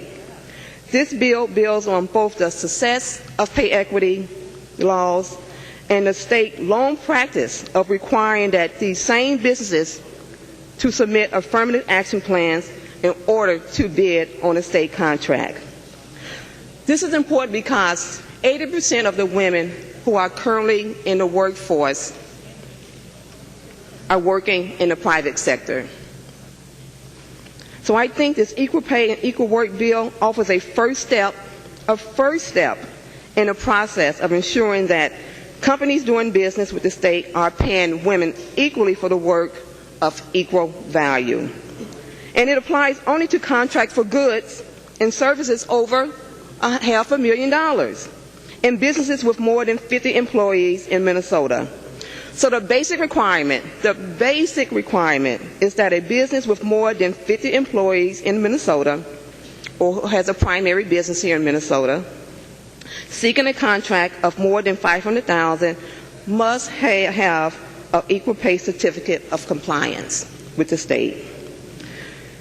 The Equal Pay for Equal Right bills has gone through much transformation, as Representative Melin stated, which I want to thank her so much for carrying this heavy bill. It's a heavy bill, so I just thank you for doing this. We have gone through, the bill that you see before you have gone through transformation in order to accommodate the business sector. But oversight and accountability is important to reaching the status where all women, regardless of color, are receiving the same pay as white men. And until we get to that point, we are not living in a fair and just state, as Representative Anderson opened up in her statement earlier. And women will continue to be undervalued for their worth and for their work. I want to share with you a little information about our history. And history is really, really important, because if we do not know it, we shall repeat it. In 1776, founding father John Adams denied his wife Abigail demand that the Constitution of the new nation put it out of the power of the vicious and lawless to use women with cruelty and dignity with impunity, as the English law had allowed men to do. John Adams' response to her was, well, depend on it, he wrote. We know better than to repeal our masculine system. Our masculine system is a system that was created by our founding fathers. So as we talk about the possibilities of putting women through long court hearings and trials and tribulations, that was 238 years ago that our founding father, John Adams, denied his wife, Abigail, demand for the Constitution of the new nation. 238 years ago, and here we are today. And I know we can clearly say that women today are not at the place where we need to be valued and validated for what we bring to this state and to our country.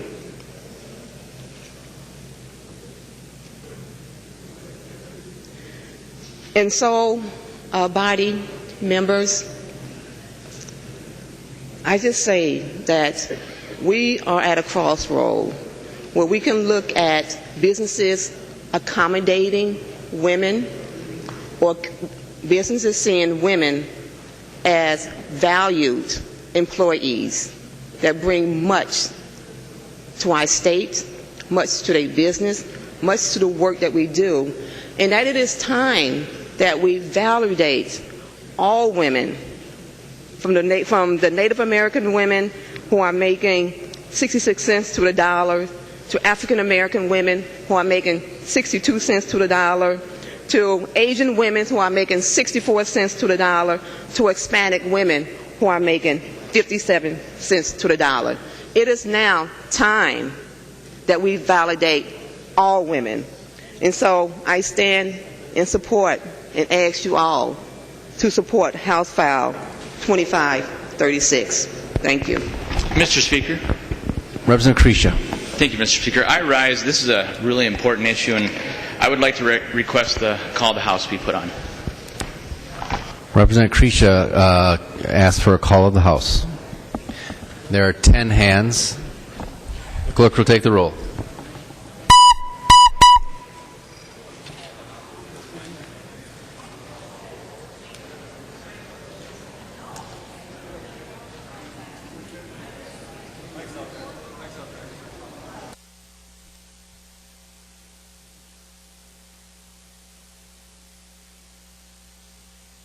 For waiving it. We don't have to just dispense with the call to the House. Aaron, Representative Murphy. Thank you, Mr. Speaker. I move that further proceedings under the roll call be dispensed with, and that the Sergeant of Arms be instructed to bring in the absent members. Representative Murphy moves that further proceedings under a roll call be dispensed with, and that the Sergeant of Arms be instructed to bring in the absent members. All in favor say aye. All in favor say aye. All opposed, no. The motion prevails. The clerk will close the roll, and the Sergeant at Arms will bring in the absent members. Representative O'Neill. Thank you, Mr. Speaker, members. I want to talk just for a moment about some solutions to the gender pay gap. You know, I'm a small business owner. I own a construction company. There's a few of us here that do. There's a few of us that are women business owners. It's a great privilege to be one. And, as I was studying this issue a little bit, I was looking at an economist study, and Francis Blue and Lawrence Kahn documented that some gains in education and work experience accounted for about 1/3 of the gain in the pay gap between the 80s and the 90s. And I know Representative Melin had talked about that we've come a long way, but we have a ways to go, and there's a lot more women that have education. And so I think that the grant program and the apprenticeship program are taking it yet the next step. So now we have the education and we have the training. The apprenticeship programs are a great way to move forward.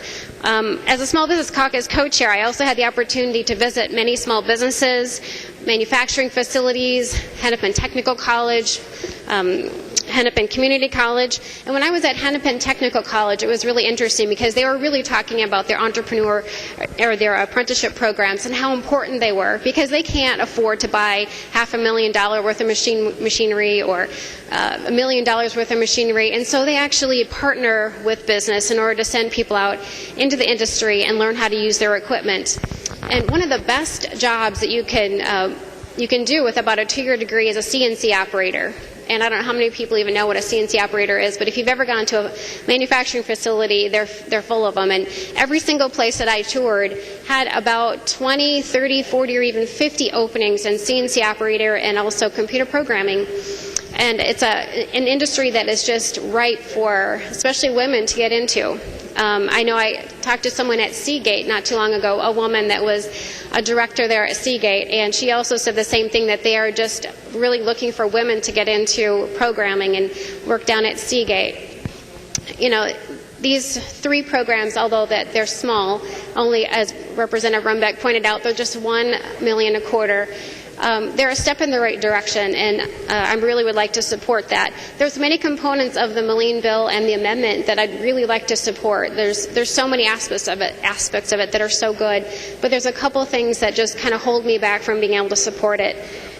Those being the pay equity, which really is a comparable worth, and also the Family Caregiver Act going into the Human Rights Act, because it's such a long process to get something resolved. A year is too long for a woman to wait to get resolution, and also for the employer, it's a very heavy-handed way to resolve an issue. So as much as I would absolutely love to support this because it has incredible components in it, and as a business owner myself, I would love to see this. I'd love to see more women in business, and Representative Seltzer and I worked on that bill together, and I'm fully supportive of that, and I love that concept and that aspect, and I would love to support that. And had the DE4 been just the DE4, I would have absolutely supported that. It was an absolute great amendment, and it had some great components to it, but I'm afraid I can't support the overall bill because it has those 2 components that are so difficult for me as a business owner myself. And that would be, again, the pay equity that really is a comparable worth bill, and the Family Caregiver Act and the Human Rights Act, because I just don't see how it quite belongs there, and it doesn't remedy what we need to remedy. It's not fast enough, and it's very heavy-handed to businesses. So I'm afraid I'm going to have to vote no, as much as I would absolutely love to vote yes. And Representative Seltzer, thank you so much for working with me on that bill. Representative Winkler. Thank you, Mr. Speaker. Members, Minnesota families depend on women workers, but women workers make less than men. A majority of women in the workforce are the primary breadwinners in their families. And if you look at how this breaks down demographically, it's pretty stark. Just over 50% of women workers are the primary breadwinners in white families, 53% in Hispanic families, 80% in African American families, and 83% of working women who are American Indian are the primary breadwinners in their families. We've heard a lot today about 80 cents on the dollar, but the fact is that 80 cents on the dollar has to feed a lot of mouths in this state. Women are crowded into low-paid, insecure, high-turnover, low-benefit or no-benefit occupations. If you look at people in the sales, service, and office occupations, 28% of white men are in those low-paid, low-benefit, low-security occupations. 47% of working women are in those 3 occupations. 60% of Hispanic women, 63% of African American women, and 64% of American Indian women are in those fields. If you look at our public assistance programs, 80% of people in Minnesota who are on public assistance are working or worked within the last 3 months. That means people who are on CCAP, who are on Medicaid, who get food stamps, people who get cash assistance through MFIP. 80% of those people are working. The fields, the industries that they're working in are in retail, they're in restaurants, they're in temp jobs, they are in the healthcare sector at the bottom end. And if you look at that together, 80% of people who are qualifying for public assistance are in occupations or in industries where women are the dominant category of workers. There are a number of ways that we have had success in eliminating the gender pay gap. If you look, and we've talked about this today, the comparable worth requirements for state government and local government in Minnesota have successfully eliminated the gender pay gap. It is possible to do if you actually want to do it. Another strong indicator of how to close the gender pay gap is union membership. Unions have virtually no gender pay gap because there is a deliberate and conscious effort to look at what men are making and what women are making and try to make sure that they are earning the same. We can do this. The question is not whether we can, it's whether we have the will, or whether we want to continue to find reasons not to take action. The minimum wage bill that we'll take up tomorrow originally was one part of the concept of this Women's Economic Security Act. There's a lot of discussion about that, the fact that 60% of the people, of the 357,000 Minnesotans who are going to get a pay increase by raising the minimum wage to $9.50, 60% are women. 137,000 Minnesota children will see their economic conditions improved by that. But there's one little piece in this bill that is something I've worked on, and that is the early childhood scholarships. The only little thing in here related to the scholarships is removing a $5,000 cap. The premise behind the scholarships is that high-quality child care, high-quality early education is the same thing, that all kids deserve it and that all families could use it. And I have another statistic for you. If you have a mother making the median wage in Minnesota, so let's just call that the average, a mother making the average wage in Minnesota, if she's single and taking care of 2 kids, that means that 99% of her salary, 99% of her pay will go to child care. And if you go around the state like I've done in the last year and ask people how this economy is treating them and their families, the thing you hear everywhere is the high burden that child care places on families and their ability to support themselves. High-quality child care that's affordable is the way that we ensure that women have full participation in the workforce. It is the way that we ensure that Minnesota families can actually survive on the pay that women are earning. And if we do not address this issue, we are going to be in much tougher circumstances down the road than we are today. Because while today about 30% of the jobs are in those low-paid industries, retail, food service, and restaurants, and temp jobs, the highest growing fields are in healthcare support and personal care. So where we are today in jobs and where we're going to be in the future is in the local service economy. This bill helps address the challenge of families depending on low incomes in fields that pay little and are not likely to pay more just because a person gets more education or more training. So unless we take action to turn this ship around, Minnesota families are going to continue to sink. And I want to thank Representative Melin for your leadership on this issue. I would also like to thank all of the members of both parties who've engaged on this issue. It is serious. The time for action is now. This can be done. The only question is whether we have the will. Representative Holbert. Thank you, Mr. Speaker and members. I'm going to talk a little bit about the fiscal note. And we had quite the conversation in Ways and Means. There were preliminary numbers, and the assumptions didn't line up, and we chose arbitrary numbers to fund the bill. And we finally got a final fiscal note dated the 9th of April. And the numbers in the fiscal note don't line up with the appropriations in the bill.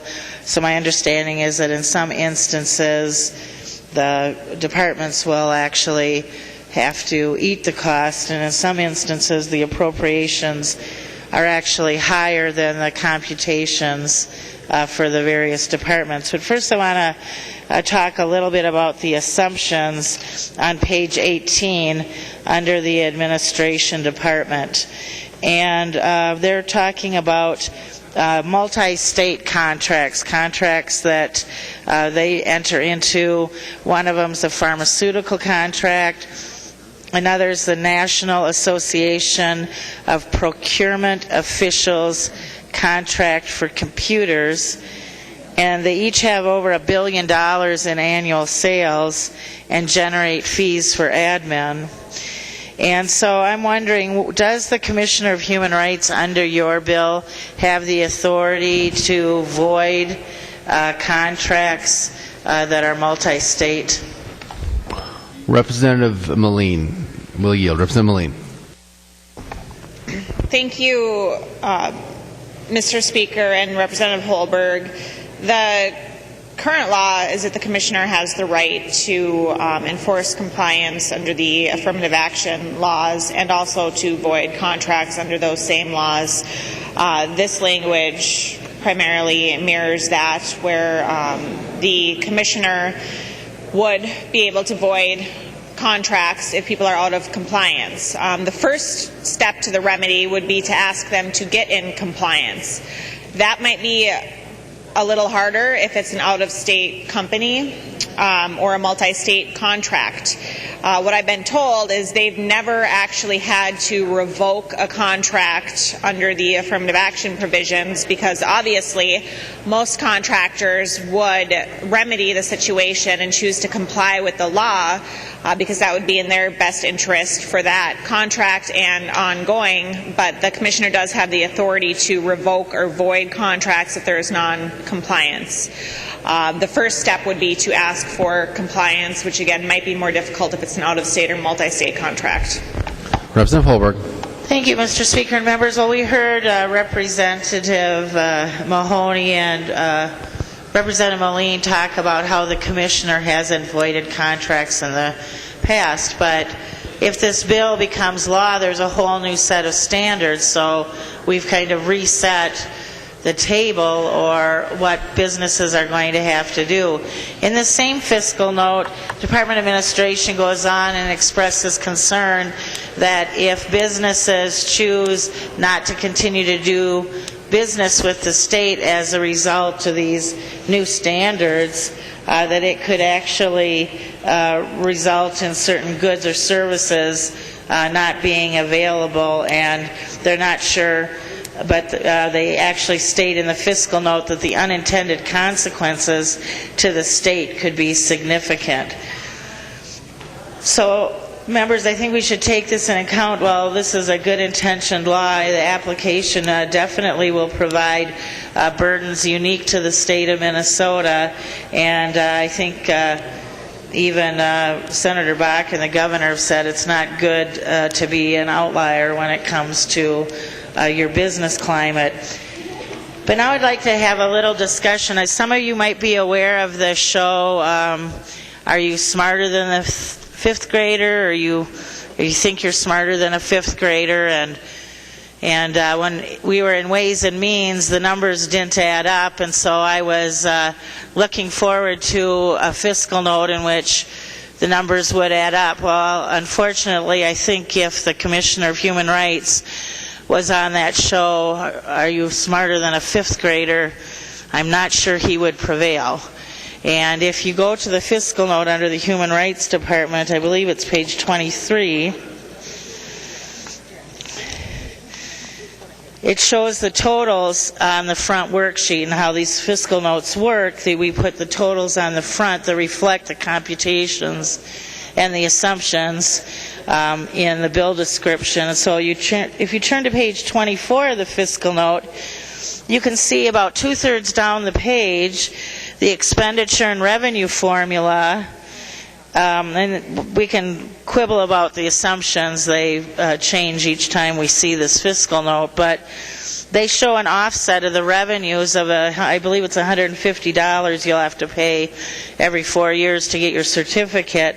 They offset those revenues in fiscal year 2015 of $37,000 for a net cost of $637. Well, if you go to the front of the worksheet, you'll see that offset is not reflected on page 23. So it's a little disappointing that we have sloppy work. Maybe with all this money for FTs, maybe the Commissioner of Human Rights might be able to hire a fifth grader to do the math part of his work in his office. But members, what's more concerning is the uncharted territory, the cost to doing business, and in fact the risks to the state of Minnesota of some of their multi-state contracting, the costs for them doing business, whether the banks where they hold their deposits. I haven't talked much about MnDOT, but MnDOT would be very involved in this, and I was unclear in the testimony in Ways and Means whether the 1,000 contractors referenced in the state actually included the contractors that contract directly with MnDOT. But it's unfair to say that we haven't had the Commissioner of Human Rights void a contract in the past when we are implementing a whole new set of standards that are untested and in fact in some cases unique to Minnesota, to know what will happen with the new standards and the ability of businesses to comply. So hopefully when this bill comes back from conference committee, hopefully we recognize some of those challenges, and hopefully the math will add up as well. So thank you, members. Representative Carlson. Mr. Speaker, listening to the arguments here this afternoon, I couldn't help but reminisce, if you will, of where we've been and where I hope we're going to go. Take this body in and of itself. When Representative Kahn and I were elected the previous session, there was one woman, Helen McMillan from Austin, Minnesota. No women in the Senate. And we still haven't achieved equity, but we certainly have a whole lot more women than we did back in 1973 when I was first seated in this body. Listening to Representative Moran and her sharing of the statistics in terms of where women stand today equally, in terms of where they stand in terms of equal opportunity, really hasn't changed nearly as much as many of us had hoped over the years.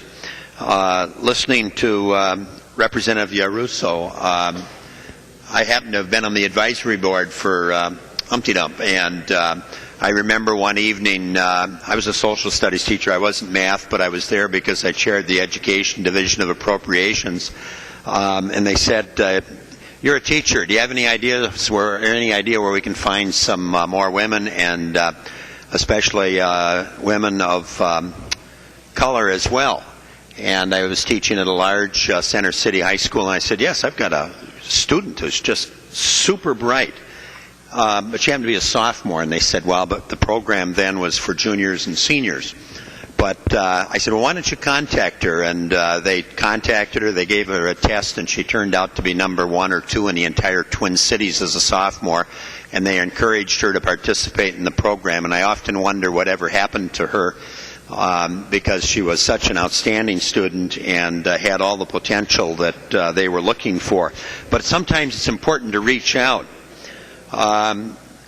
During my first term, I served on the Judiciary Committee, Equal Rights Amendment. Some of the arguments that I've heard here, and there were some additional arguments at the time, as to why we shouldn't move forward with the Equal Rights Amendment. And by the way, Minnesota was one of the earliest to ratify it. I'm talking about the federal Constitution, which boiled down to one state. And unfortunately, we were never able to ratify that. There was a lot of hope years ago that Illinois would be the one that would put us over, and it unfortunately didn't happen. But I remember Representative Kahn being the author of providing equal opportunity for women in athletics. I taught at a large Center City high school, And when I started to teach, a young woman could be a cheerleader. They could be a part of what we call the front five dance, dance and carry some flags when the band was performing. And if they're interested in athletics per se, it was only intramural. Look where we are today, and Representative Kahn was the author of that legislation. But the arguments that they used against Representative Kahn at the time were very much like we're hearing here today. It'd be too costly, we're moving too fast, we don't have the space. The very arguments that I'm hearing today about moving ahead with the Women's Opportunity Act. There was the Regender case. Representative Kahn might remember that one. I chaired the committee when we had to provide funding for that, and that was discrimination against women educators, professors at the University of Minnesota. And they won. They won that case, and one of the tasks that I had was to provide the funding so that they could bring about equity for women at the University of Minnesota. And that was known as the Regender case. I worked with Representative Kahn on putting language in various education bills over the years to reach out and encourage the education institutions, K-12 and higher education, to provide more information and opportunity for women to participate in the non-traditional occupations. During all those years, when we were dealing with many of those issues, and I'm certainly leaving some out. Oh, by the way, I did happen to be the author when Representative Moran talked about opportunities for women in public employment, state and local government. I still have the plaque on my wall in my office. I showed it to one of our staff people one day when we were talking about this very bill, something that I'm quite proud of the fact that we were able to bring about. But again, the same arguments that are being used here today were used then in terms of providing opportunity. And you know, I used to say back then, I've got 3 children. I have a daughter and 2 sons. And I used to say, well, one of the reasons, along with many, always having a feeling of wanting to provide opportunity and fairness for everyone, but I said I wanted the same opportunities for my daughter that I would have for my sons. And that's where I came at it from on a lot of these issues. I now have 6 grandchildren, 3 young women, 3 young men, and I want the same opportunity for all 6 of them. That's what this is about here today. And I want to commend the author for bringing this bill forward. It's truly been a long struggle. And again, the same arguments, but I'll just point to the women's athletics again. You know, when I started teaching, if a young woman came into one of my classes and she had a letter jacket on, guess whose it was? It was her boyfriend, because they didn't have the opportunity. When I retired from teaching, if a young woman came into my class and had a letter jacket on, it was her own, with all the stripes and year of graduation and so on. That's how things have changed, and I think we have to move forward again and continue to provide opportunity, and hopefully we'll get an awful lot of green votes up there. Representative Erickson.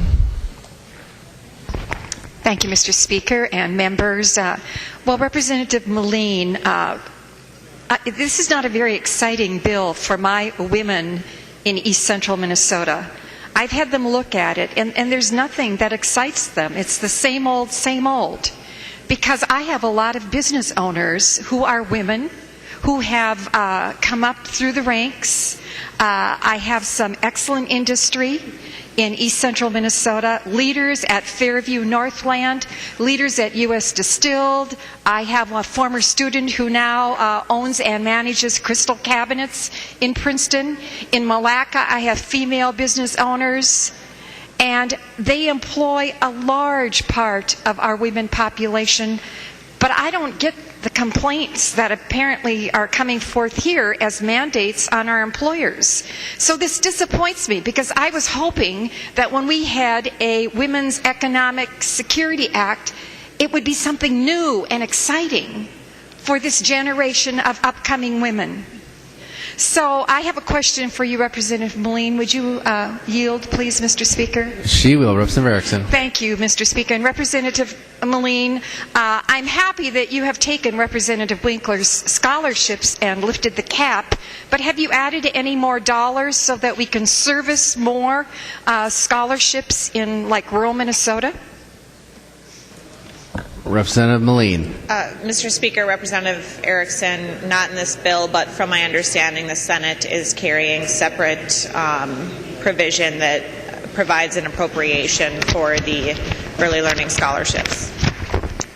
Thank you, Erickson. Representative Melin. And would she yield again to another question? She will. Representative Erickson. Thank you, Mr. Speaker. Representative Melin, on page 8, under the Equal Pay Certificate of Compliance, will that have an effect on our new stadium or any other public project? Or how about our road projects or our bridge projects? Will this have an impact on them? Representative Melin. Thank you, Mr. Speaker. Representative Erickson, the effective date for the equal pay compliance is for all contracts entered into after August 1st, 2014, so it will not impact current projects. It will impact future projects after the enactment date. Representative Erickson. So, thank you, Mr. Speaker. So it will impact future projects. Well, I want to respond to these two letters that you distributed to us. One from rural Minnesota, near an area where I was actually born, and the other from St. Paul. And what I notice in here is what my employers tell me, that they want to offer their employees, their women, their young moms, these kind of opportunities without government intervention. Because my folks in East Central Minnesota asked me, why does the legislature have to tell us to do this when we want to do it on our own? And that's what these two employers have done. And in fact, Bank Cherokee is doing like my banks do in East Central Minnesota, and that's make sure that they invite women in who would like to start a business and work with them and give them that startup loan. And they go forth, and we're trying to make progress in East Central Minnesota. And I'm so proud of those women, but they don't need the government to intervene. So I want to go to a question. Representative Yaruso, I liked what you said about your mom being your role model. And I know you've probably been a great role model. I think I have been. And you know, there are 7 of us in here who are over 72 years of age. And so I want to call out some of you and ask you, like me, whether you've needed the government in your life. So, Mr. Speaker, would Representative Savick yield, please? She will yield. Representative Thank you, Mr. Erickson. Speaker. Representative Mr. Savick, Speaker, point of order. You're a successful woman. Have you needed Representative the government? Erickson, just a minute. Representative Hortman, what purpose do you rise? I rise to a point of order under Mason Section 124. It is the matter that is the subject of debate and not personalities. And, Mr. Speaker, I don't know how it's relevant to the matter under consideration, whether any of the women that Representative Erickson would like to talk to have had involvement with the government in their life. Representative Erickson, we should at least hear the question first.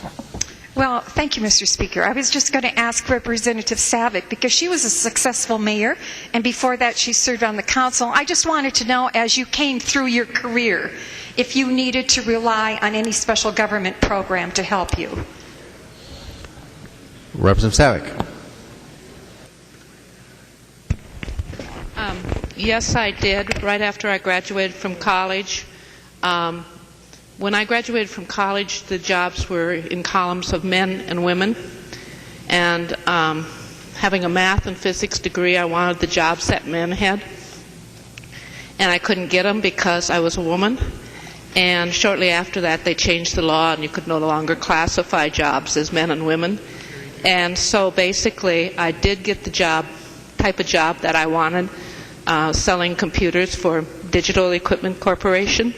And I was successful at it. In fact, I was the top salesperson in this district for a number of years. So thank you. Representative Erickson. Well, thank you. That's good to hear. But you did that, I think, on your own for the most part. And I think most of us who no, because what you have to have, members, is you have to have fortitude. And you have to have the willingness to go look for that. So I would say that a lot of that was her initiative. And that's the point I want to make, is that my young women in East Central Minnesota, and I think throughout this state, really want to count on what it is they bring. And that's those great qualities of courage and initiative and creativity, and create for themselves great careers, bring up the women who are their daughters, bring their sons forth. We don't have to rely every step of the way on something that the government is going to force, for example, an employer to do. Thank you, Mr. Speaker. Representative Gunther. Thank you, Mr. Speaker, and members. In my district, we have a wonderful company, the largest tractor manufacturer in the world, AGCO in Jackson. They pay $14.50 an hour, or they pay $18.42, which is a metro equivalent, or the difference in cost, because of the difference in cost of living. And Rosie the Riveter is truly back in Jackson because they have many women working on their lines as assembly people and so forth. And right now, our need is for 350 more people. They are short of employees. They're looking to hire. So if you're looking for a job in a great plant in a wonderful town, that's a good place to go. The COO of AGCO said two of his biggest concerns are workforce housing and union daycare, because he needs daycare for all the women workers he has in his plant. So truly, Rosie the Riveter came to southern Minnesota. Representative Fritz. Thank you, Mr. Speaker. Well, I feel like I've had my life flash before me here. I'm not 70 yet, but I am 69, so I think I'm in the ballpark. The piece, basically, though, that I want to talk to and thank Representative Melin for is for keeping the study in the bill and getting the study for all of us and for you young people to find out the information that the study will bring back to us to see just how much money we will be able to save for our retirement. We have a state-administered plan to help people save for their children's college education. Why shouldn't we have a study to see how to help people plan to save for their own retirement? So I'm very grateful for that. And one personal note is I just had an email last week from a woman, a 79-year-old woman in Faribault, asking me, and as we all do get asked, for a letter of recommendation because she needs another job, because she has not got the money. She wants to hang on to her home. She wants to pay her taxes, her property taxes. She'd like to live out the rest of her life in her home, but she needs another job to support her income or her Social Security income, or in addition to that. So we do have a huge need to find out these answers, and I'm glad the study will do that. Thank you. Representative Tice. Thank you, Mr. Speaker. As I'm listening to some of the testimony, I'm kind of realizing that I really don't fit a lot of the molds because I'm the oldest of two. I have a younger brother. So I grew up playing football and doing all that kind of stuff, but that also meant that my brother had to play Barbies with me. So we both got a little bit of both worlds. I was also, when I was in high school, I was also part of when Title IX came, and the first year that we had volleyball was the first year we could have volleyball. And so I played on that team, and I earned my own letter jacket. So I had my letter jacket for basketball, volleyball, and believe it or not, managing the boys' track team because my brother ran. I've never really fit what I was supposed to do, in that when I grew up, my grandfather owned a gas station, and my uncles, a full-service gas station. So I pumped gas and washed windshields. I didn't do very good at checking oil, but I did it. And then I also corn detasseled and did some other things. And so when I got married and my husband was interested in starting a construction company, we started building, and I started helping because, quite frankly, he can't balance a checkbook and never should be allowed to. That's where I came in, and I learned a lot about the building industry in that, and I also cleaned job sites, pre-finished trim, I painted, ran materials, did all that type of thing. Absolutely loved it. It really was really nice to be outside, do the things, but then I also had my time in the office. And when the boys came, I decided to be a stay-at-home mom for a while, also helping with just the business part of the business. And once they were back in school, I went back to the St. Cloud Technical College, and I have a degree in microcomputer support network administration, another male-dominated job. And what I did is build computer systems. We did mostly hardware work. And not only did we just build personal systems, but we also did big units, most of them sold to like Champion, that would watch, they had cameras attached to them, and they would watch the paper as it was being rolled to see if there were any tears. I was the only woman that was around almost ever. And so I really had to learn a different skill set, which has really absolutely been what I love. When I finally got back into the construction business full time, because of family demands and quite frankly I missed it, I really got involved with the construction part of it. And what I met were a bunch of wonderful women who are in construction and remodeling, owning companies, doing very well. We have several really successful female-owned remodeling companies here in Minnesota. I also became president of our CMBA. And I did it in only a couple of years. I started the year as the second vice president and ended up as president. I went through the board of directors in 4 years. I didn't get there because I didn't know what I was doing. I did it because at that time I was the best person to do it.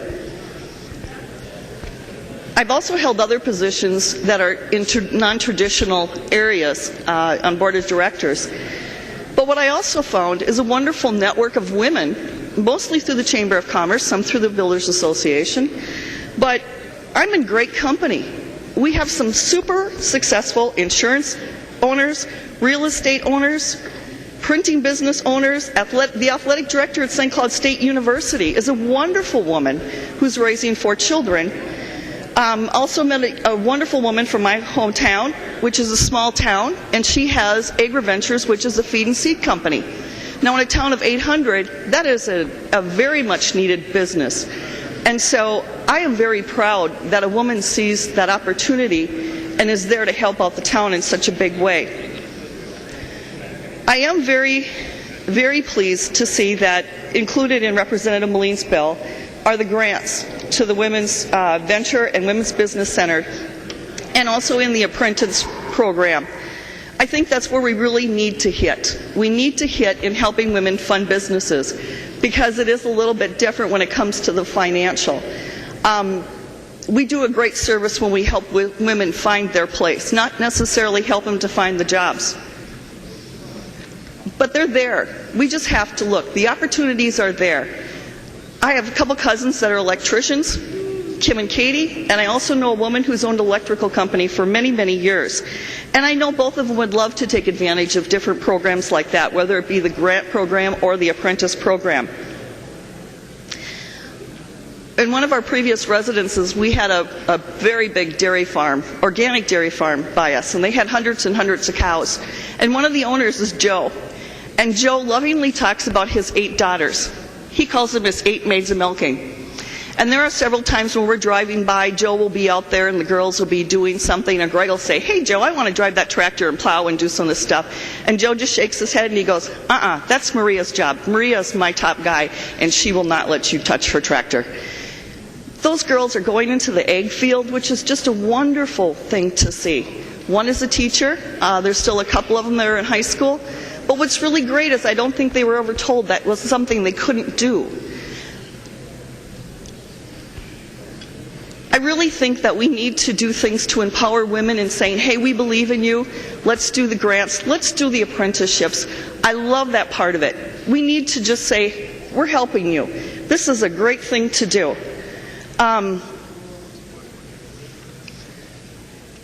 As a small business owner, I am concerned with some of the things that are included in this bill. I think that as a business owner, it will be something that a lot of business owners, like I just mentioned some of them here, are going to be very concerned about. I hope that what we're doing doesn't hurt them too badly.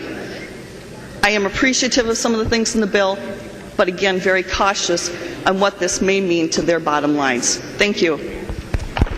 Representative Metsa. Thank you, Mr. Speaker. I was wondering if Representative Grunegan would yield for a question. Representative Gruenhagen is not in the chamber right now. We can find him, I guess.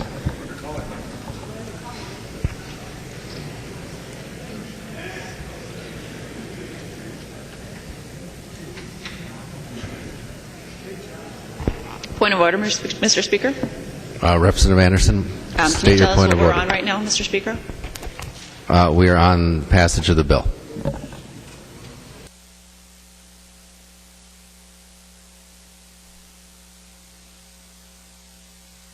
Point of parliamentary inquiry, Mr. Speaker. State your point of parliamentary inquiry. Other members wish to speak. Maybe Representative Metsa would forego his turn at this moment. We're under call.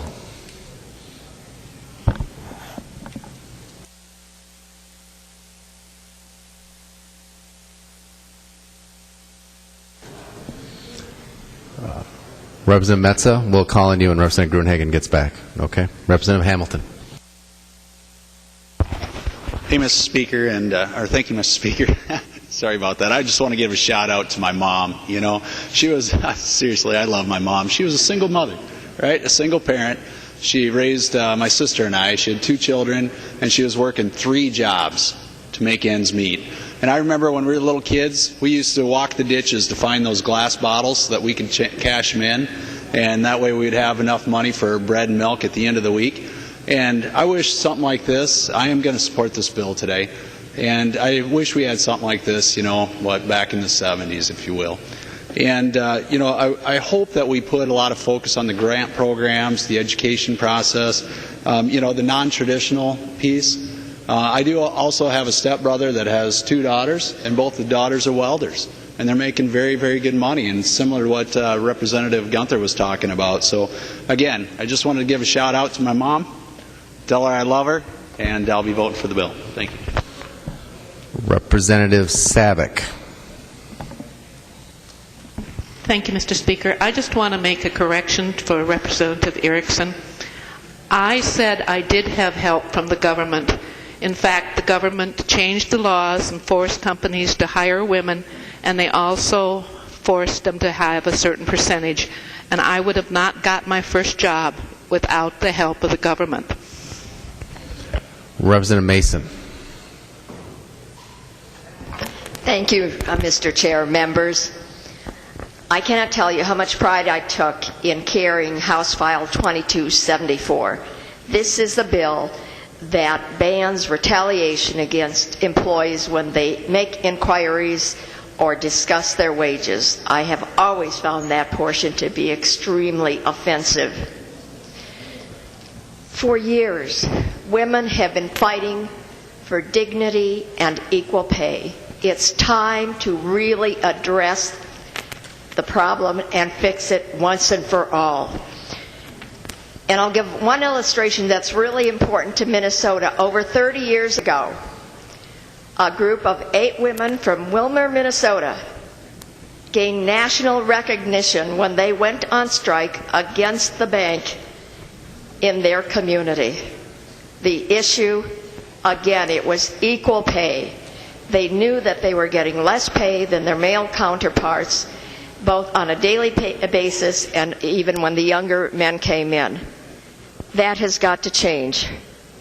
More recently, again, Lily Ledbetter, again, was receiving less money than her male counterparts. We need to fix the problem. I strongly urge your support of this bill. Thank you. Representative Metsa.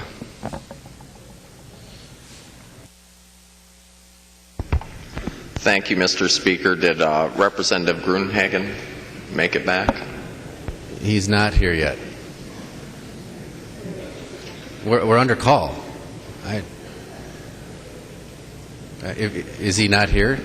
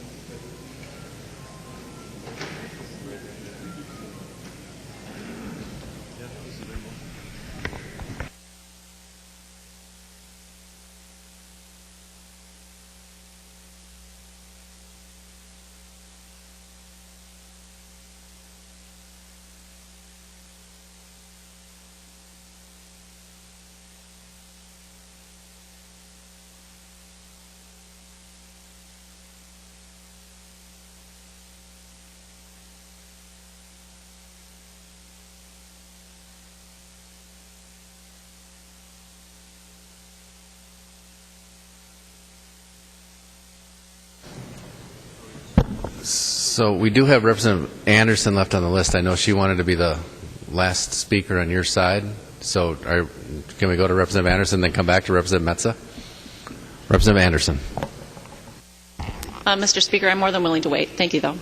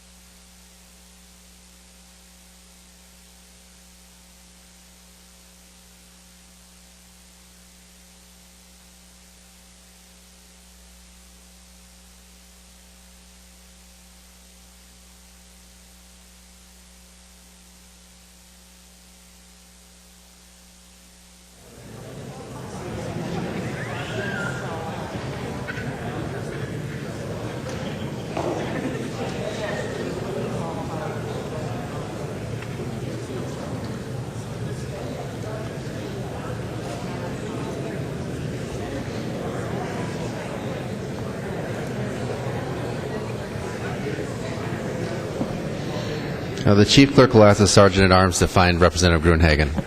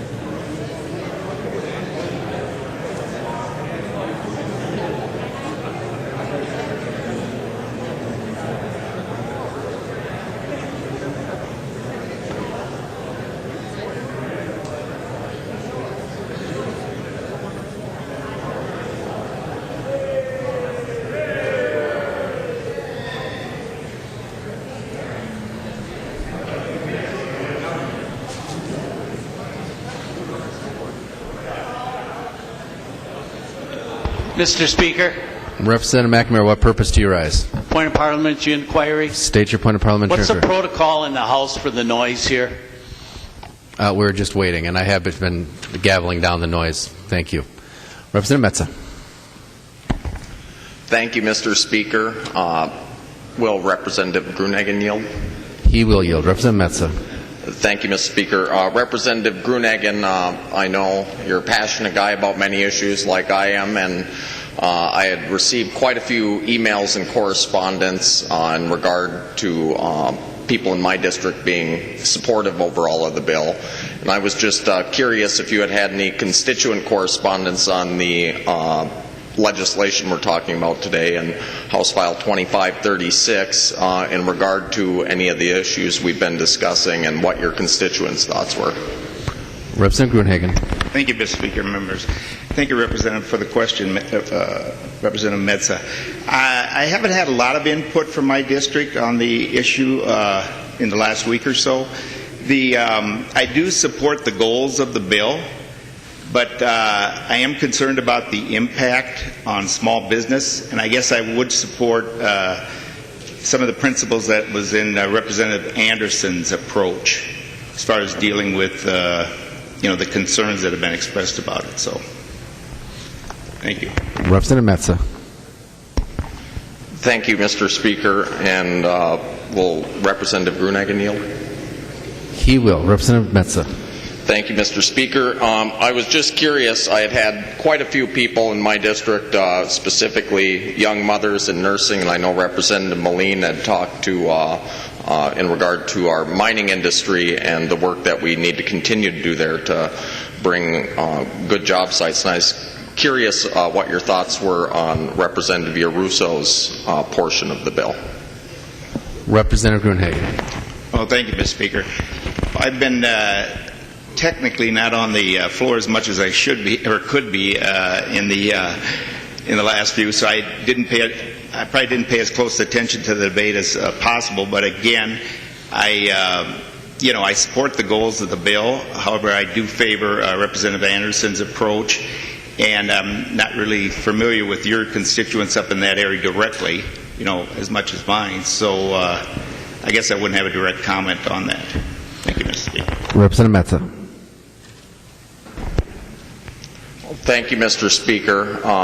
And will Representative Gruenhagen yield for one more question? He will. Representative Metsa. Well, thank you, Mr. Speaker. Representative Gruenhagen, I appreciate your responses, and I would hope that you would vote green on this great bill with us, even though it might not have some of the provisions that you were looking for on regard to some of the amendments not making it on. Overall, though, with your supportiveness of the way it's heading, I hope that we see a lot of green votes on your side of the aisle. Thank you. Representative Anderson. Thank you, Mr. Speaker. Members, you've heard me talk about this, but I just want to highlight one more time because we still have an opportunity to fix some of the problems that are contained in this bill. Earlier today, we heard testimony from Representative Melin that she wasn't really sure about what or related health conditions mean. And if the author of the bill themselves doesn't understand what or other related health conditions might mean, I think it's a pretty high bar that we are setting for the small businesses, whether they're women-owned or owned by a group or any other combination, to expect them to know what or other health conditions mean. We also have a situation where Representative Melin could not give a clear definition of what a family caregiver is.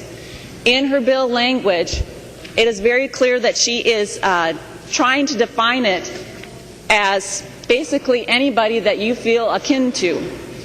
She claimed that the language in the statute actually covers it. However, as she was talking about that language, nothing actually covers familial relationship. The statute she cited goes to familial status, which are two different things. So a lawyer out there will probably make the argument, well, this doesn't include this.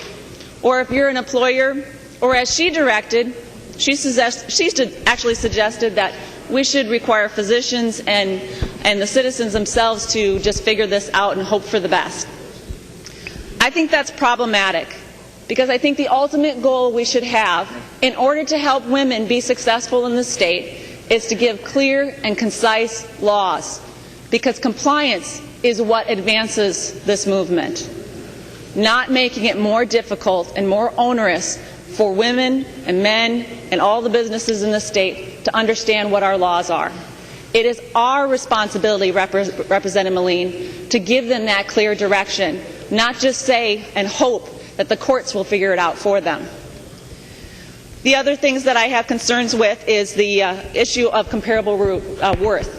As Representative Loon highlighted, again, we are giving very unclear direction to people to get them to actually help women. We're making it so that we are comparing two different jobs for equal pay. That's not what we need to do. What we're looking for is to make sure that women are receiving equal pay for equal work. Instead, we're going to make this more of a financial plan for the lawyers of this state. And I understand that, Representative Melin, you're a lawyer and that this is what you have put together. But the other concerns that I have as well is that we're looking at a bill that has delayed relief for women. We had the opportunity earlier here today to actually address a concern when a woman goes into having concerns about what's happening to them. It goes to the Minnesota Department of Human Rights. Under their guidelines and under their own documentation, they say it could take a year or more to investigate the matter. In the language that I offered, we would have that same remedy in place, but we would put it with the Department of Labor and Industries, and instead of being a year of a delay, it would be 15 days. They would get immediate relief to address their concerns, not forcing them to wait a year, not forcing them to have that stress and that length of time and costs of litigation. But there are some other things that are missing from this bill. We heard in the Ways and Means Committee from Representative Denny McNamara. He eloquently highlighted the fact that this includes all of the contracts that we have for the Minnesota Department of Transportation. And yet, in the fiscal note itself, it fails to address that issue and what that means for our Department of Transportation. So we have, as Representative Holberg highlighted, an incomplete fiscal note. We'd asked you in Ways and Means to get that issue addressed, and we still don't have it solved here today. In fact, we only got the final fiscal note until this morning. I get concerned about that. That's not good government. On top of this, the fiscal note itself doesn't address the issue of the new Senate office building. You know, that $90 million Senate office building that was passed through the Rules Committee. We had no discussion on how that construction is impacted by that, because that $90 million Senate office building will have a contract above the $500,000 threshold and will be impacted by this bill. As Representative Holberg highlighted in the fiscal note too, the Department of Administration, I do want to read this. I know this is a violation. I'll try to paraphrase it as much as I can. But the Department of Administration, in their expenditure and revenue formula, state that if we lose the highest sale volume of MMCAP vendor, we would cut program revenues by approximately $1.8 million. This would have further unintended consequences regarding patient access to medicine. As they go on to say, potential litigation and contract termination costs are not included in this fiscal note. So I think there's a lot more homework that needs to be done, a lot more exploring of what are the true impacts of this before we put together a final proposal. And I'm hoping that Representative Melin has listened to the comments, the suggestions that we've given here today.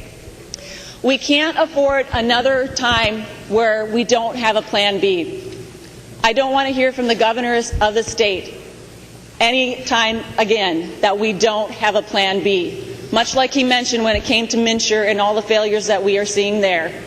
We need to make sure that we have a plan B in place for the working women of this state who aren't looking for more lawyers, who aren't looking for more regulations. What they're looking for is the job opportunities in this state, Because when we give them those job opportunities and the educational opportunities, the women in this state are going to run with it and do a great job.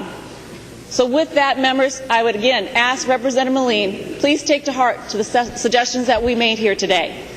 Think them over carefully, and I would ask that you include those as you move forward with this bill. Thank you, Mr. Speaker. Representative Liebling. Thanks, Mr. Speaker. And we don't want to belabor this. We've gone on long enough, and we're all tired. We were here late last night. But I just want to respond to a couple points that were made. And there are very few laws where we spell out every single iota of what's going to happen. And I think in this particular case, the idea of familial relationship, I think that's actually very clear. But families aren't what they used to be. And I think that having an opportunity for people to kind of to have that fleshed out a little bit is not necessarily a bad thing, because when you make things very, very specific, sometimes you leave out things that turn out to be very important. And I think that having a little bit of room in this bill for some maybe non-traditional relationships, but ones that are really familial relationships, is a very good thing. I do want to respond just a little bit that there's been some members of this body know that we have a long-standing rule that we don't attack people's motives in this body. And I think sometimes in the heat of argument we get a little bit cross the line a little bit. And, you know, the fact that Representative Melin is a lawyer, I'm very proud that she's a lawyer. I think we see her here standing on her feet hour after hour, making a case for women in this state, a young lawyer, pregnant. I think we're all very proud to see this image of a lawyer. And she's here fighting for women, not because she's a lawyer and thinks she's going to get some business out of this, far from it, but because she knows that women need opportunity. And she wants other women to have the opportunities that she has had. Just like a lot of the women on this floor, especially I think the GOP women, have said that you've had small businesses and you're proud of where you've come with your small businesses. And we know that you're not arguing against this bill because you're business people. I mean, that's your right to make those arguments and bring your own experience to this floor. You know, there's always a reason to say no when you're against a bill. You can always find a reason. There's always something in it that you don't like. We all know that. You know, you don't have to like every single little bit, but this is really good, strong legislation that's been put together with a lot of work, a lot of vetting, and it's going to do great things for the women of this state. So I urge everybody to vote yes. Representative Murphy. Thank you, Mr. Speaker and members. I want to begin, of course, by thanking Representative Melin and all the authors of what is the Women's Economic Security Act. This is a sweet day for me and for Minnesota. When I think about this bill, I think about my grandmother, Euphemia Kennedy. We called her Cece because Euphemia was too big a name. And my mom, Kathleen. And I think about the progress that we are making for women, including me and for my daughters. My mom, she raised her family at home and worked part-time. She was a house cleaner, and she worked in a canning factory, and she worked in a grocery store. My grandmother, she was a teacher, but only until she got married, as was the custom then.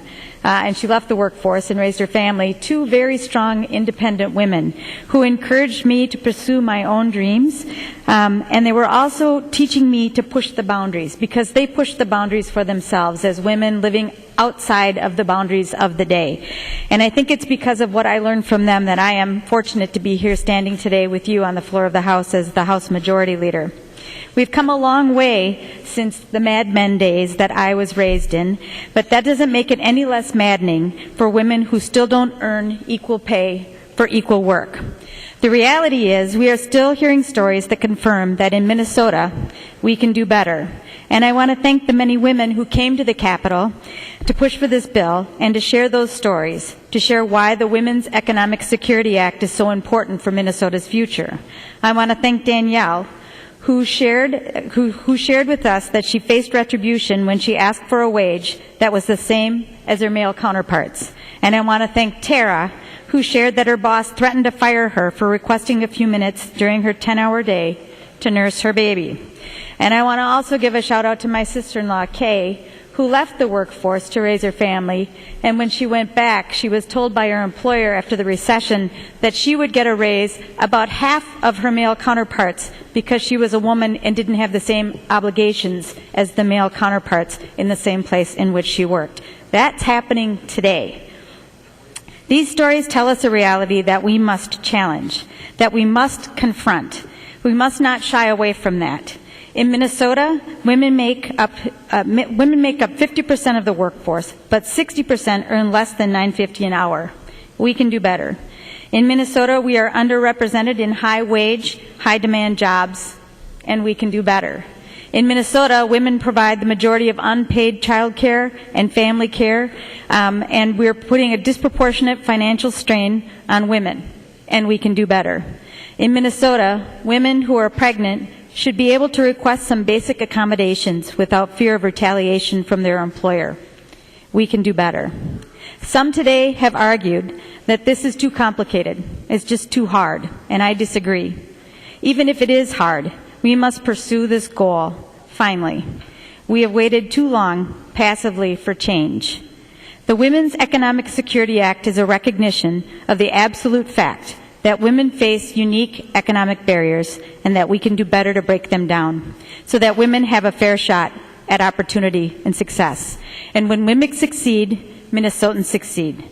That's such an important fact that underlies how vital it is that we make progress. We believe the best way to grow our economy is through the middle out. That's been our focus since day one. The reality is that when you look at our economy, it is women who are struggling the most to stay in or reach middle-class prosperity. By breaking down these barriers of economic success for women, we grow our middle class, strengthening our economy, and we make Minnesota stronger for both men and for women. Thank you all for the debate, but most of all, I want to thank the women of Minnesota, those who came before us, and those here today, for telling your story, for lending your voice to this fight. We still need your voices, and we'll work tomorrow as much as we do today. But for today, our story is a good one. A better, more equal Minnesota, where we've taken another step toward becoming a state where every woman and man has an equal shot at success. Please vote yes. Representative Melin. Thank you, Mr. Speaker and members. And first of all, Representative Anderson isn't on the floor, but page 24 of the fiscal note does address the MnDOT question. The Department of Human Rights consulted with MnDOT, who estimated that there would be no costs as a result of the bill. I spoke with the commissioner of MnDOT personally, who told me the same thing. So I just wanted clarity for members. There were some comments that wasn't addressed, but it is on page 24 of the fiscal note. Mr. Speaker and members, I want to thank all of you for engaging in this very important discussion today. I truly do appreciate your input. And I want to thank the members who have advocated not only on this bill, but have advocated tirelessly over the years on these issues. Representative Carlson, Representative Clark, Representative Kahn, I know have been our champions for many decades on some of these issues, which is why it's so important that we're here today hearing this bill. I want to thank our staff, specifically Kate Perushek, who worked a lot and very hard on this bill to make things come together. And I want to thank all members who participated today and provided their commentary and input throughout this process. This bill really is about providing economic security, opportunity, and a level playing field for working women and working families in Minnesota. Opportunity and equality for all workers should never be thought of as being burdensome. Women who are pregnant or who are nursing should never be considered a burden, and equal pay for equal work should not be considered a burden. Rather, we should consider these values and these workers and these employees to be an asset to the workplace and an asset to our state. We know that there are many businesses in the state who are currently incorporating many provisions of this bill into the workplace. We have heard from them, and they have told us that they believe they have strengthened their workplace by initiating many of these provisions. And their business model will not change. They are the model. But for the others, we must take it upon ourselves to address the pay gap in Minnesota between men and women. It is long past due. This bill will strengthen the workplace for all workers, men, women, working families, and this will result in stronger communities throughout Minnesota.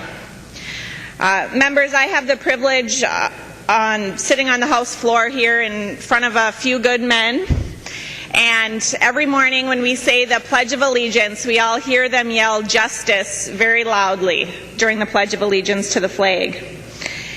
And members, I would just ask you today to remember that word justice, and please vote yes for justice for all working women in Minnesota. Thank you. Seeing no further discussion, the clerk will take the roll on the bill.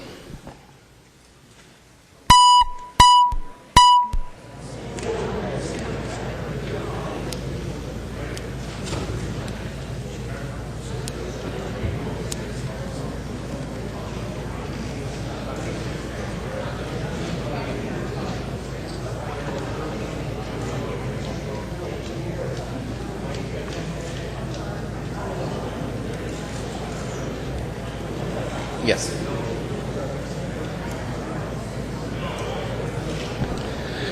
The clerk will close the roll.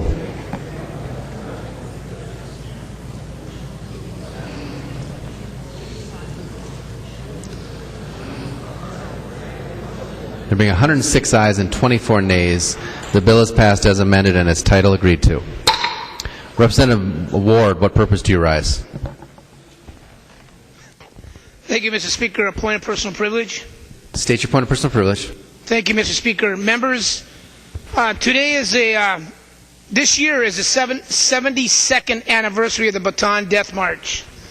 And the Bataan Death March is really a critical and important event in my district, in my community. There were 64 men and women in the National Guard that left Brainerd to serve in World War II that were involved in the Bataan Death March. Members, we need to reflect on American history when 70,000 Americans and Filipinos began the Bataan Death March, their 6-day long march, 72 years ago. Members, I just want to reflect a little bit on that. Hundreds of Minnesotans were victims of the Bataan Death March. 90 Brainerd area soldiers of the National Guard, 194th Tank Battalion, were part of the infamous Bataan Death March. After already suffering from malaria, dysentery, and starvation, these men and women were forced to march 60 miles to prison camps. Thousands upon thousands were killed or died on this grueling march. For those who did survive the march,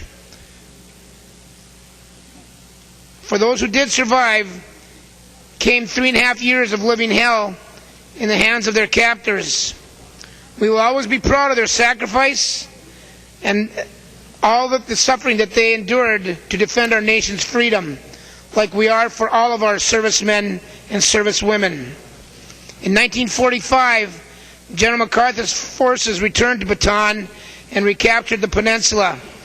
In August of 1945, when freedom finally came, only a fraction of the original troops had survived.